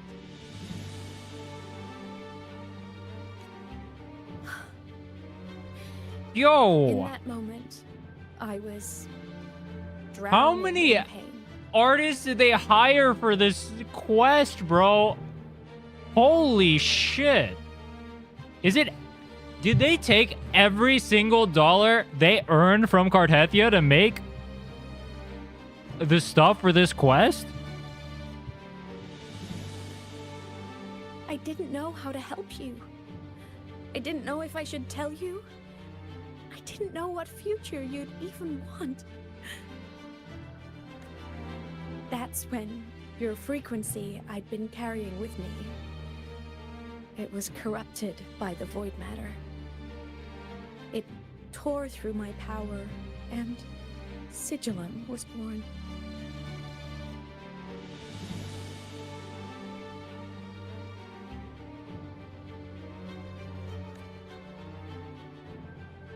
That's why she can control Sigillum. It was Okay. born from my mind. From all my worries, my fears, everything I imagined you'd suffered. At first, it acted on nothing but the instinct to go home. That's why I wanted to open the Strider Gate, because it wants to go through the Strider Gate to go back to Rover's home. It craved your frequency, trying to make itself whole, trying to seize access to my piloting control. So we could reactivate the Exostrider and cross the Strider Gate to get back home. That's what I just said, Rover. That's what I just said, Rover. You fuck. Does that mean I spoiled the plot? Exactly. The more of your frequency it consumed, the more coherent it became. I couldn't let you hear those words, so I tried to destroy it. This is what I've been keeping from you. I'm sorry. Alright, but like, why is it still alive then? Yeah, I won't read chat for the... whatever, I don't want to get spoiled. I won't read chat for the rest of the thing. My game fucking... Are you serious? Are you fucking serious? My game just crashed. Are you fucking serious, bro? Nah, there's no way. There's no way my game just crashed. Okay, whatever, bro. Whatever, bro. The game is trying to make me a good content creator, alright? It says you need to stall. Stalling is the one thing I'm truly bad at. Alright, hold on. Let me reboot the game. Crazy moment for it to break, by the way. What the fuck? Wait, do I have to play through that whole thing to get back there? If I press the skip button, I don't know what part I'm going to skip to. Yes? Oh my god. No way, that's where it breaks, bro. That's unfucking serious. That's where it breaks? That's fucking crazy, dude. Alright, fine. We'll, it's fine. It's fine. I don't know how far back it'll take me. It'll probably do the entire quest, you know? Well, not the entire quest, but like that entire like last cutscene thing, because that whole thing was a cutscene. Oh, not Pog.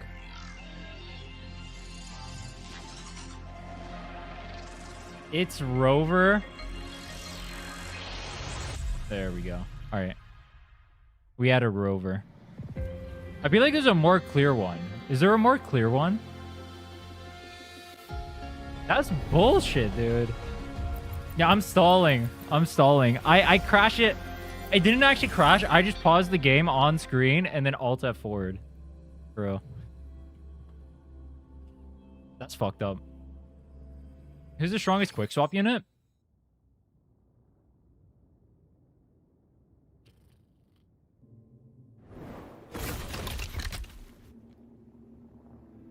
Yeah, I can't press skip here. Alright. I'll just mash spacebar till we get to it. The stream chat froze. Oh, whoops. Bro, why do people ask me gameplay related questions when I'm doing story stuff? And then they ask me story questions when I'm doing gameplay stuff. Actually, the latter I don't mind as much. I told you to stay out of this. Oh, I can't even skip this part. We're just waiting. We're waiting until we get to the part.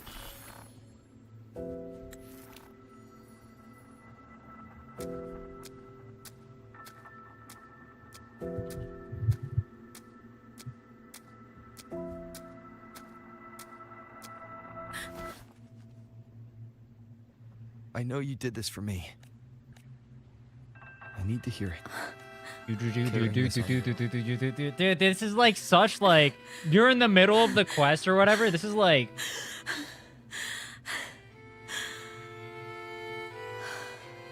this is literally blue balls. This kills all the buildup of everything going into it, and you can't watch it a second time. Do you really want this? That's actually fucked up, bro. Even if it changes That's fucked nothing. up. Watch it crash again. Weigh on us because they matter. Bro. The music here is really nice. It's fine. The game didn't want me to finish it. It is what it is, bro. Time is cut. Guided by it, that was when the art here is really good too. That frequent. It was beyond. And from those fragments, you said, but they were the ones who cut communications. They ignored every wish you had outside your mission. They the music shift you here. Into this life of roving. And still, you crossed. I didn't know that's when it was born from my mind. Yeah, we're almost there. It craved your frequency, trying to make. I'm not gonna read chat till it's over. No spoilers. To seize access to my piloting control. Okay. So we could reactivate the Exostrider and cross the Strider Gate to get back home. Yeah, this is the part where Rover copied what I said. I remember that. Exactly. That was like 10 seconds ago. The more of your frequency it consumed, the more coherent it became. All right, I'll just let it play from here. I couldn't let you hear those words, so I tried to destroy it. This is what I've been keeping from you. I'm sorry.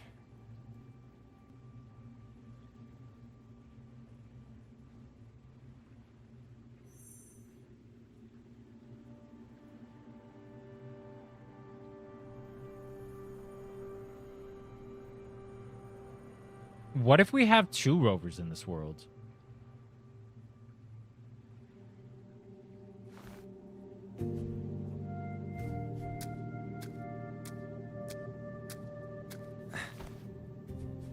glad you chose to tell me this, Aemeath.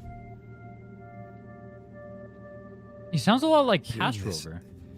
It's a lot to process. I'd be lying if I said it wasn't. I just need time to figure out my next move. This homeland of mine. Even saying it feels strange to me. But don't worry. The journey I've had since losing my memories, the hope I found, that's mine to keep. No one can take that. Saving the world? I never saw it that way. The people and civilizations I met, they saved themselves. I was just there to help. Jinjo's soldiers fought through retroact rain. Oh my god, it's my goat. The Black Shore's bloom bearers ran themselves. Oh my god, it's my other across goat. Distant lands. Renacita's factions all dared to defy the dark tide. That one's not my goat. The High Roy's people never stopped reaching for the stars. I'm no savior who fell from the sky, and no one ever saved themselves by waiting for one. There's been plenty I couldn't do. Losses I couldn't prevent. Sacrifices I had to accept. But I'd do it all again. Every bit of it. If this was a mission from my past, I'd be lying if I said I didn't care what they thought of me now. But that's a question for later. Right now, we have more important threats to face.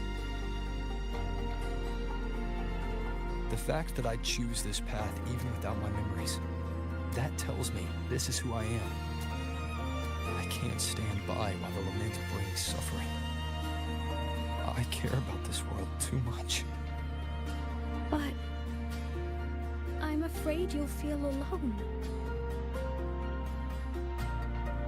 With everyone here? With you here? Not a chance. I will be there for everyone as we head toward our shared future, leaving the past behind. I feel like this moment is way too happy right now.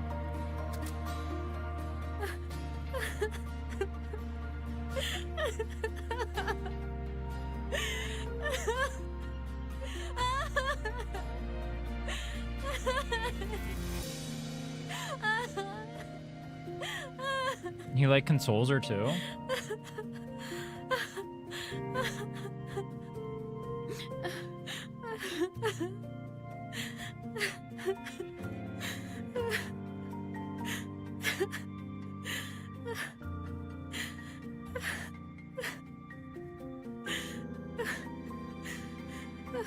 Dude, that whole time, I thought the other rover was gonna like step in and then like disrupt what they were talking about.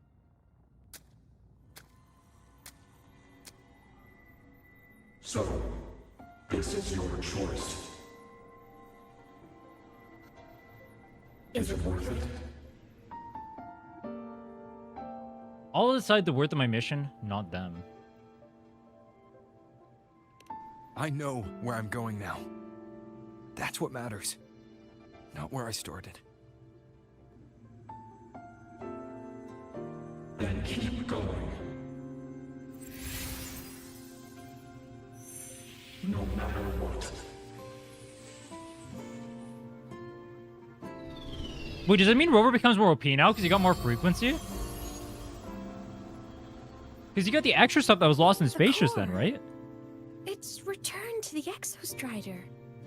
It's one step closer to finally awakening. And you? Your power should be restored now that Sigillum is gone. It's more than restored. The core's return has rebuilt my frequency from the ground up. I'm a full Exostrider resonator now. My original body is still gone, of course. I'll always be a ghost in the machine. But my existence is now strong enough to be detected. Wait, how does that work? A faint current turning into a bright, flickering spark. So will others be able to see you now? No. That's right. Oh. Guess our little road trip movie's come to an end. Time to head back to Star Torch Academy. Together. So she can, like, exist and other people can see her, but she doesn't have, like, a physical body? How does that work? Wait, how does that work? That is very confusing. The people can see her, they can observe her. No physical body. I guess you could interact with stuff with, like, via the mech? Wait, what?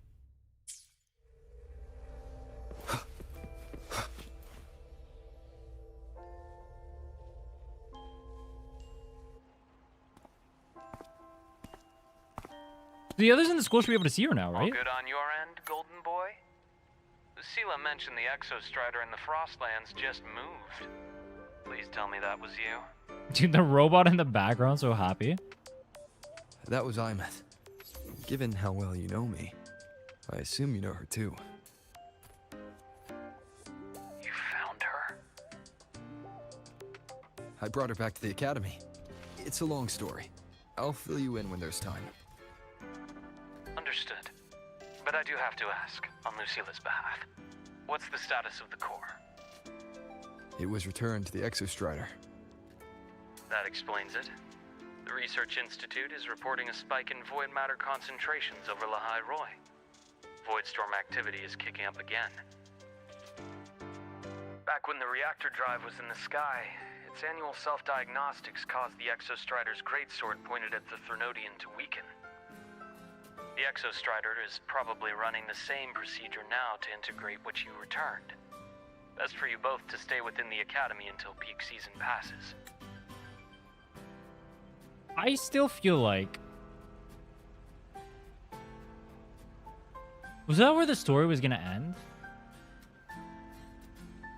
Alright. I'll be careful.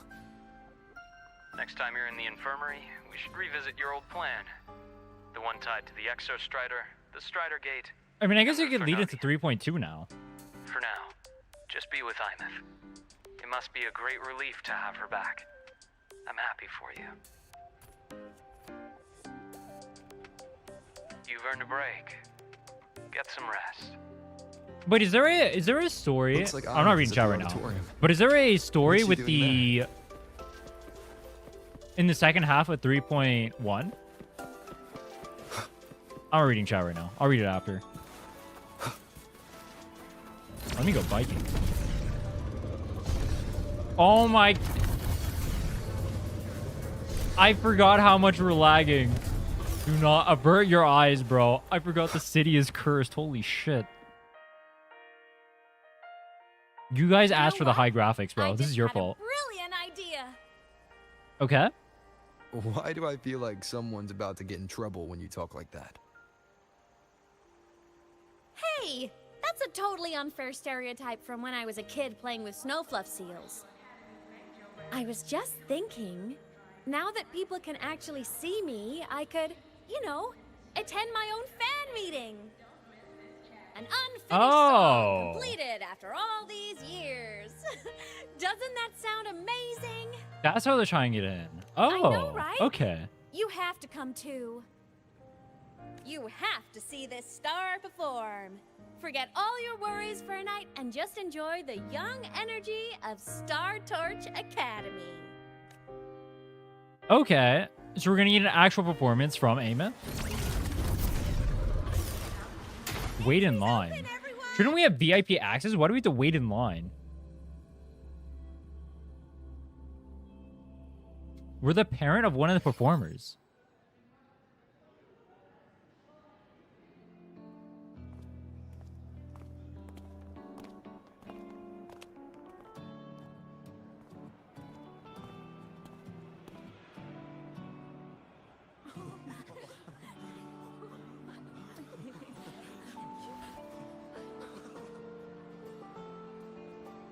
For years, the little website I threw together to post songs kept getting comments.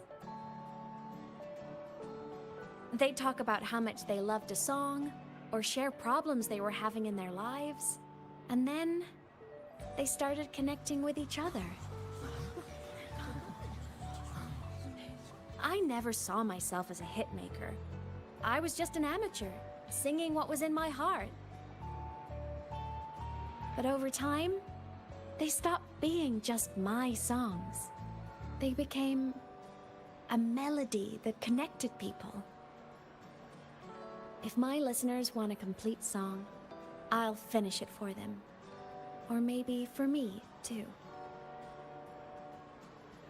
You really do care about the people of Lahairoi, don't you, Aemeath? I guess I do now. Wouldn't have said that at the start, though. Based. To be honest, I never had some grand passion. Before I became a ghost, I just wanted to live an easy, happy life and try a little bit of everything.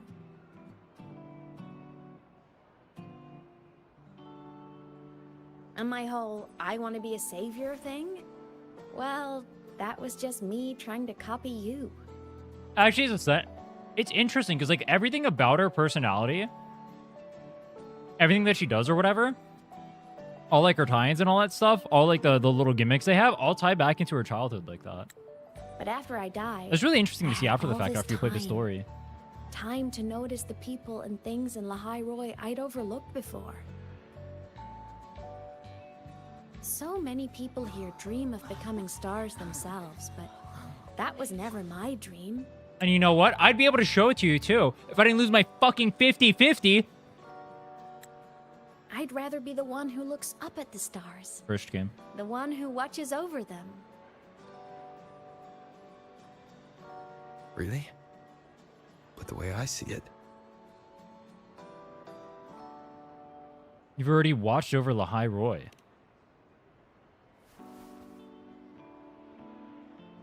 go on then, Aemeath. I want to hear you sing. You'd better, because you're my most important audience today.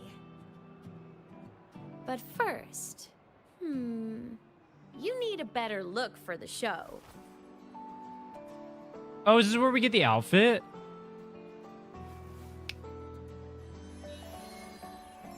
Dude, she can just do that? There. Based. Brand new, just like I remember you wearing. Alright, don't even lie to me. This looks way better than the base outfit. Calls for a new look. It looks so swag.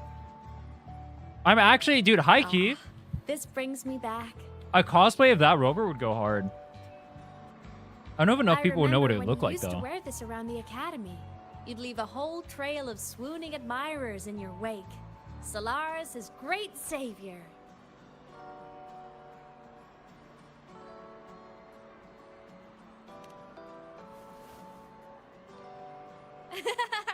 What? Are you blushing? Since when is having charm a bad thing? True rover, embrace your Riz. Now, go grab that seat over there. Best view in the house. I scouted it myself back when I used to nap through lectures. Why does she sound so proud of that? As for me, it's showtime. Honestly, kind of relatable.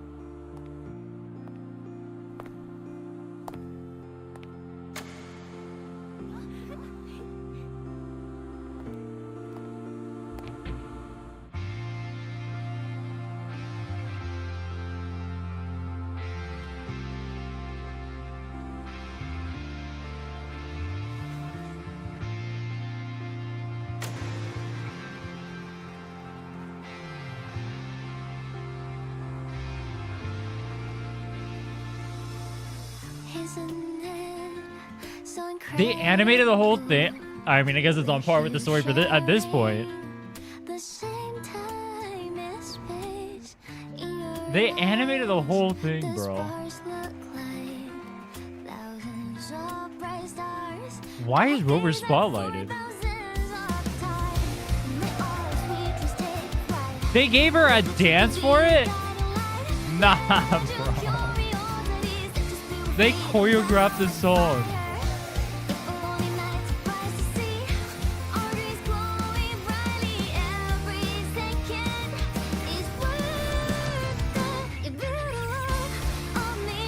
Dude, songs are Bob.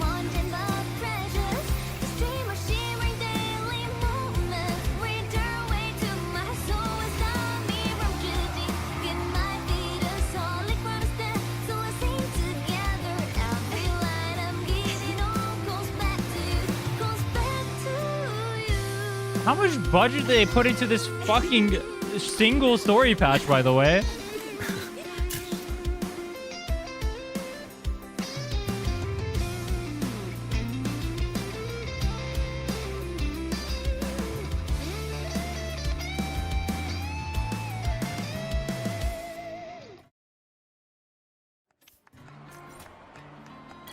Fan meeting keepsake photo. Dear Giovanni. I feel like that's a reference to something that I don't know. What is Dear Giovanni?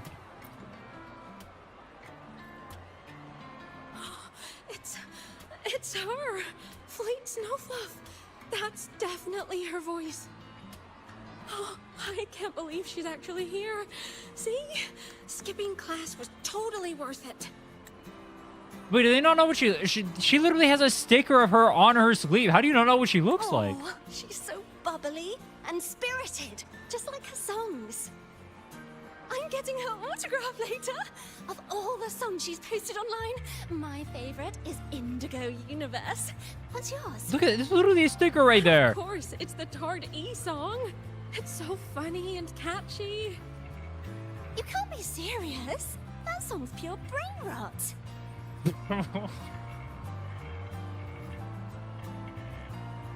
These devs are not locked in. No shot, we just called.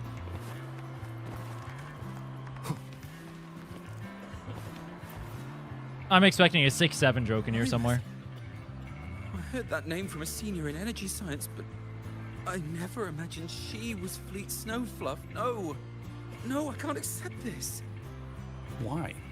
Yeah, why? What the fuck? Because she was the social butterfly of the academy. The professor's headache and their golden student all in one. I still don't see why that's upsetting. It all sounds great to me.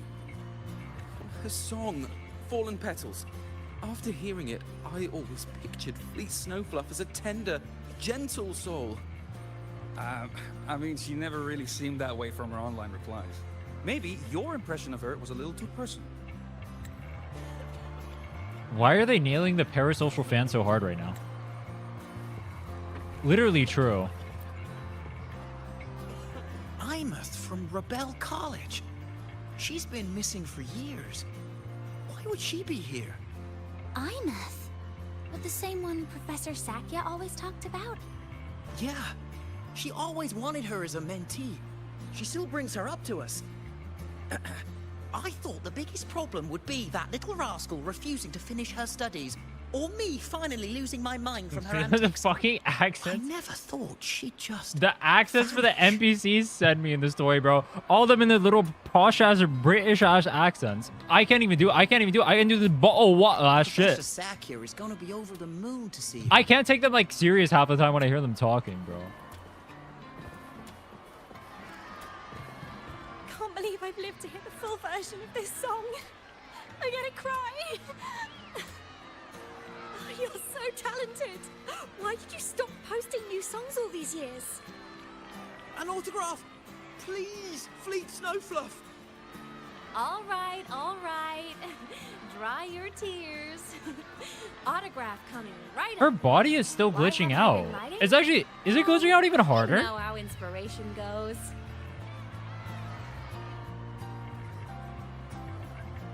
Her body's glitching out a lot. Wait, that's way more than normal, though.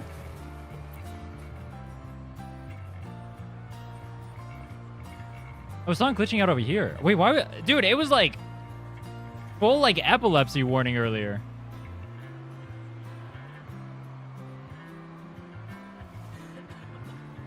My homeland, the Sentinels, and the Exostriders. The Exostriders were built to transport the Sentinels. The wreck Aemeath found in the Void Matter suggests not all of them made it through. The wreck's design matches the Exostrider here in the High Roy, the one forced to go offline to stop the Thenodian. Their power should be comparable. So, why was one destroyed and devoured, while the other managed to stop the Thenodian and seal the Strider Gate with its greatsword? Where did that strength come from? That is a great question, Rover. There's a piece that's missing.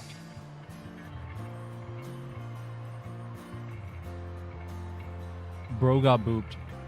All done. Let's go. Where did all your fans go?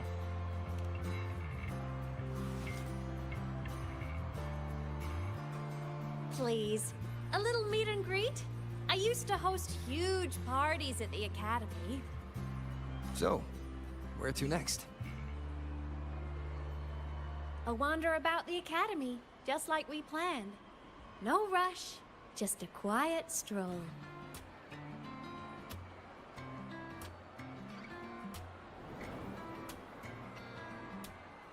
They have even more art for this? Bro, how much do they do for this story?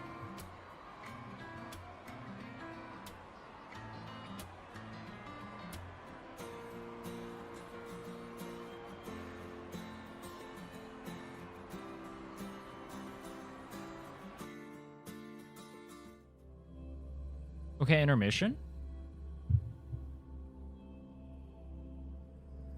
I feel like I'm in Glaze Peak right now.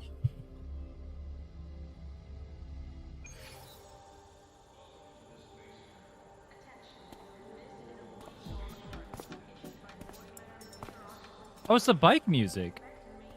Wait, they just canceled the bike. Are we rapid firing the tracks now? Having company like this? The boredom I felt as a ghost could have literally killed me again. Wanna go up top to feel the breeze? Sure.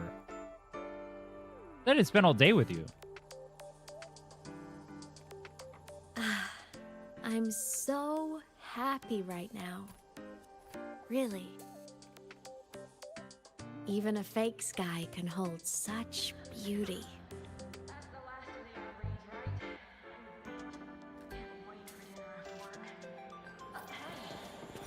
Head to the rooftop.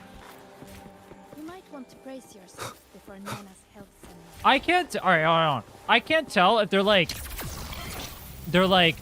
actually going for like happy ending or whatever. There's like a happy note after all the stuff that's happened, or like they're setting you up right now, or like they're gonna continue with like another patch, right? Or like they're setting it up right now to where like there's some sort of like flip that happens at the end where like you're happy though this whole time, you get like your little reprieve or whatever, she gets her like happy moment coming back to reality, and then they just completely rug pull you. I can't tell which one they're going for yet. Oh, the music shift. Oh, that's sick. Wait, they play fireworks inside of here.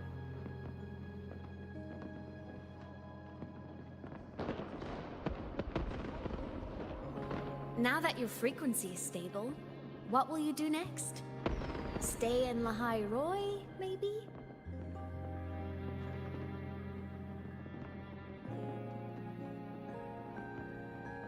The Threnodian here needs to be dealt with first.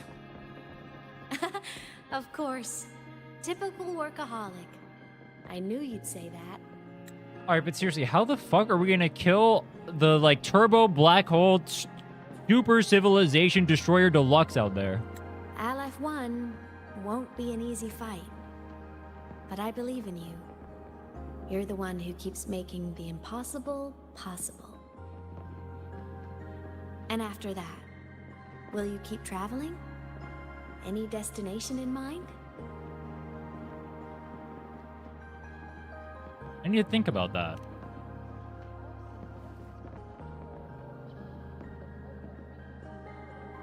That looks sick. Of course. Take your time. For those who don't know, you can actually change like the sky in Lahai Roy and say like a bunch of stuff. This world It's pretty you've cool. chosen You can is change like the vast. moods and everything. You can go anywhere.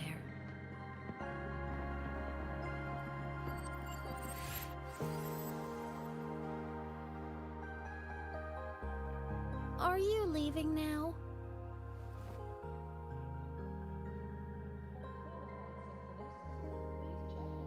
Yes.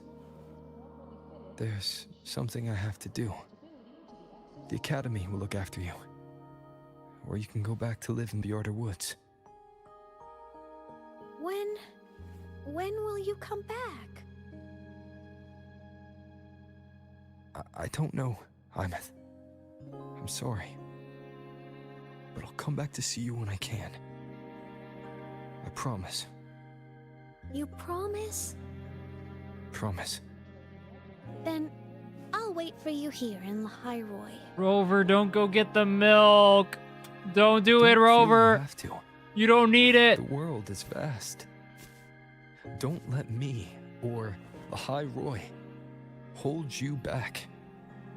But you can live for so many years. What if I'm gone by the time you return?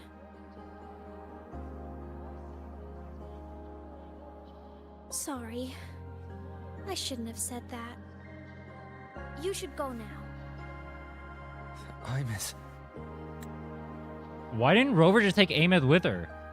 Or with him? I know you're worried. It's not fair. Why does it have to be you saving the world? You're always so exhausted.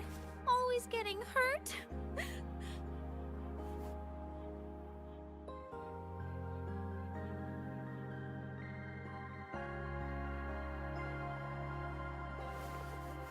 Look, Aemeath. I've walked through lands torn apart by the lament. Every tear weighs me down, and every cry breaks a bit of my heart. Their pain is no different from mine. Neither is their joy.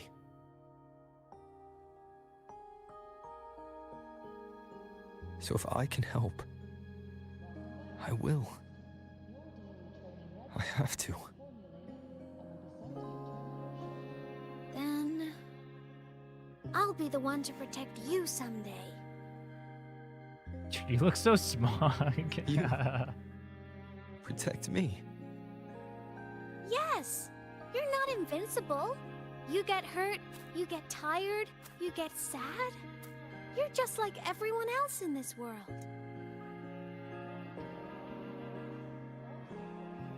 So I'll protect you. I'll chase off anyone who tries to hurt you, like Karia from Space Fantasy. I'll become a savior, just like you. Don't laugh, I'm serious. Yeah, Rover, don't laugh. All right. That's all right. fucked up. I'll stop now. I know you're serious. And I'm listening to every word. I'll be counting on you then, Aemeath.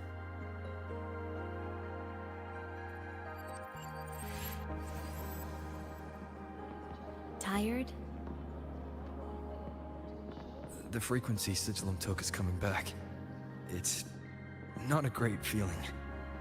Abby's already helping me recover through the tacit mark. I'll be fine soon. Just close your eyes and take a nap. You deserve a little peace. Wait, how much of his past is he gonna learn from Sigillum? Close your eyes. You can count on me.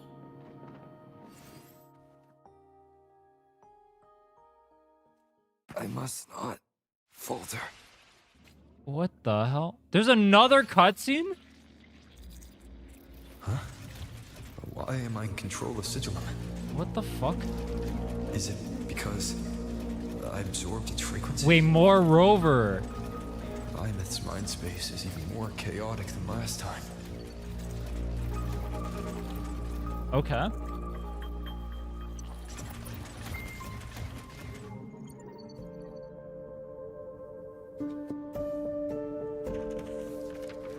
Why are we inside the mech, though?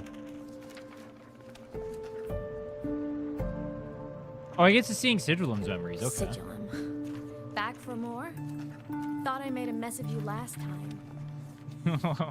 Dude, the difference between her here and her with Rover is funny. I can tear you apart 1,000 times, but you never really die, do you? Fine. You're going to sit there and listen to me lose it.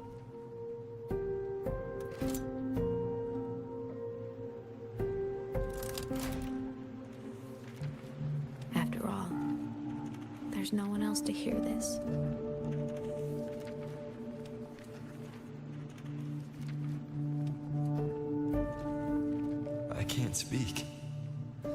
move. Was Sigillum incapable of speech back then?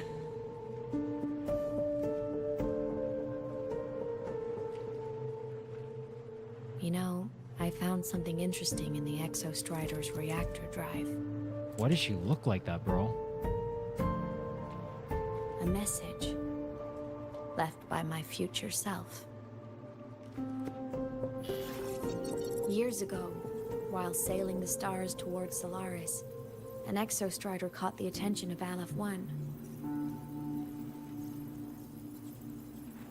Both of them tore through the Strider Gate, clashing in the caverns deep below. The Exostrider has combat features, but it was still no match for Aleph 1. Its body was shattered, energy nearly depleted, and void matter kept pouring through the Strider Gate. Aleph 1 kept pushing, desperate to squeeze its whole disgusting bulk into this world.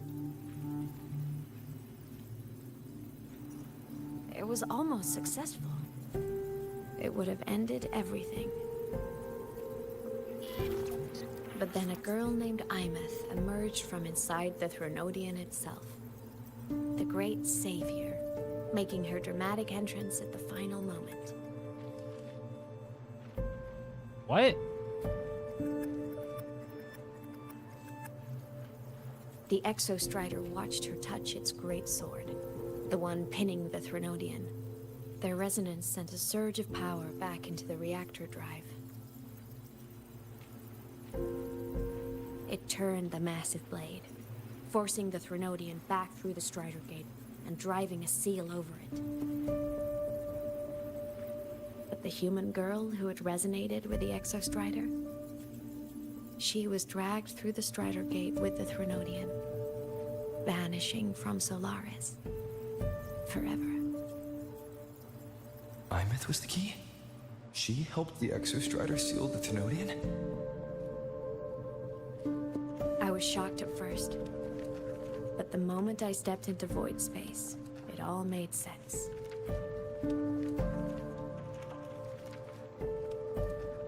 This distorted black hole of a realm where time and space are warped. It appeared when the Threnodian came to Solaris. Anything lost inside can exist in multiple moments at once. Things caught in it can be thrown into junctures of time they were never part of.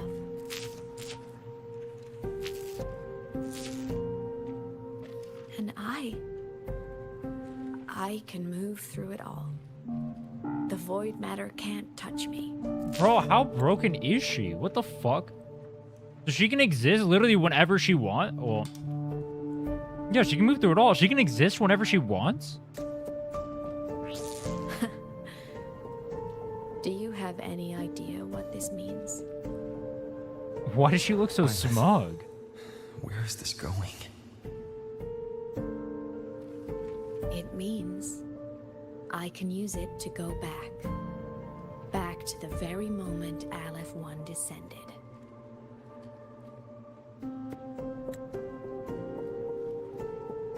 Time, cause, effect. A perfect closed loop. But my meeting with him all those years ago, that wasn't the cause. It was the effect. Okay. Only by resonating with the Exostrider and dying as a synchronist all those years ago could I later become the Exostrider's true resonator as a digital ghost. But then how did Aleph 1 get stopped in the first place? How did he not just crawl through the hole? I mean, I guess they said earlier that it was like struggling or whatever until Aemeath popped up. So I guess Aemeath like Sudoku'd herself before the Threnodian can make it through. It took him that long though. And only in this forum could I cross void space, return to the past, and power the Exostrider to save Lahai Roy.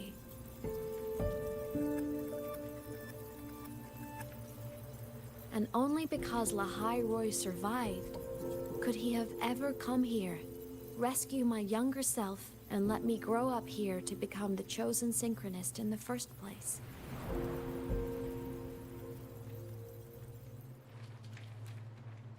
No. I have to get Sigillum to move. I need to stop! Only I can do this. It has to be me. Just like him. I can't turn away from a responsibility like this. She's gonna kill herself and do the loop again. There's just one thing. Okay. One last wish. Just one more time. I want to.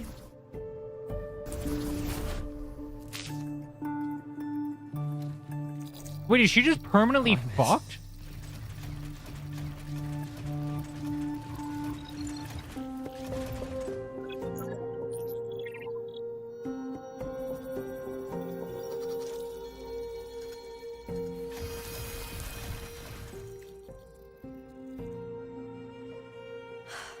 For over 10 years now, I've tried the same thing.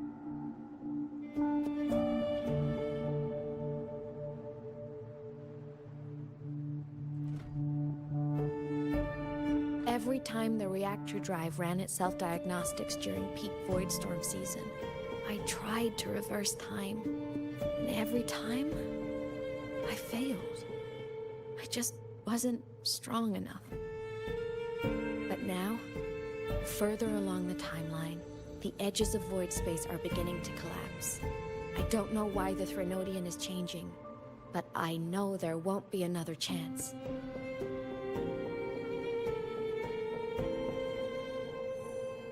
I have to make the jump now, during this peak season, while void space is still stable. I'm not that child who needed protecting anymore. I have a duty to fulfill. Lahai Roy is my responsibility. So if I can help, I will. I have to. But before I go, I want to see him again. That's my one selfish wish.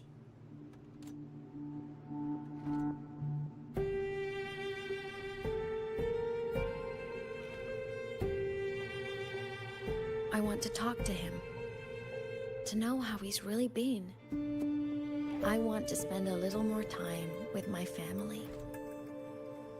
I was always afraid that when he finally discovered the truth about himself, he'd feel so alone. But it's all right now. He told me about his journey after losing his memories. It was meaningful. Is there like 5 layers of irony?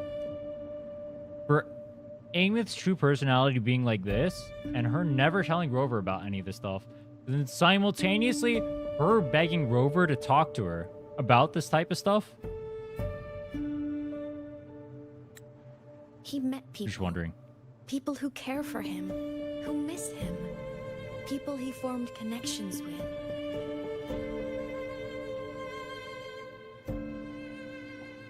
So even knowing the truth about his homeland now, he won't be alone. He has a reason to keep living. That's enough for me. Now I can finally let go.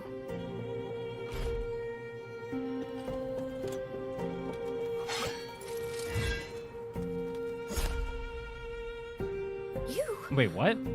How? Aemeath, don't you dare decide this by yourself!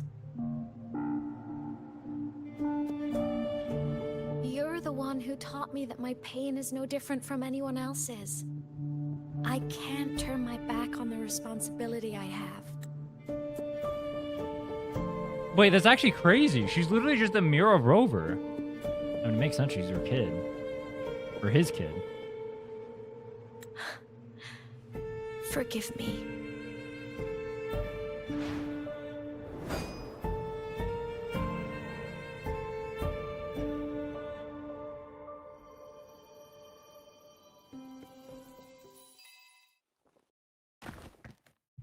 Wait, Rover's gonna see what his...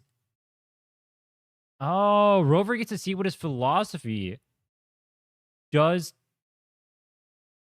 He gets to see his philosophy and what he did through his own kid, lived out to his through his own kid, doing the same exact thing back to him. And he's not gonna like it very much. Oh.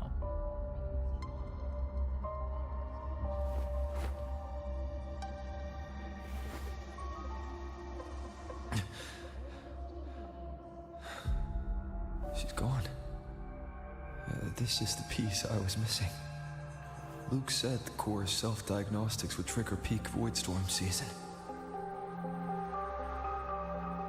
She knew. When she returned to the core, she already knew. She's been waiting for this moment. Waiting to travel back in time. The lake in the Frostlands. The void matter is densest at its depths. If I'm lucky, I can find a way into void space from there. I can still catch up to her. I have to move now. But we can't actually swim through the void storm, like...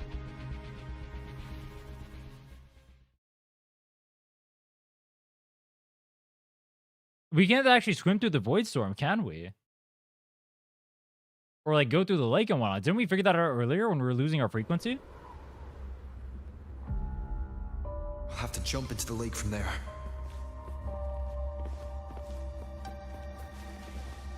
Why would we be able to live through this now? Wasn't this already dangerous for us before?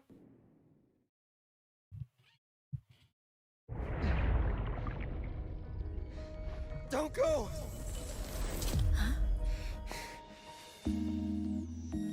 This can't be the only way. It is. The void matter can't hurt me.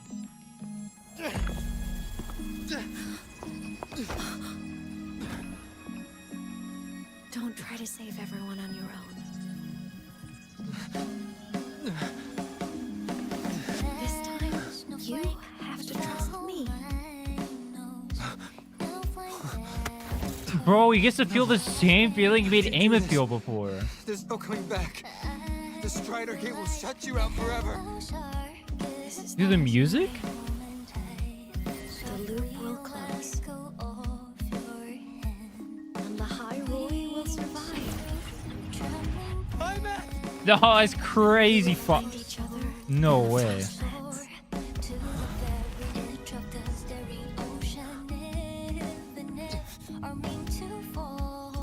All right, Curl Games, don't bitch out right now. Don't bitch out right now. I need you to not bitch. Do not bitch out right now.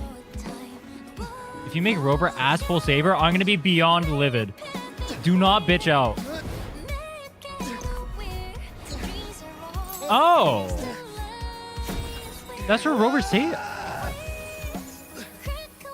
Oh.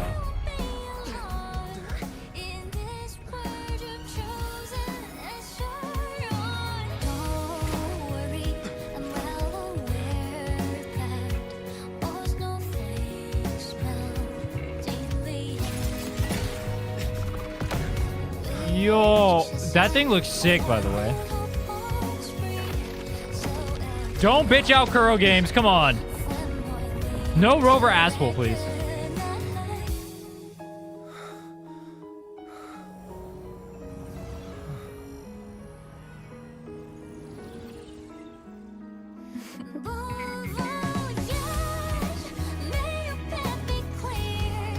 This is one last boop.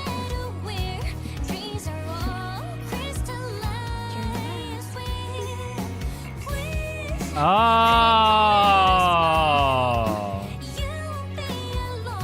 I hope to make you proud. Oh. I haven't let you down.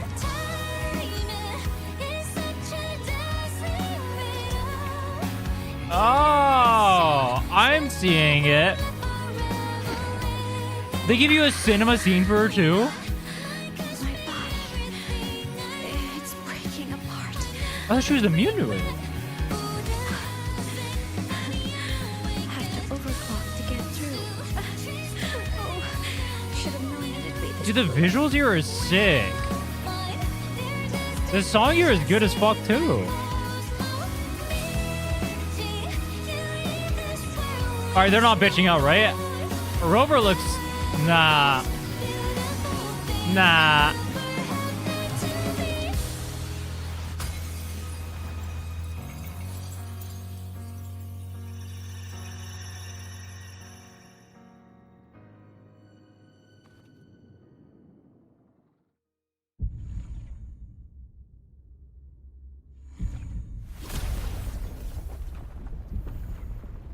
Huh?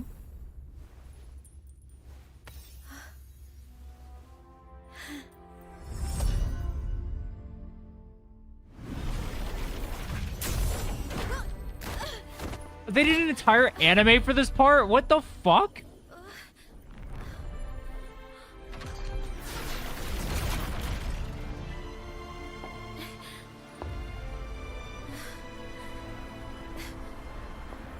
Bro, there's no shot.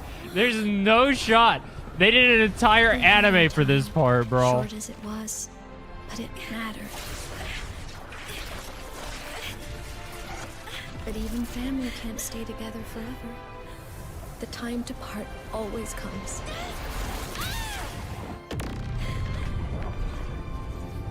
That art is crazy, bro.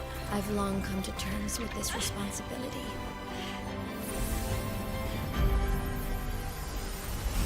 I don't regret a thing. Yo.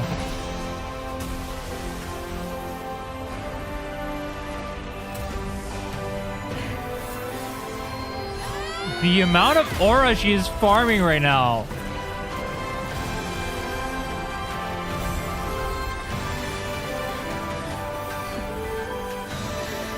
I thought they spent their whole budget on everything else already. What the fuck? But still. What the fuck, bro? Wish I didn't have to leave you.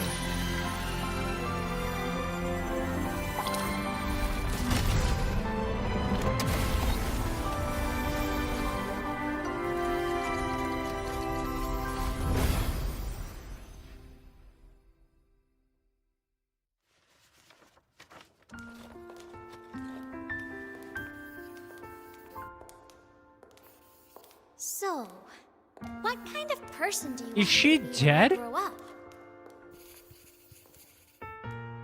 A teacher? No shot she's dead. A scientist? A singer? Which should I choose? What the fuck? Maybe a model? Oh, a pastry chef? Oh, what about an animal caretaker?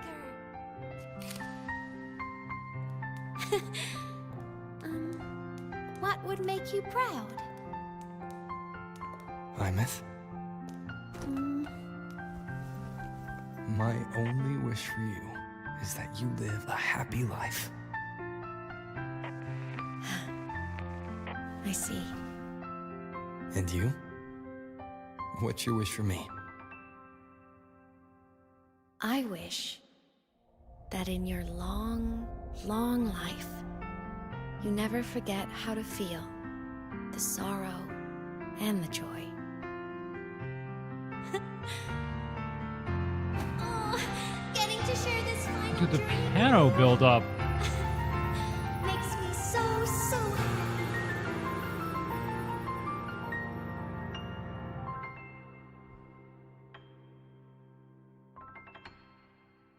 No shot she's actually dead. There's no way they killed her off. There's no way. There's no way they killed her off. I refuse to believe for a fucking sec. I refuse to believe for even a millisecond they killed her off. No way they killed her off.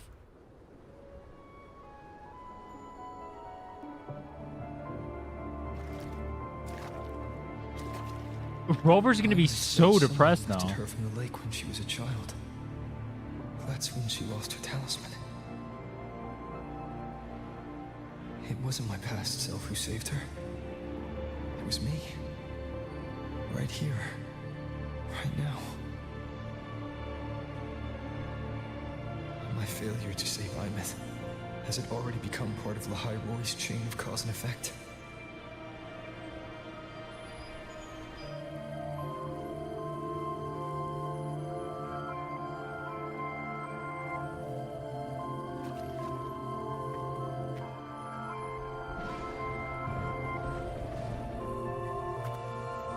You guys hear the eeriness coming out of the song? I can't give up here.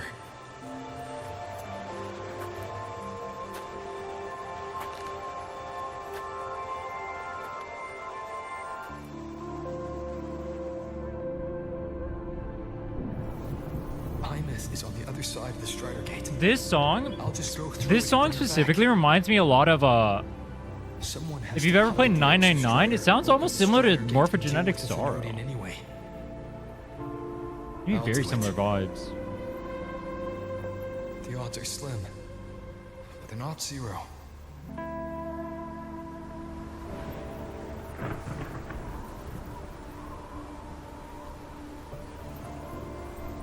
This game would be so peak. Aemeath stayed dead. And her sacrifice was as is. This game will be so peak. I'm begging you, Kuro, please do not Aspel right now. Please do not Aspel.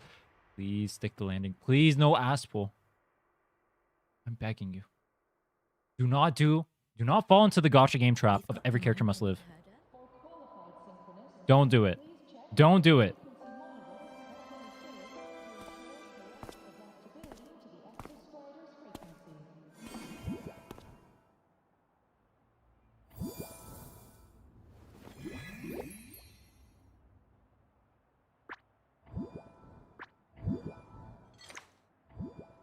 What are the Solacekins? It touched the talisman, then ran away. Is it trying to lead me somewhere? Like, I know what they are, but like, what are they? That direction. It's the Synchroling training grounds. What's wrong? The simulation pod won't open? Seems so. It bugged out with an emergency error and just locked down. Maintenance is on the way. But it's showing it's occupied. Class just started. No one could have gotten in yet.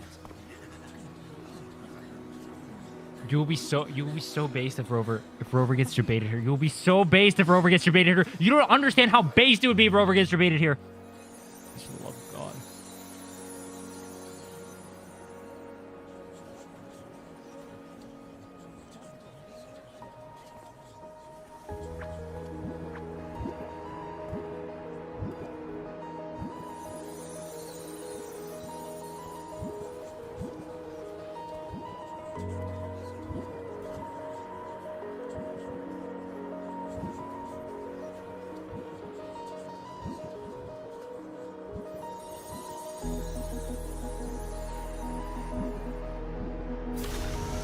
God damn it! Kuro Games, you motherfuckers! No. No.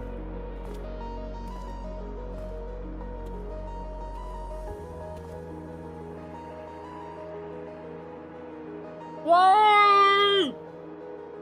Why? Why does every... No way, bro. They had the perfect setup for it. There's no way. Why do that? Wait, why do that? It was literally perfect. Aemeath?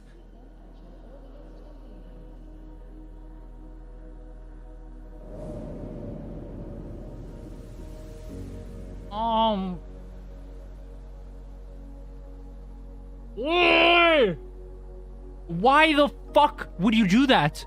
Why would you do that? Why would you make her come back?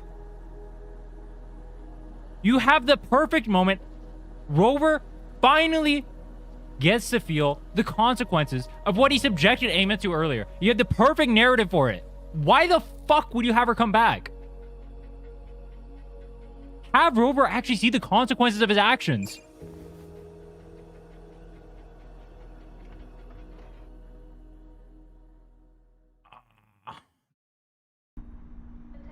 train for Star Torch Academy and the Frostlands will be departing soon. All passengers, please take your seats and fasten your seatbelts. Void storm hazard level at transit stop low.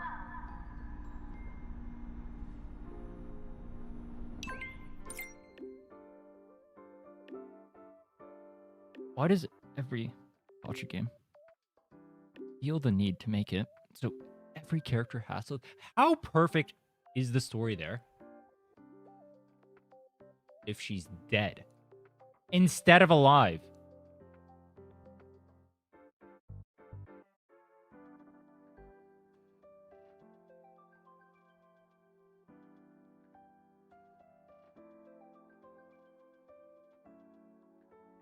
Aemeath isn't exactly human, nor is she a reverberation. She's closer to an exoswarm with the only a trace of original frequency remaining. As your friend, I wouldn't suggest you think of her as the girl you knew. It would cause unnecessary pain.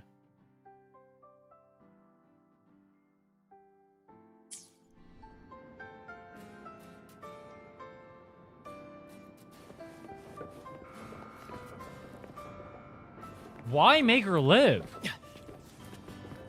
Why make her live? It was literally perfect. I was about to glaze the actual shit out of the story.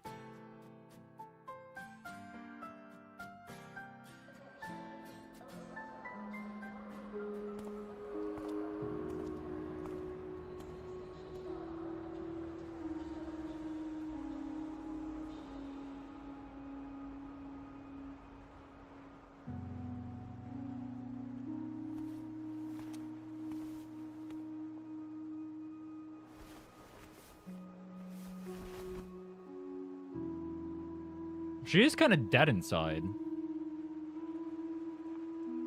This is her paper plane.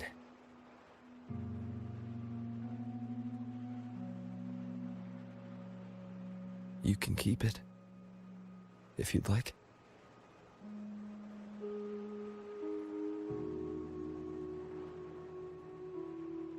I know you're not Aemeath.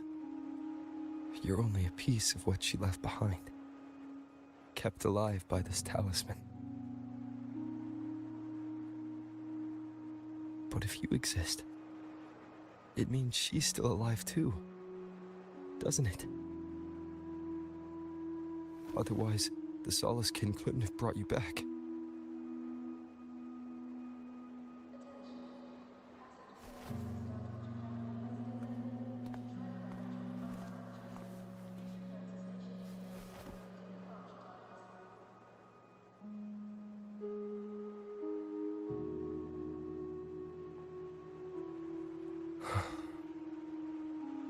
So, it wasn't for nothing.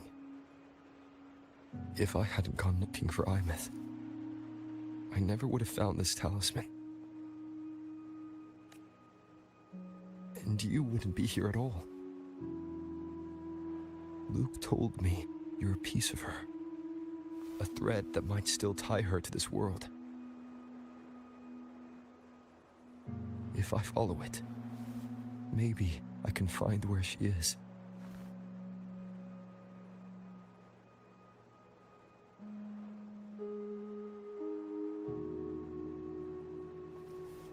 You might have only said that to comfort me.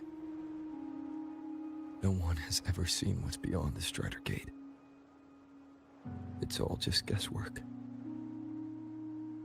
How long has it been for her since she was pulled into that chaos? Is she still alive? And if she is, how much longer can she hold on?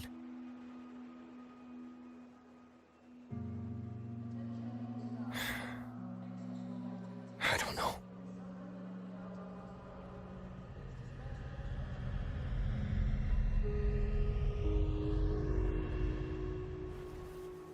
But I will hold on to hope. Because the world she saved is so full of it. So peaceful. And so beautiful.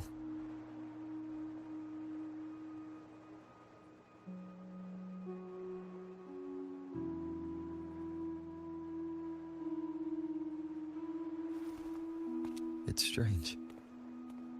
Seeing Aemeath so quiet like this.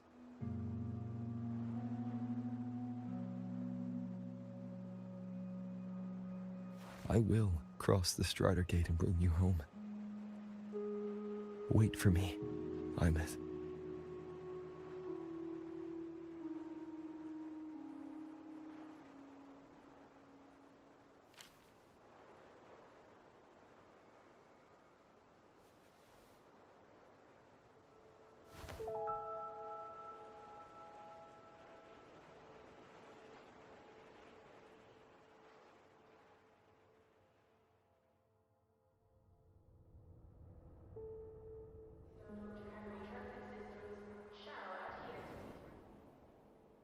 Don't be sad.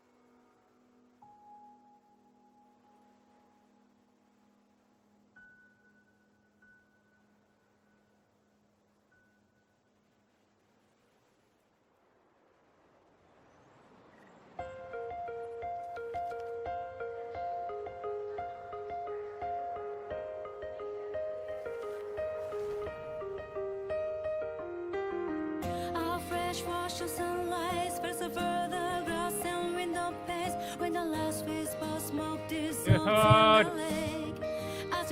Fuck. Fuck.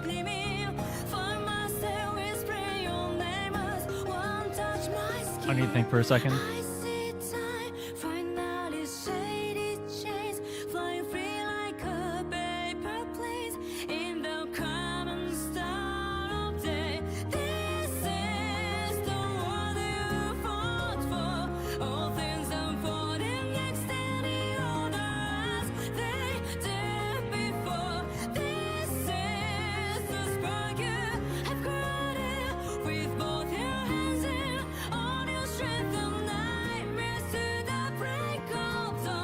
Alright, I have like 50 thoughts after that.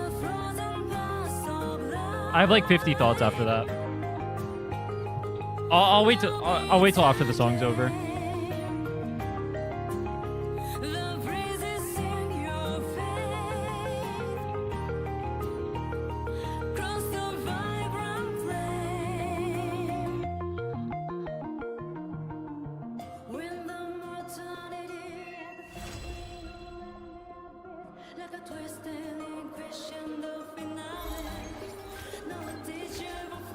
So, let me talk about the ending first specifically, and then I'll talk about the rest of it.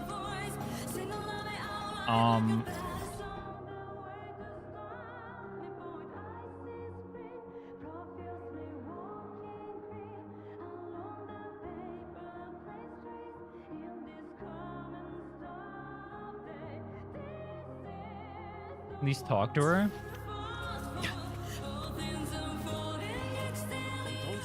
I was literally...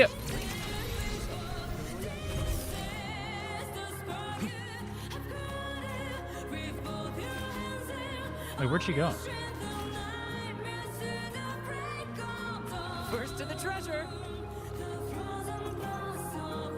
Where'd she go? Ordinary academy support staff.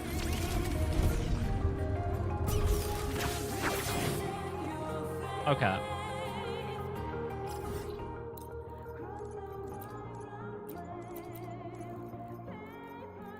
Let's go to the cabin. Do I have a portrait of the cabin? She went to get milk. She copied her over. I see.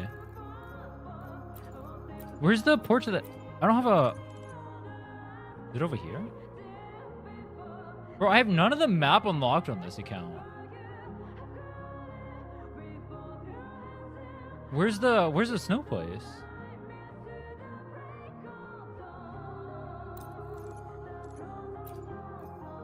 There we go.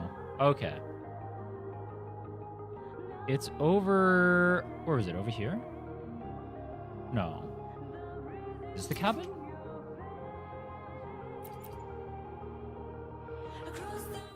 Okay.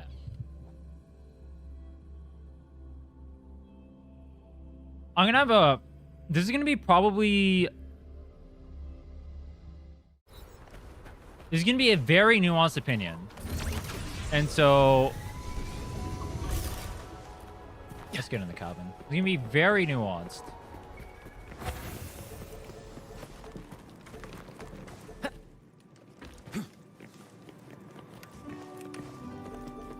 So those who do not have an IQ above room temperature, please step aside. We're gonna get into nuance here. We'll be right next to the rover doll.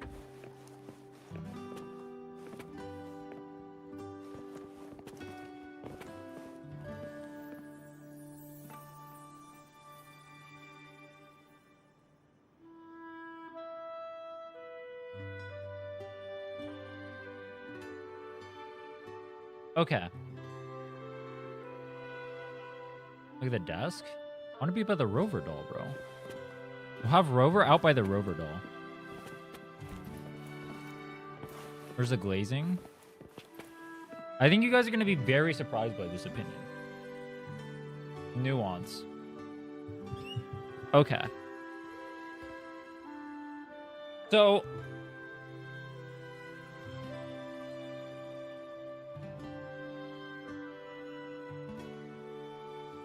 How do I want to word this? I have like 50 thoughts right now. Should I just scatterbrain them? It'd be easier on me if I just scatterbrain them. It'll be easier on me if I scatterbrain them. This is a testament to my connection with the world around me. And it's very much my companion now. Yeah, I'm just going to scatterbrain and fuck it. All right. We just finished the 3.1 story. I'm just going to scatterbrain my thoughts. I have like 50,000 thoughts after having watched that. I went on like an emotional roller coaster of when I first started playing the quest, it felt overglazed at the start of it, right? But that was the build-up. Then we got to around like the halfway point. And once you get to the halfway point, that's where the quest like picks up and started becoming with the world around me. Really? And it's very much really my companion. All right, hold on. I'm just gonna before I continue, let me ban a dipshit. All right, there we go. There we go. Nice and banned. Okay. Scatterbrain on a notepad? That's a good idea, actually. Let me do that. Let me do that. Okay. So let's talk about the story. So, story kind of went like this. Or maybe pain would be better for this. The start of the story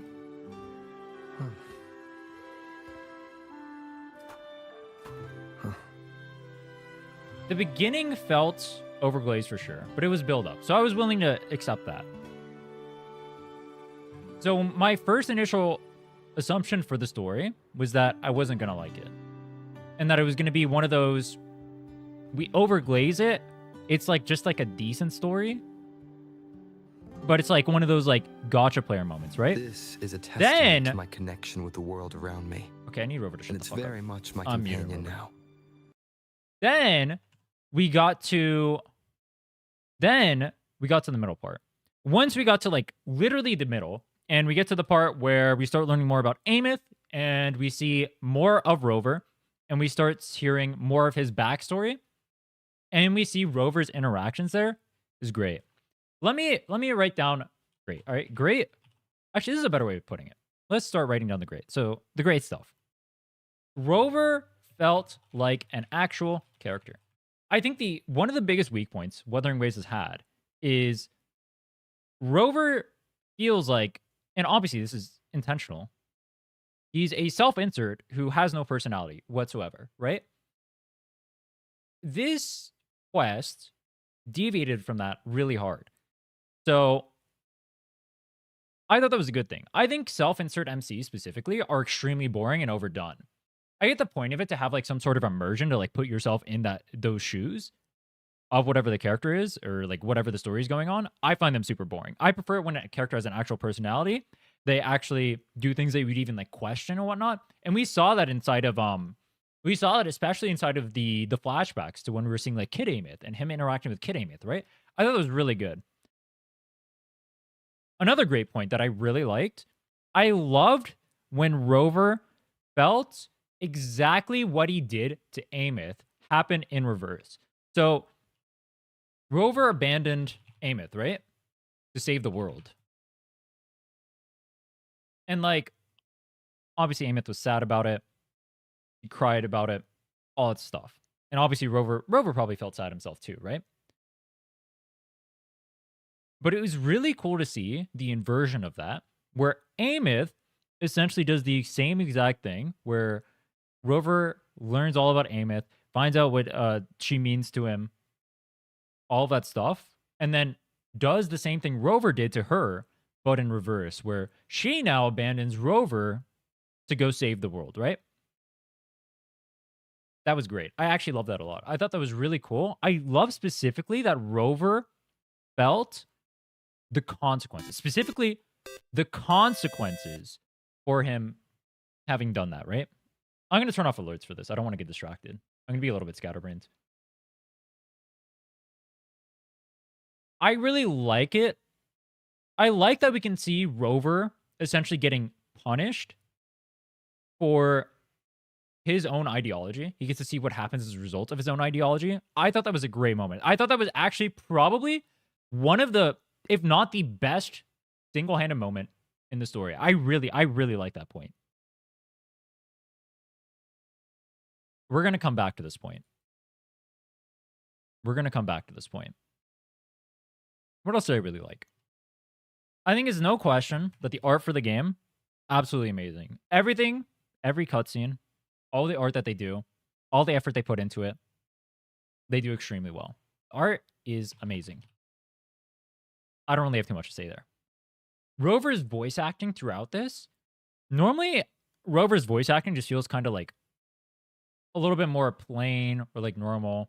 But we actually got to see like moments where Rover was having more emotion shown. You could even hear it in his voice during certain specific parts. Like, what was that one part where he was like, he was talking about his experience, or like he was talking about like his hometown, right? Like Aemeath wanted to like learn about his homeland and like why he was like sad and all that stuff, and was like pressuring him about that, right? As a kid.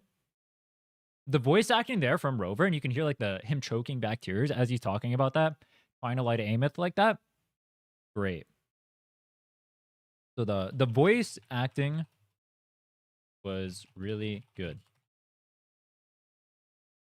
Banger.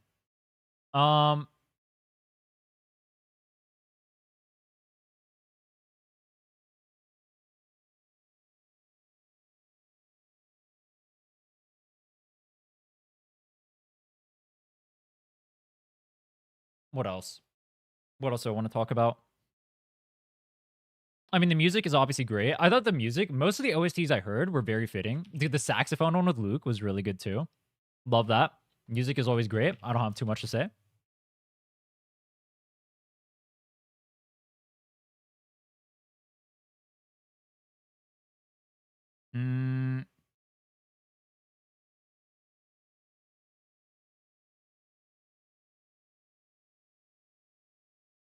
What else I want to talk about?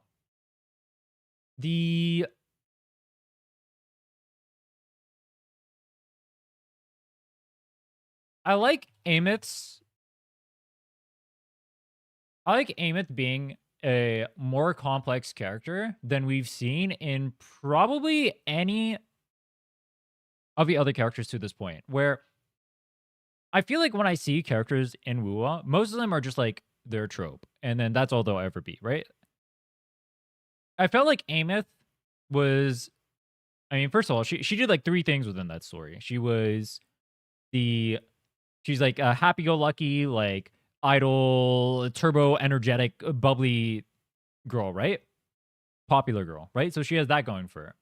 Then you also saw her and like you also get to dive into her personality as a child and see exactly why she formed into that. That was interesting. Technically, that's not deviating away from her personality, but you got to see the inner version of Aemeath, which is her without the mask, that has her talking about what her actual feelings are, how the things that Rover did to her ended up like manifesting in reality, her actual thoughts on that. And one thing I thought that was really interesting from that was that Aemeath specifically does the thing that she complains about Rover doing, which I thought was really cool. I don't know if it was intentional or not, but one thing Aemeath did was intentionally withhold information from Rover or not tell Rover about certain aspects about herself or about whatever she's thinking or about whatever she's going through, right?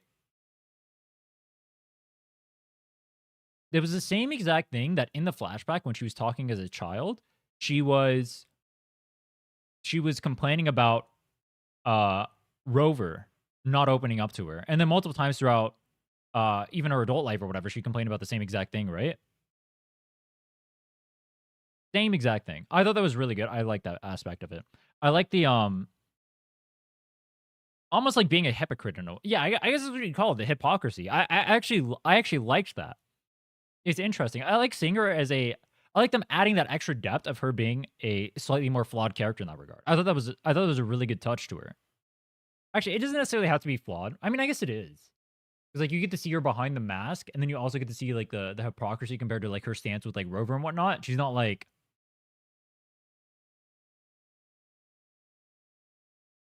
what's the word? There's a specific word for it. I don't know exactly what the word is.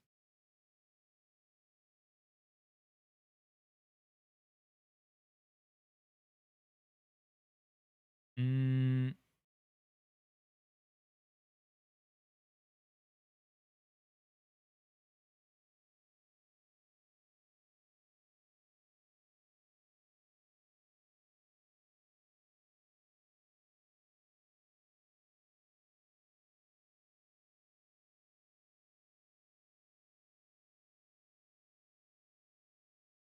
Saying Wuwa characters are a trope is crazy.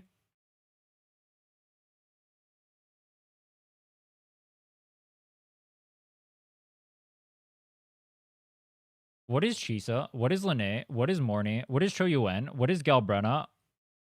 What is Yuno? What is Augusta? What is Lupa? What is Chicona? What is Zani? What is Brant? What is Phoebe? What is Rochia? What is Carlotta? What is... Actually, Camellia wouldn't even, if you played her story quest.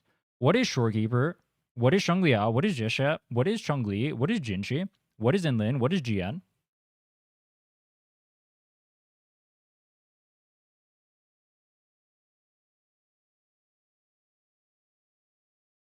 I'll wait. I won't actually wait.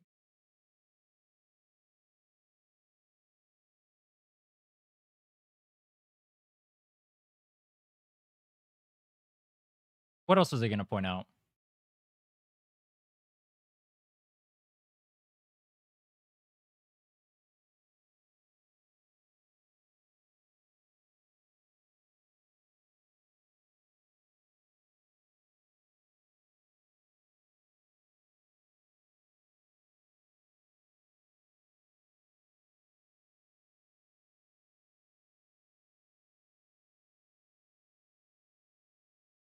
Pacing?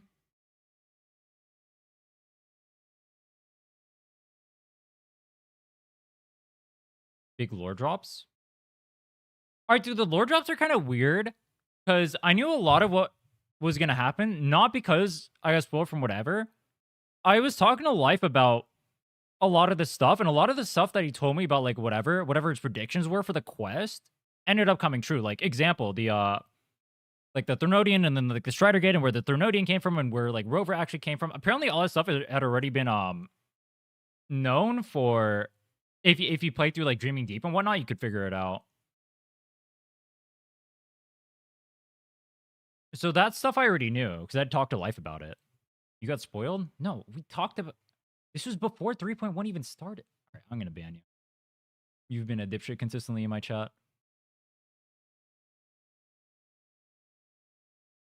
This was before 3.1 even came out, by the way. But no, that's not a spoiler.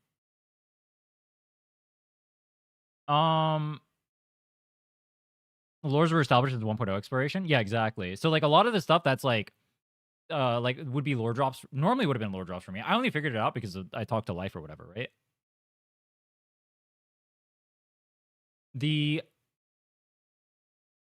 If I didn't do that, then this would have been like major lore drops for me. So most of the lore drops weren't actually like lore drops for me.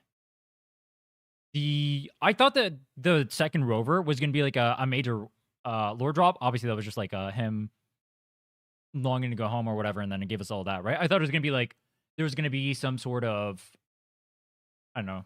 I think like a rover army thing there could have been cool, but I'm not upset that they didn't do that. But that could have been sick. That could have I thought that's where they were going with that.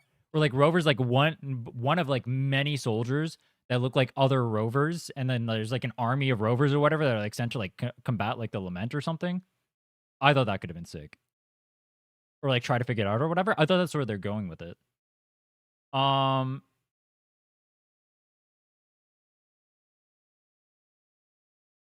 loop. I feel like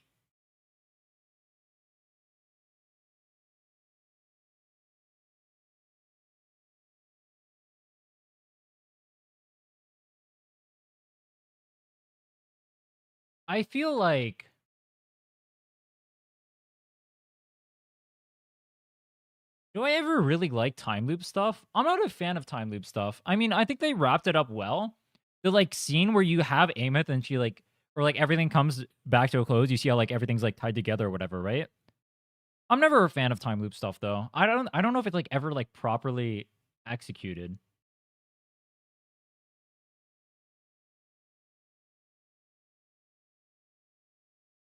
I don't know if it's like cool to see the stuff that it's cool to see the stuff that you saw happen and like the explanations and whatnot for it.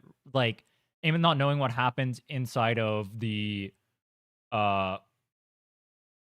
void because that was future Aemeath actually that ended up saving you and whatnot and booping you and all that stuff, right? That was actually future Aemeath, but you're talking to like current, like kind of present time Aemeath in a way. So she wasn't aware of that it actually happened yet, and then you see that end up happening in the future, even though it's like a callback to the start of 3.0. I mean, that's cool. Stuff like that is okay. Like those parts are fine, but I don't know if I'm ever like a. Have you watched Steins Gate? I have. But I've rewatched Steins Gate used to be really good to me when I was a kid. I rewatched it and I did not like it that much. It was like okay.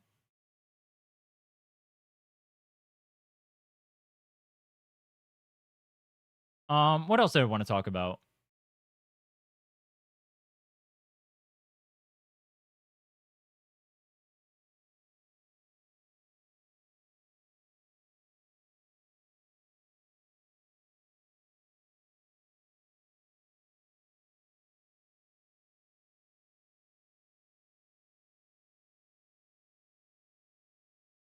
Boss fights?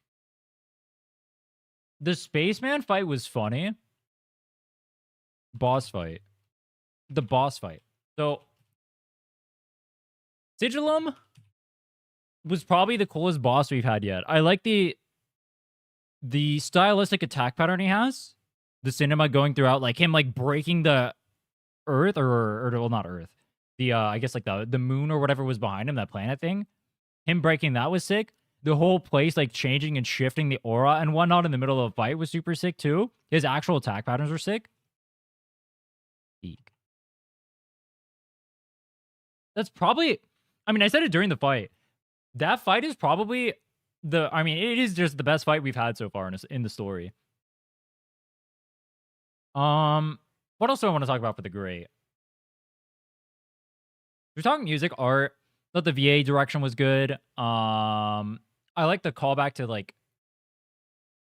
I like the story with Aemeath and Rover. The parallels there, specifically Rover finally feeling part of the consequences of his actions. What else?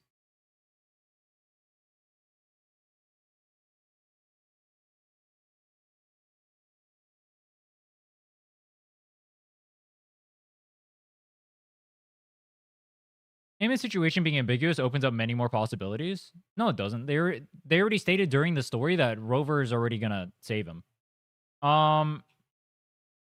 That's literally the very last line you hear in the story.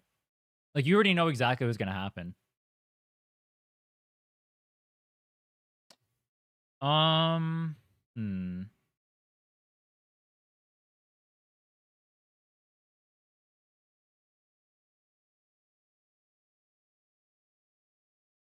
You don't know the how? Well, what he's implying is that the fact that she came back, we're not talking about the how. They're implying that the fact that she came back, like, we have no idea what's gonna happen. What if, like, Aemeath doesn't actually get saved, but she's getting saved, period. That's happening. We all know it. The second she came back, we all knew it was gonna happen. That's the problem I have. But I'm trying to think, before I get into the bad, I don't even have that many bad points for it. There's only, like, 2 bad things I was gonna say for the patch. Because I was actually gonna glaze the shit out of it, but that ending actually just, like, it literally killed my vibe. What else did I want to talk about that I liked, though? Hmm.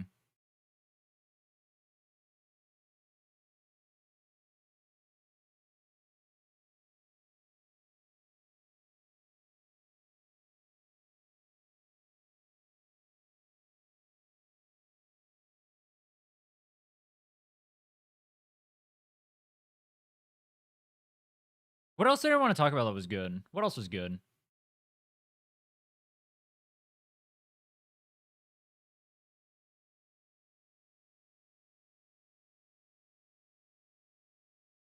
The Mindscape part? We already talked about, like, Aemeath and, like, her, the mask and all that stuff. We did talk about the Mindscape part. Like, her and then hearing her actual feelings. That was mainly during, like, when we were talking about Aemeath and, like, her, like, hypocritical personality. And I thought that was cool. I like that. Hmm.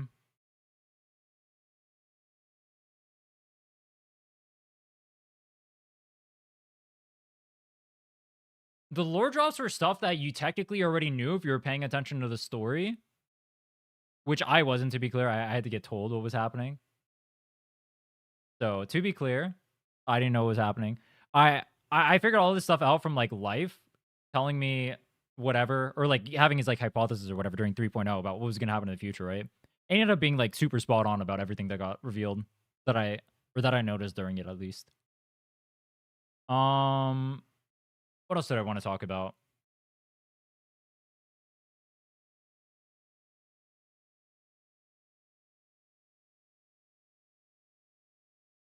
Most people wouldn't know lore from 1.0. Yeah, exactly. So, like, one of the things Life was actually talking about was that both 2.0 and I guess in a way now 3.0, that kind of stuff, are them introducing a lot of, like, the lore tidbits that you learn inside of 1.0 that I myself also didn't know until I talked to him, and then learn, what the fuck is that?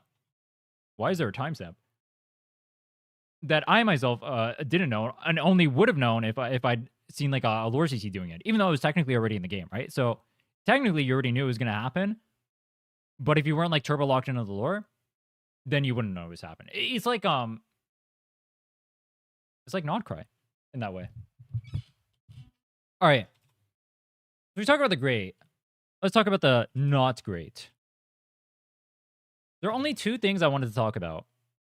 One was the beginning. I thought the beginning was slow. It's not a... Beginning was slow. It's not a major point of contention I had with it. But as I mentioned, like, when I was playing, like, the first half of it, I felt like it was a little bit... I thought the story was going to be overglazed based off what other people's reception to it was. Because I was playing through it, and I was like, this is, like, okay. And, like, the art is cool, and, like, the music is cool, but not really much is happening, right? So slow beginning. But they were, like, building up to stuff, so I get it. That's why it's fine. I'm fine with the slow beginning. I'm fine with playing out throughout the whole thing and seeing exactly what it leads to. I'm fine with that. I don't really have too many problems with it, but it was slow. There's also, like, some parts in there that I felt like could have been cut out. Like, an example was they already showed Aemeath and, like, talked about Aemeath's, like, past and, like, how she felt about Rover or whatever, right? And then they repeated that I think 3 different times with her as a kid. They did it. Most specifically, I noticed it because it was right after I got super pissed at the next part we're going to talk about. But I noticed it specifically right there because it, like, killed the pacing of me going to find out the next part where they did the callback to her and her feelings and how she felt with like Rover and like him like leaving and all that stuff, right? But she'd already said that like 3 times exactly how she felt, so that felt like redundant to me at that point. The biggest thing I wanted to talk about, and the part that actually legitimately pissed me off, I was ready to turbo glaze the fuck out of the story. And I'll talk about what I rate the story and my overall thoughts right after this. Aemeath coming back. I thought the reason why I thought Aemeath being dead was such a good point was because it ties into this, where Rover abandoned Aemeath to save the world, right? He left Aemeath at home, alone, on her own, feeling confused and conflicted and all that stuff, right? I thought it was a great parallel for them to show exactly what Rover did to Aemeath, but in reverse. That would have been so great.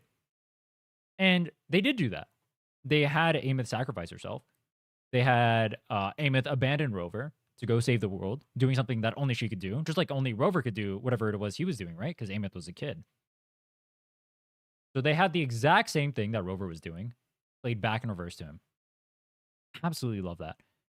Why take away from that sacrifice? Why take away from exactly that feeling right there? Why take away from everything that Aemeath built up to that point? To have her come back. Not only come back,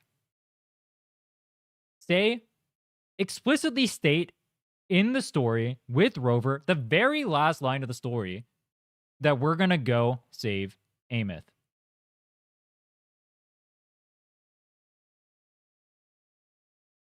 That is crazy to me. They had the perfect layup. I was saying it the entire time that we saw the Aemeath thing. As long as they don't bring her back,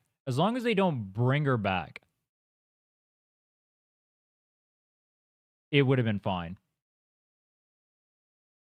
Didn't take away from me. She's considered dead by all means. You say that, but Rover explicitly states that his goal is going to be to save Aemeath. So you know this is how this is going in a gacha game.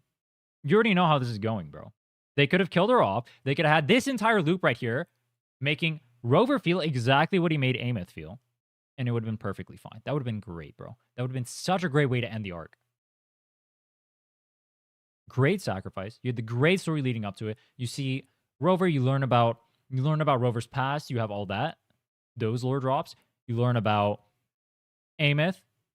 You find out how Aemeath came to be. You find out every part of her personality, every aspect of her being ties back into her childhood where she met with Rover.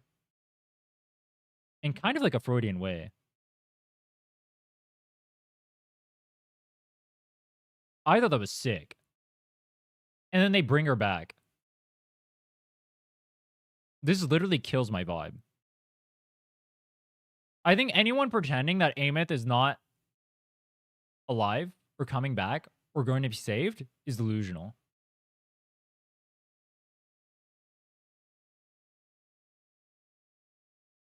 I don't even know why that's like a talking point. I don't know why people are pretending that she's not coming back. They explicitly state in the story that's going to be the goal of whatever you're going for. They're explicitly stating that Aemeath is coming back. Rover has exactly stated that opinion. Not opinion. Why did I say opinion? Rover has stated his goal is to bring Aemeath back, right? She's just coming back. We don't have to pretend, all right? We don't have to pretend to ourselves that, like, oh, she's going to be here as, like, the little vegetable that could or whatever, right? All right, this isn't VeggieTales, bro. This isn't fucking VeggieTales with Aemeath out here. We're not going to have her LARPing around as a doll. We already saw her with, like, some, like, moments, some, like, flickers of hope already, right? We have her, like, reaching out and, like, doing, like, the boop or whatever to Rover, right? You already know what's going to happen. Why kill everything you built up here, though? Why kill all of this with that one move? This is stupid. Why would you kill all of this with this one move?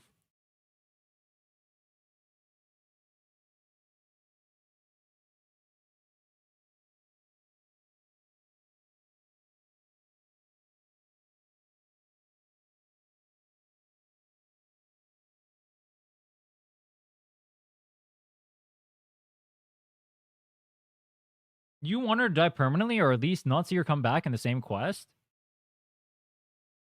Even her not coming back on the same quest would have been better. But the problem is, like, even if she doesn't come back, I'll give you an example. Didn't Columbina, like... Not gonna say that. Not gonna say that. Not because bringing up Genshin, but because spoilers. Not gonna spoil. Too recent. What was I gonna say? I'll give you an example. A character, even if the character, like, dies or whatever, right? Most people are probably going to speculate, especially in these gacha games, that they're probably going to come back to life in a later patch, right? Have you ever seen... I'm trying to think of examples at the top of my head right now. Because we've had instances of characters dying or whatever. Frolova. They literally did this exactly with Frolova. They did this exactly with Frolova. Where Frolova was dead, right? You guys remember? Everyone was like, oh, Frolova's dead, right? Even though it explicitly states that you can still see her frequency, or you can still feel her frequency, right? Like her vibrations or whatever the fuck are still going when you go to her sphere. Wasn't Frolova immortal? Exactly. That's what I mean. But people were still considering her dead. She's not actually dead. She was never actually dead. But then she came back to life or whatever, right? I guess you could say this is a slightly different version of that. Because Frolova, in theory, should be immortal. At least according to how her thingy works. But most of the community was really stupid about that. Where they considered Frolova dead.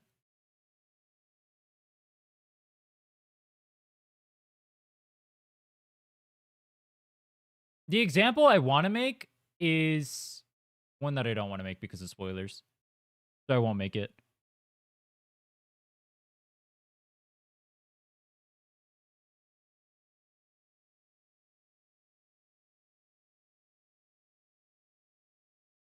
What's a good example? I'm trying to think of one without spoilers, without recent spoilers.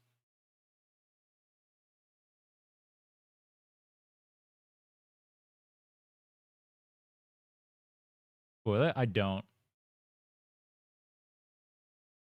want to spoil it. You guys can comprehend with a hypothetical though. All right.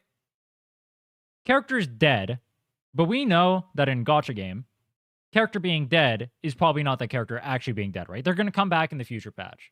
That's not a good thing.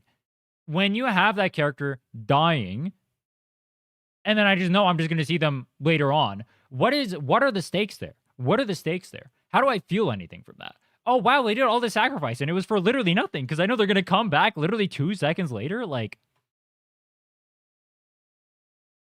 all right, I need people to calm down in the chat. There's some very, very big weirdos right now. Calm down. I don't want to have to start banning. What made you expect Aemeath being dead? The entire motif of her leading up talking about wanting to sacrifice herself. That entire time where she's talking about wanting to sacrifice herself, she's talking about wanting to be the hero, wanting to be the one who saves everyone this time. I didn't think she was going to die either, which is why I was so impressed when they actually almost went through with it. Then they brought her back in the pod. Like, if you watch my reaction during it, literally, I was like, wow, they actually went through with that. That would have been so unbelievably peak. That would have been so unbelievably peak.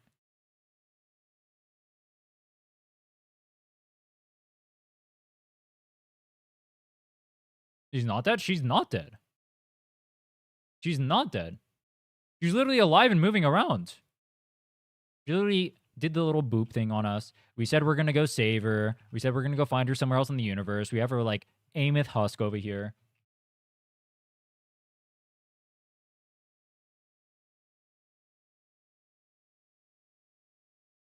It's a copy of her. And what did they state in the story?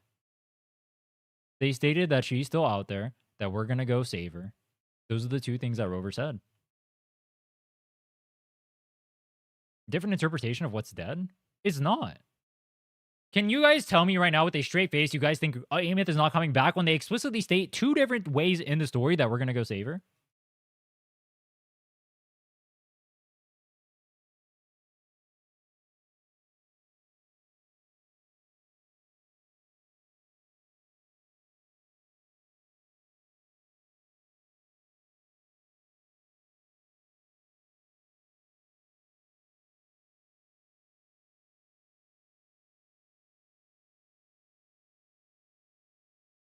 Didn't the Aemeath sacrifice temporary? I don't think it was supposed to be.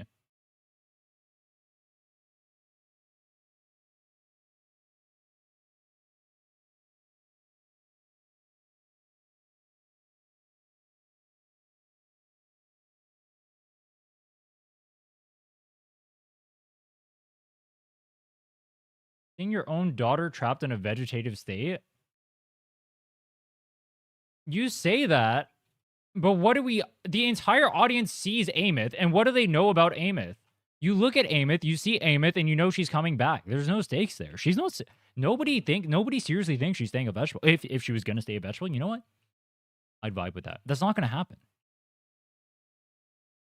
If you keep her as a vegetable there the whole time, that could be okay. That could be an okay way of handling the story. It's not going to happen. Nobody seriously thinks it's going to happen. I'll bet you $100 right now. We can bet it. We can bet money, bro. None of you will put money to it because we all know that's not going to happen. We all know that's not going to happen. You know that she's alive. You know she's coming back. You know that she's not going to stay as a vegetable. You know none of this is going to... You know she's coming back. I'll bet you money. I will bet you money. If you legitimately think she's not coming back, I will bet you money.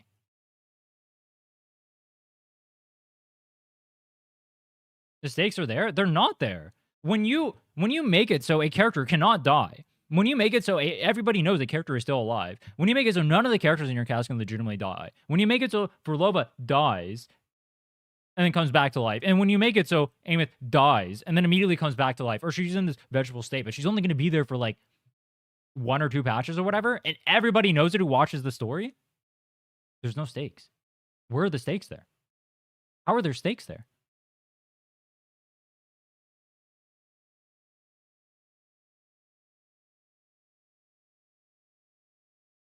When the right man would leave someone they cared about in the state if they had the power to save them, they could just write the story so he doesn't have the power to save her. So she's stuck like that as a consequence of her sacrificing herself.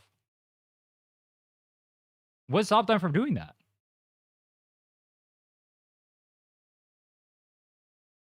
Nothing?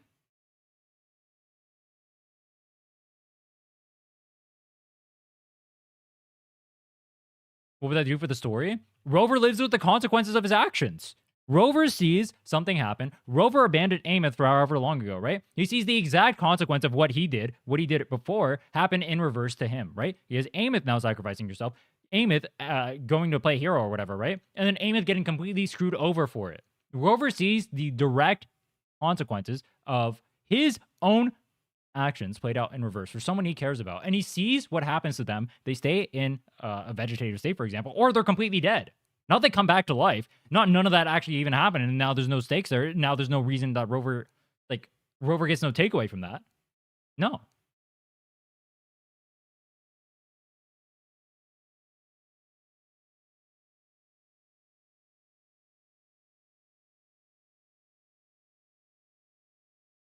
The critique is still hypotheticals. What? What? I feel like I'm being rage baited, bro. We have this conversation at every patch? Because they fumbled the one thing I wanted them not to. Stop fumbling it.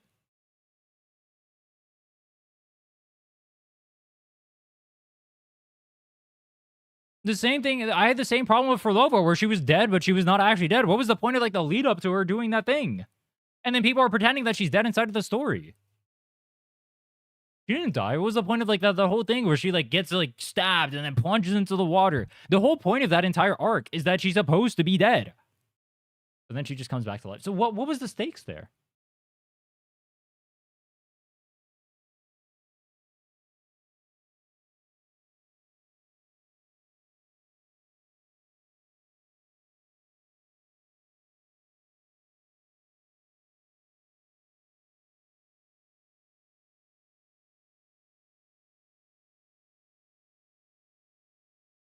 The emotional rupture between her and Rover. And what makes for a better emotional rupture? Not, oh, we're going to save her and we're going to have her back. No. What makes for a better emotional rupture, what makes for that better emotional tying moment is him having to deal with her being dead permanently. Him having to deal with her being in a vegetative state permanently. They'll never do that, obviously. But then why even, like, imply that it's going to happen? Or why even pretend it's going to happen? It's so... It actually pisses... Like, if you don't want to do that with the story, and you don't want to kill off a character, that's fine. There's nothing wrong with that, all right?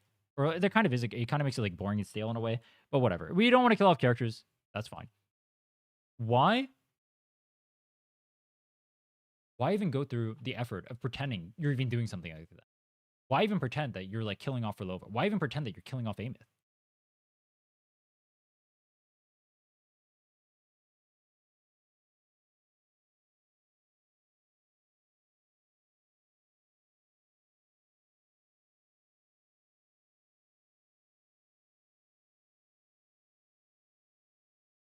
Hyper Grifter's easy with glazes if it was Enfield LOL. Didn't I say that the Enfield story was not good? Didn't I literally say that? Oh, that was me. I did say that. That was me that said that. Wow, that's crazy, bro. How delusional are we? All right, dude. I'm done dealing with rage baiters. I'm done dealing with rage baiters. I think stories are like a good media literacy test. And it makes me realize that gacha players have really bad media literacy.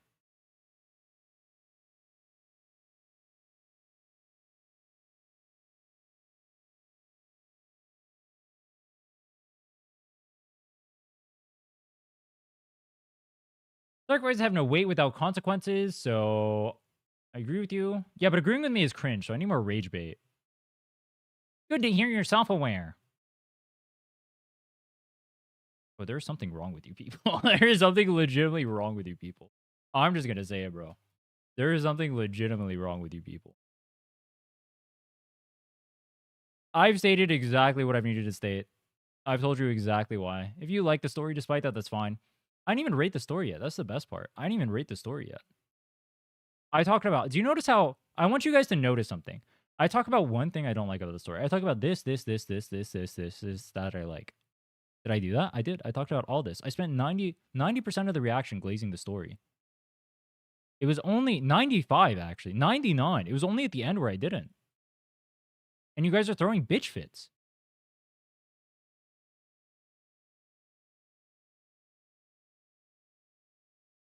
You guys realize how crazy that is?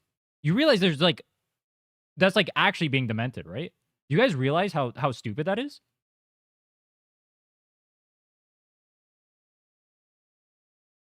I levied one criticism to the story. And you guys are throwing bitch fits. That is crazy. That is fucking crazy. You guys are legitimately brain rotted. I want you to know that. You guys are legitimately brain rotted. There's actually some... I mean this. I want you to look me in the eyes as I say this. There is something wrong with you. There is something actually wrong with you. If I go through list here of what I thought was good, and I spent the entire time talking about what was good, and I said, if you guys do this thing, I'm going to be angry. And then they did the thing, and then I got angry. And then you're mad about it. Because I have one thing that I said that was not good about the story. You're a fucking idiot. Look at me in the eyes. You are a fucking idiot. You're legitimately brain dead. Please do me a favor. Type in the chat right now. I'm just going to ban you. Your opinion is fine, but failing to engage with the story on his level is just disingenuous. All right, banned. Next. True. When I go on an entire rant talking about the entirety of everything that happened in the story, all like the philosophical implications of XYZ that happened, true, that's me failing to engage with the story. Genius. Genius, bro. You're smart. All right, who wants it? Who's next?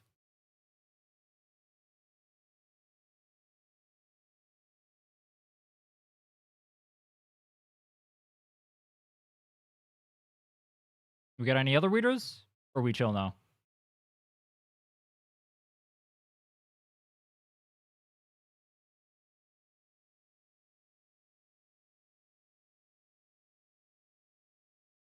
That's a crazy comic because his whole discussion, he was engaged with the story and it feels like pulling punches.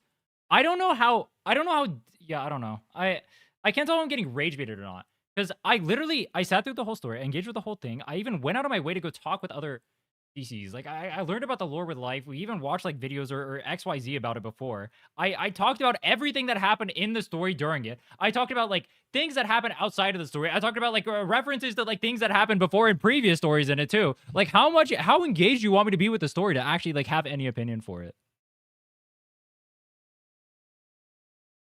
Alright, it's fine.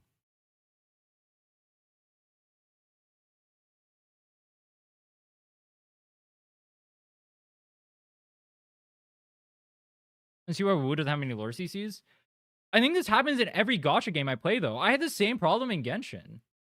When I did the Genshin story, where, like, I glazed, like, almost everything about it, but I think, what was it?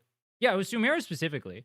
I glazed, like, most of it. I was like, oh, the boss fight was cool or whatever, right? It's not it. I was like, oh, the boss fight is cool, blah, blah, blah. The story was cool. I like the arcs. I like the characters. I had fun with the story. It was good.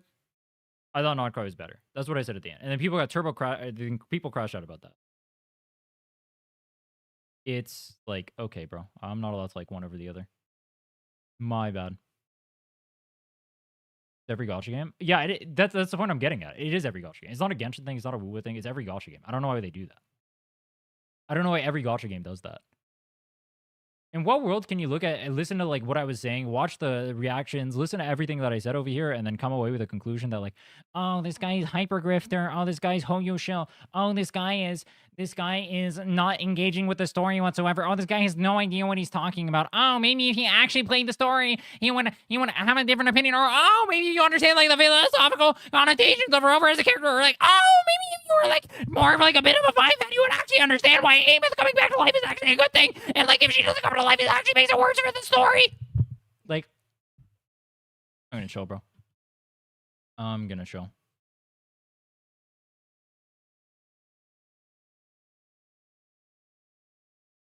Back to reality. Back to reality. I'm going to circle it back. TLDR plus rating. I thought I did spend 99% of the story enjoying it. It was only at the end that I really didn't enjoy it, right? The beginning was slow. It was a build-up. That's fine. I didn't mind that. I didn't mind it being a build-up, all right? There's nothing wrong with that. There's nothing wrong with it being a build-up, all right? Like, when I play Genshin or I play HSR or whatever, those are all build-ups too, right? That's fine. I thought the art was great. I think they're getting much better at showing characters. So, I thought Aemeath was probably the most interesting character they've written so far. Previously, I thought the most interesting character that they've written was either Galbrenna or Furlova. Not 100% sure. I like Aemeath simultaneously having like essentially like 3 different personalities within there, or like not just like, how should I put this? I like seeing an actual gacha character that ended up being a hypocrite in a way. I liked Rover specifically seeing the consequences of like actions taken out in the past and seeing how they have an effect on other people. And then, well, actually, he did see an effect that they had on other people, right? Because he saw how, or what they did to Aemeath, right? And how they shaped her as a person and what she wanted to do. Then he had to feel the pain of that from Aemeath killing herself. So I thought that was really great too. That was actually probably my favorite part. I thought that was a really, really good way of handling Rover. I liked the lore stuff I already knew because technically they were all lore drops from before. So the lore stuff I knew, like 99% of the implications from before. The art was great. Music was banger. The boss fight was peak. The ending with Aemeath coming back did kill my vibe. I have no idea why they would do that. It was literally peak cinema until that point. It was peak cinema, bro. I was going to glaze the fuck out of the story. I mean, it's... Alright, despite that, I'll say it. It was still a good story. I can accept a story for what it is. I just think this is a worse way of doing it. So I can accept a story for what it is. This is just a worse way of having it. It doesn't ruin the story just because she's back. That said, it does make it worse. I'd probably say, what would I give this for a rating?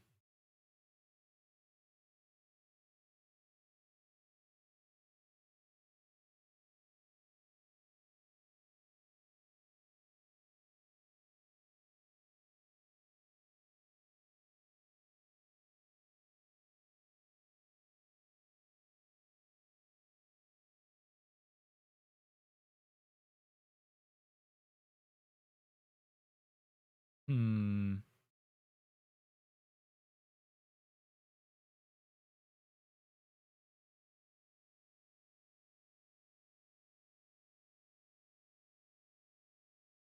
Hmm. Hmm.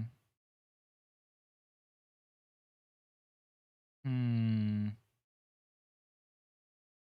I don't know. I'm gonna need to. I mean, I'll give a rating right now, but I'll probably revise it later as I think about the ending more. But for now, I'm either gonna give it a 7 or an 8. I'm not sure which. Because the ending did piss me off. Am I willing to let the ending go? If I rated it without the ending, keeping the ending in mind, I'd rate it an 8 out of 10. If I rated it without the ending. The ending alone docks an entire point for me. But if we're talking about the rest of the story, that's what I'll do. If we're talking about the rest of the story, I rate it an 8 out of 10. I think with the ending, I'd probably say it's a 7 out of 10. The ending really pissed me off. Only 1 point. I don't think I'm going to subtract the entirety of the story with like all the music and all that stuff and say it went down like 30,000 points just because the ending was like bad. I don't think that takes away from the rest of the journey of something. Because I still enjoyed the rest of it. Like before we got to the ending, I enjoyed like everything else that happened. So I think only 1 point for the ending is fair. You can go in the middle in a 7.5.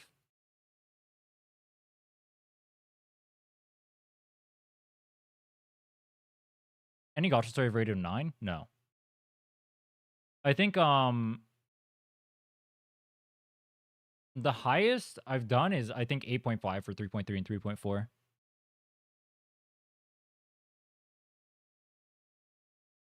HSR.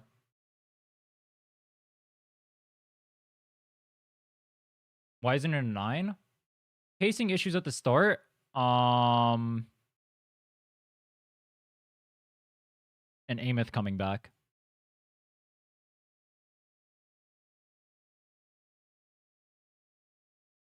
Who's Nodka rating? 8 out of 10. You've done 3.7? I haven't. The last one I did was 3.4. The last patch of Nodcry was an 8 out of 10. The ones before that, I'd probably rate a little bit lower, but the last patch of Nodcry was really good.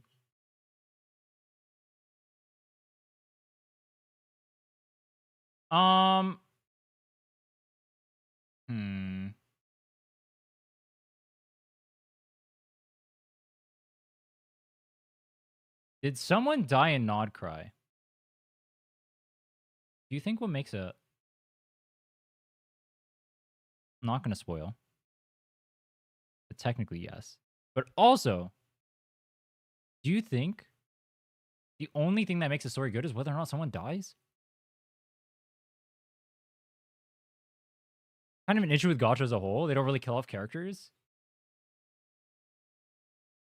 Yeah, and no. There are definitely gachas that do it, but yeah, a lot of the mainstream gachas aren't doing it as often, which is kind of cringe. I really wish they would do it more. I think it would make for a better story if they start killing off characters. I really think I would have said the story was like I would have said it was an 8 out of 10 if it was maybe even 8.5 out of 10. Maybe I'd even 8.5 out of 10.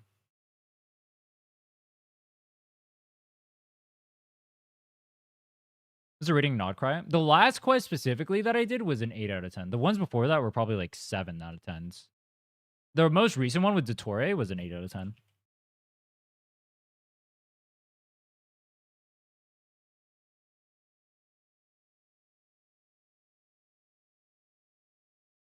You got backlash for it? For killing characters, they got backlash? That's crazy. My highest rated Wuwa story? This one. Those are the best story in Wuwa so far. Anything else I want to say before I go?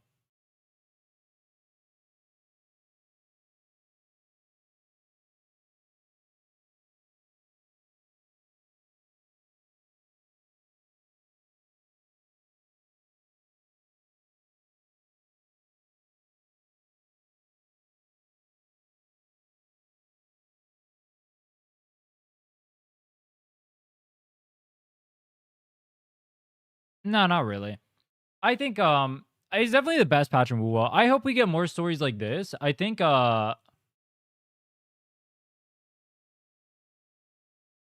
if we get more stories like this, I'd be happy. Despite not liking the ending, I still think the story as a whole was good.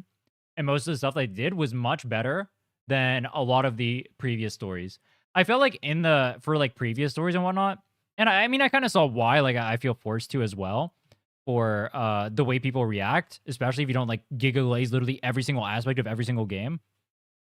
A lot of stories are like kind of overrated. But yeah, though this one was legitimately good. I think if they do more like these, I'll be very happy. If we go back to like 2.8s or like 3.0s, I will not be happy. So hopefully we get more of this. This is really well done. I like the characterization of Aemeath. I thought they did a really good job with Rover. I thought they did a great job with the voice acting. Art was obviously great. Art is always great. Music is always great. They never miss in those regards. It's usually like the characterization that's not good, and the actual like story itself is not good. Who's cared harder by presentation? Normally, I'd agree with you, but for this patch, I wouldn't agree with you. Even if it was like Genshin presentation, I think the story would still be good.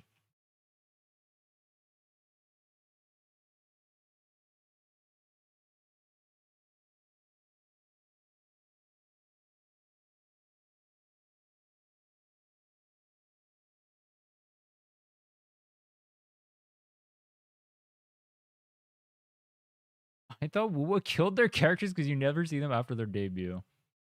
Crazy.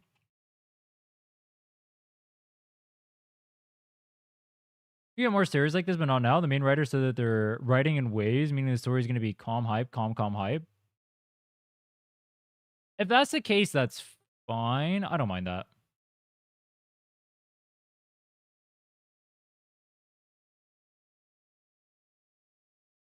Would you talk to other CCs about the story like you would in previous patches? I'll reach out to Life, and because Life wanted to talk to me about the story.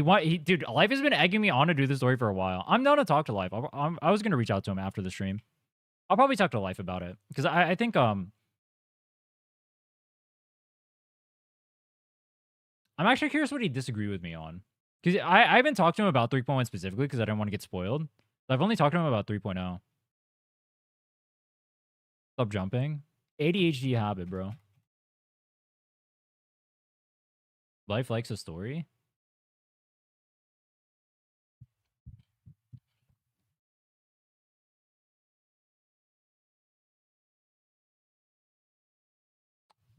I don't. All right, I have a serious question before I go.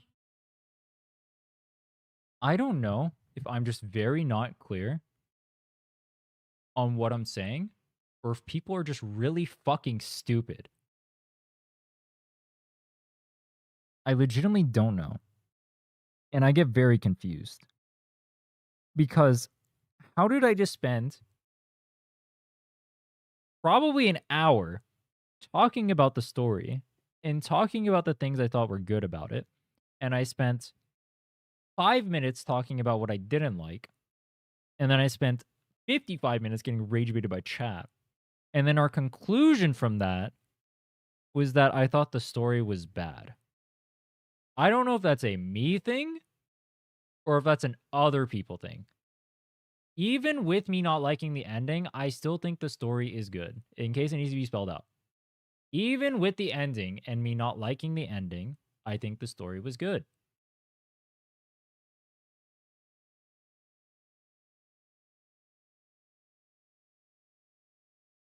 I get it now, you hate it. Bro. All right. I'm going to go. If you haven't already, Like, comment, subscribe. Hit the notification bell. All that banger stuff. Check out the YouTube. Tomorrow we'll be trying to clear staging on our Scuffed Ass account. I will hit up Life to do a discussion about the story. He was asking me to do one already, so we just need to figure out a time. I don't know if that'll be on stream or just like a video or something. Figure that out. HSR story when? Not 100% sure when I'm going to do the HSR story. Not 100% sure, but I'm looking forward to it.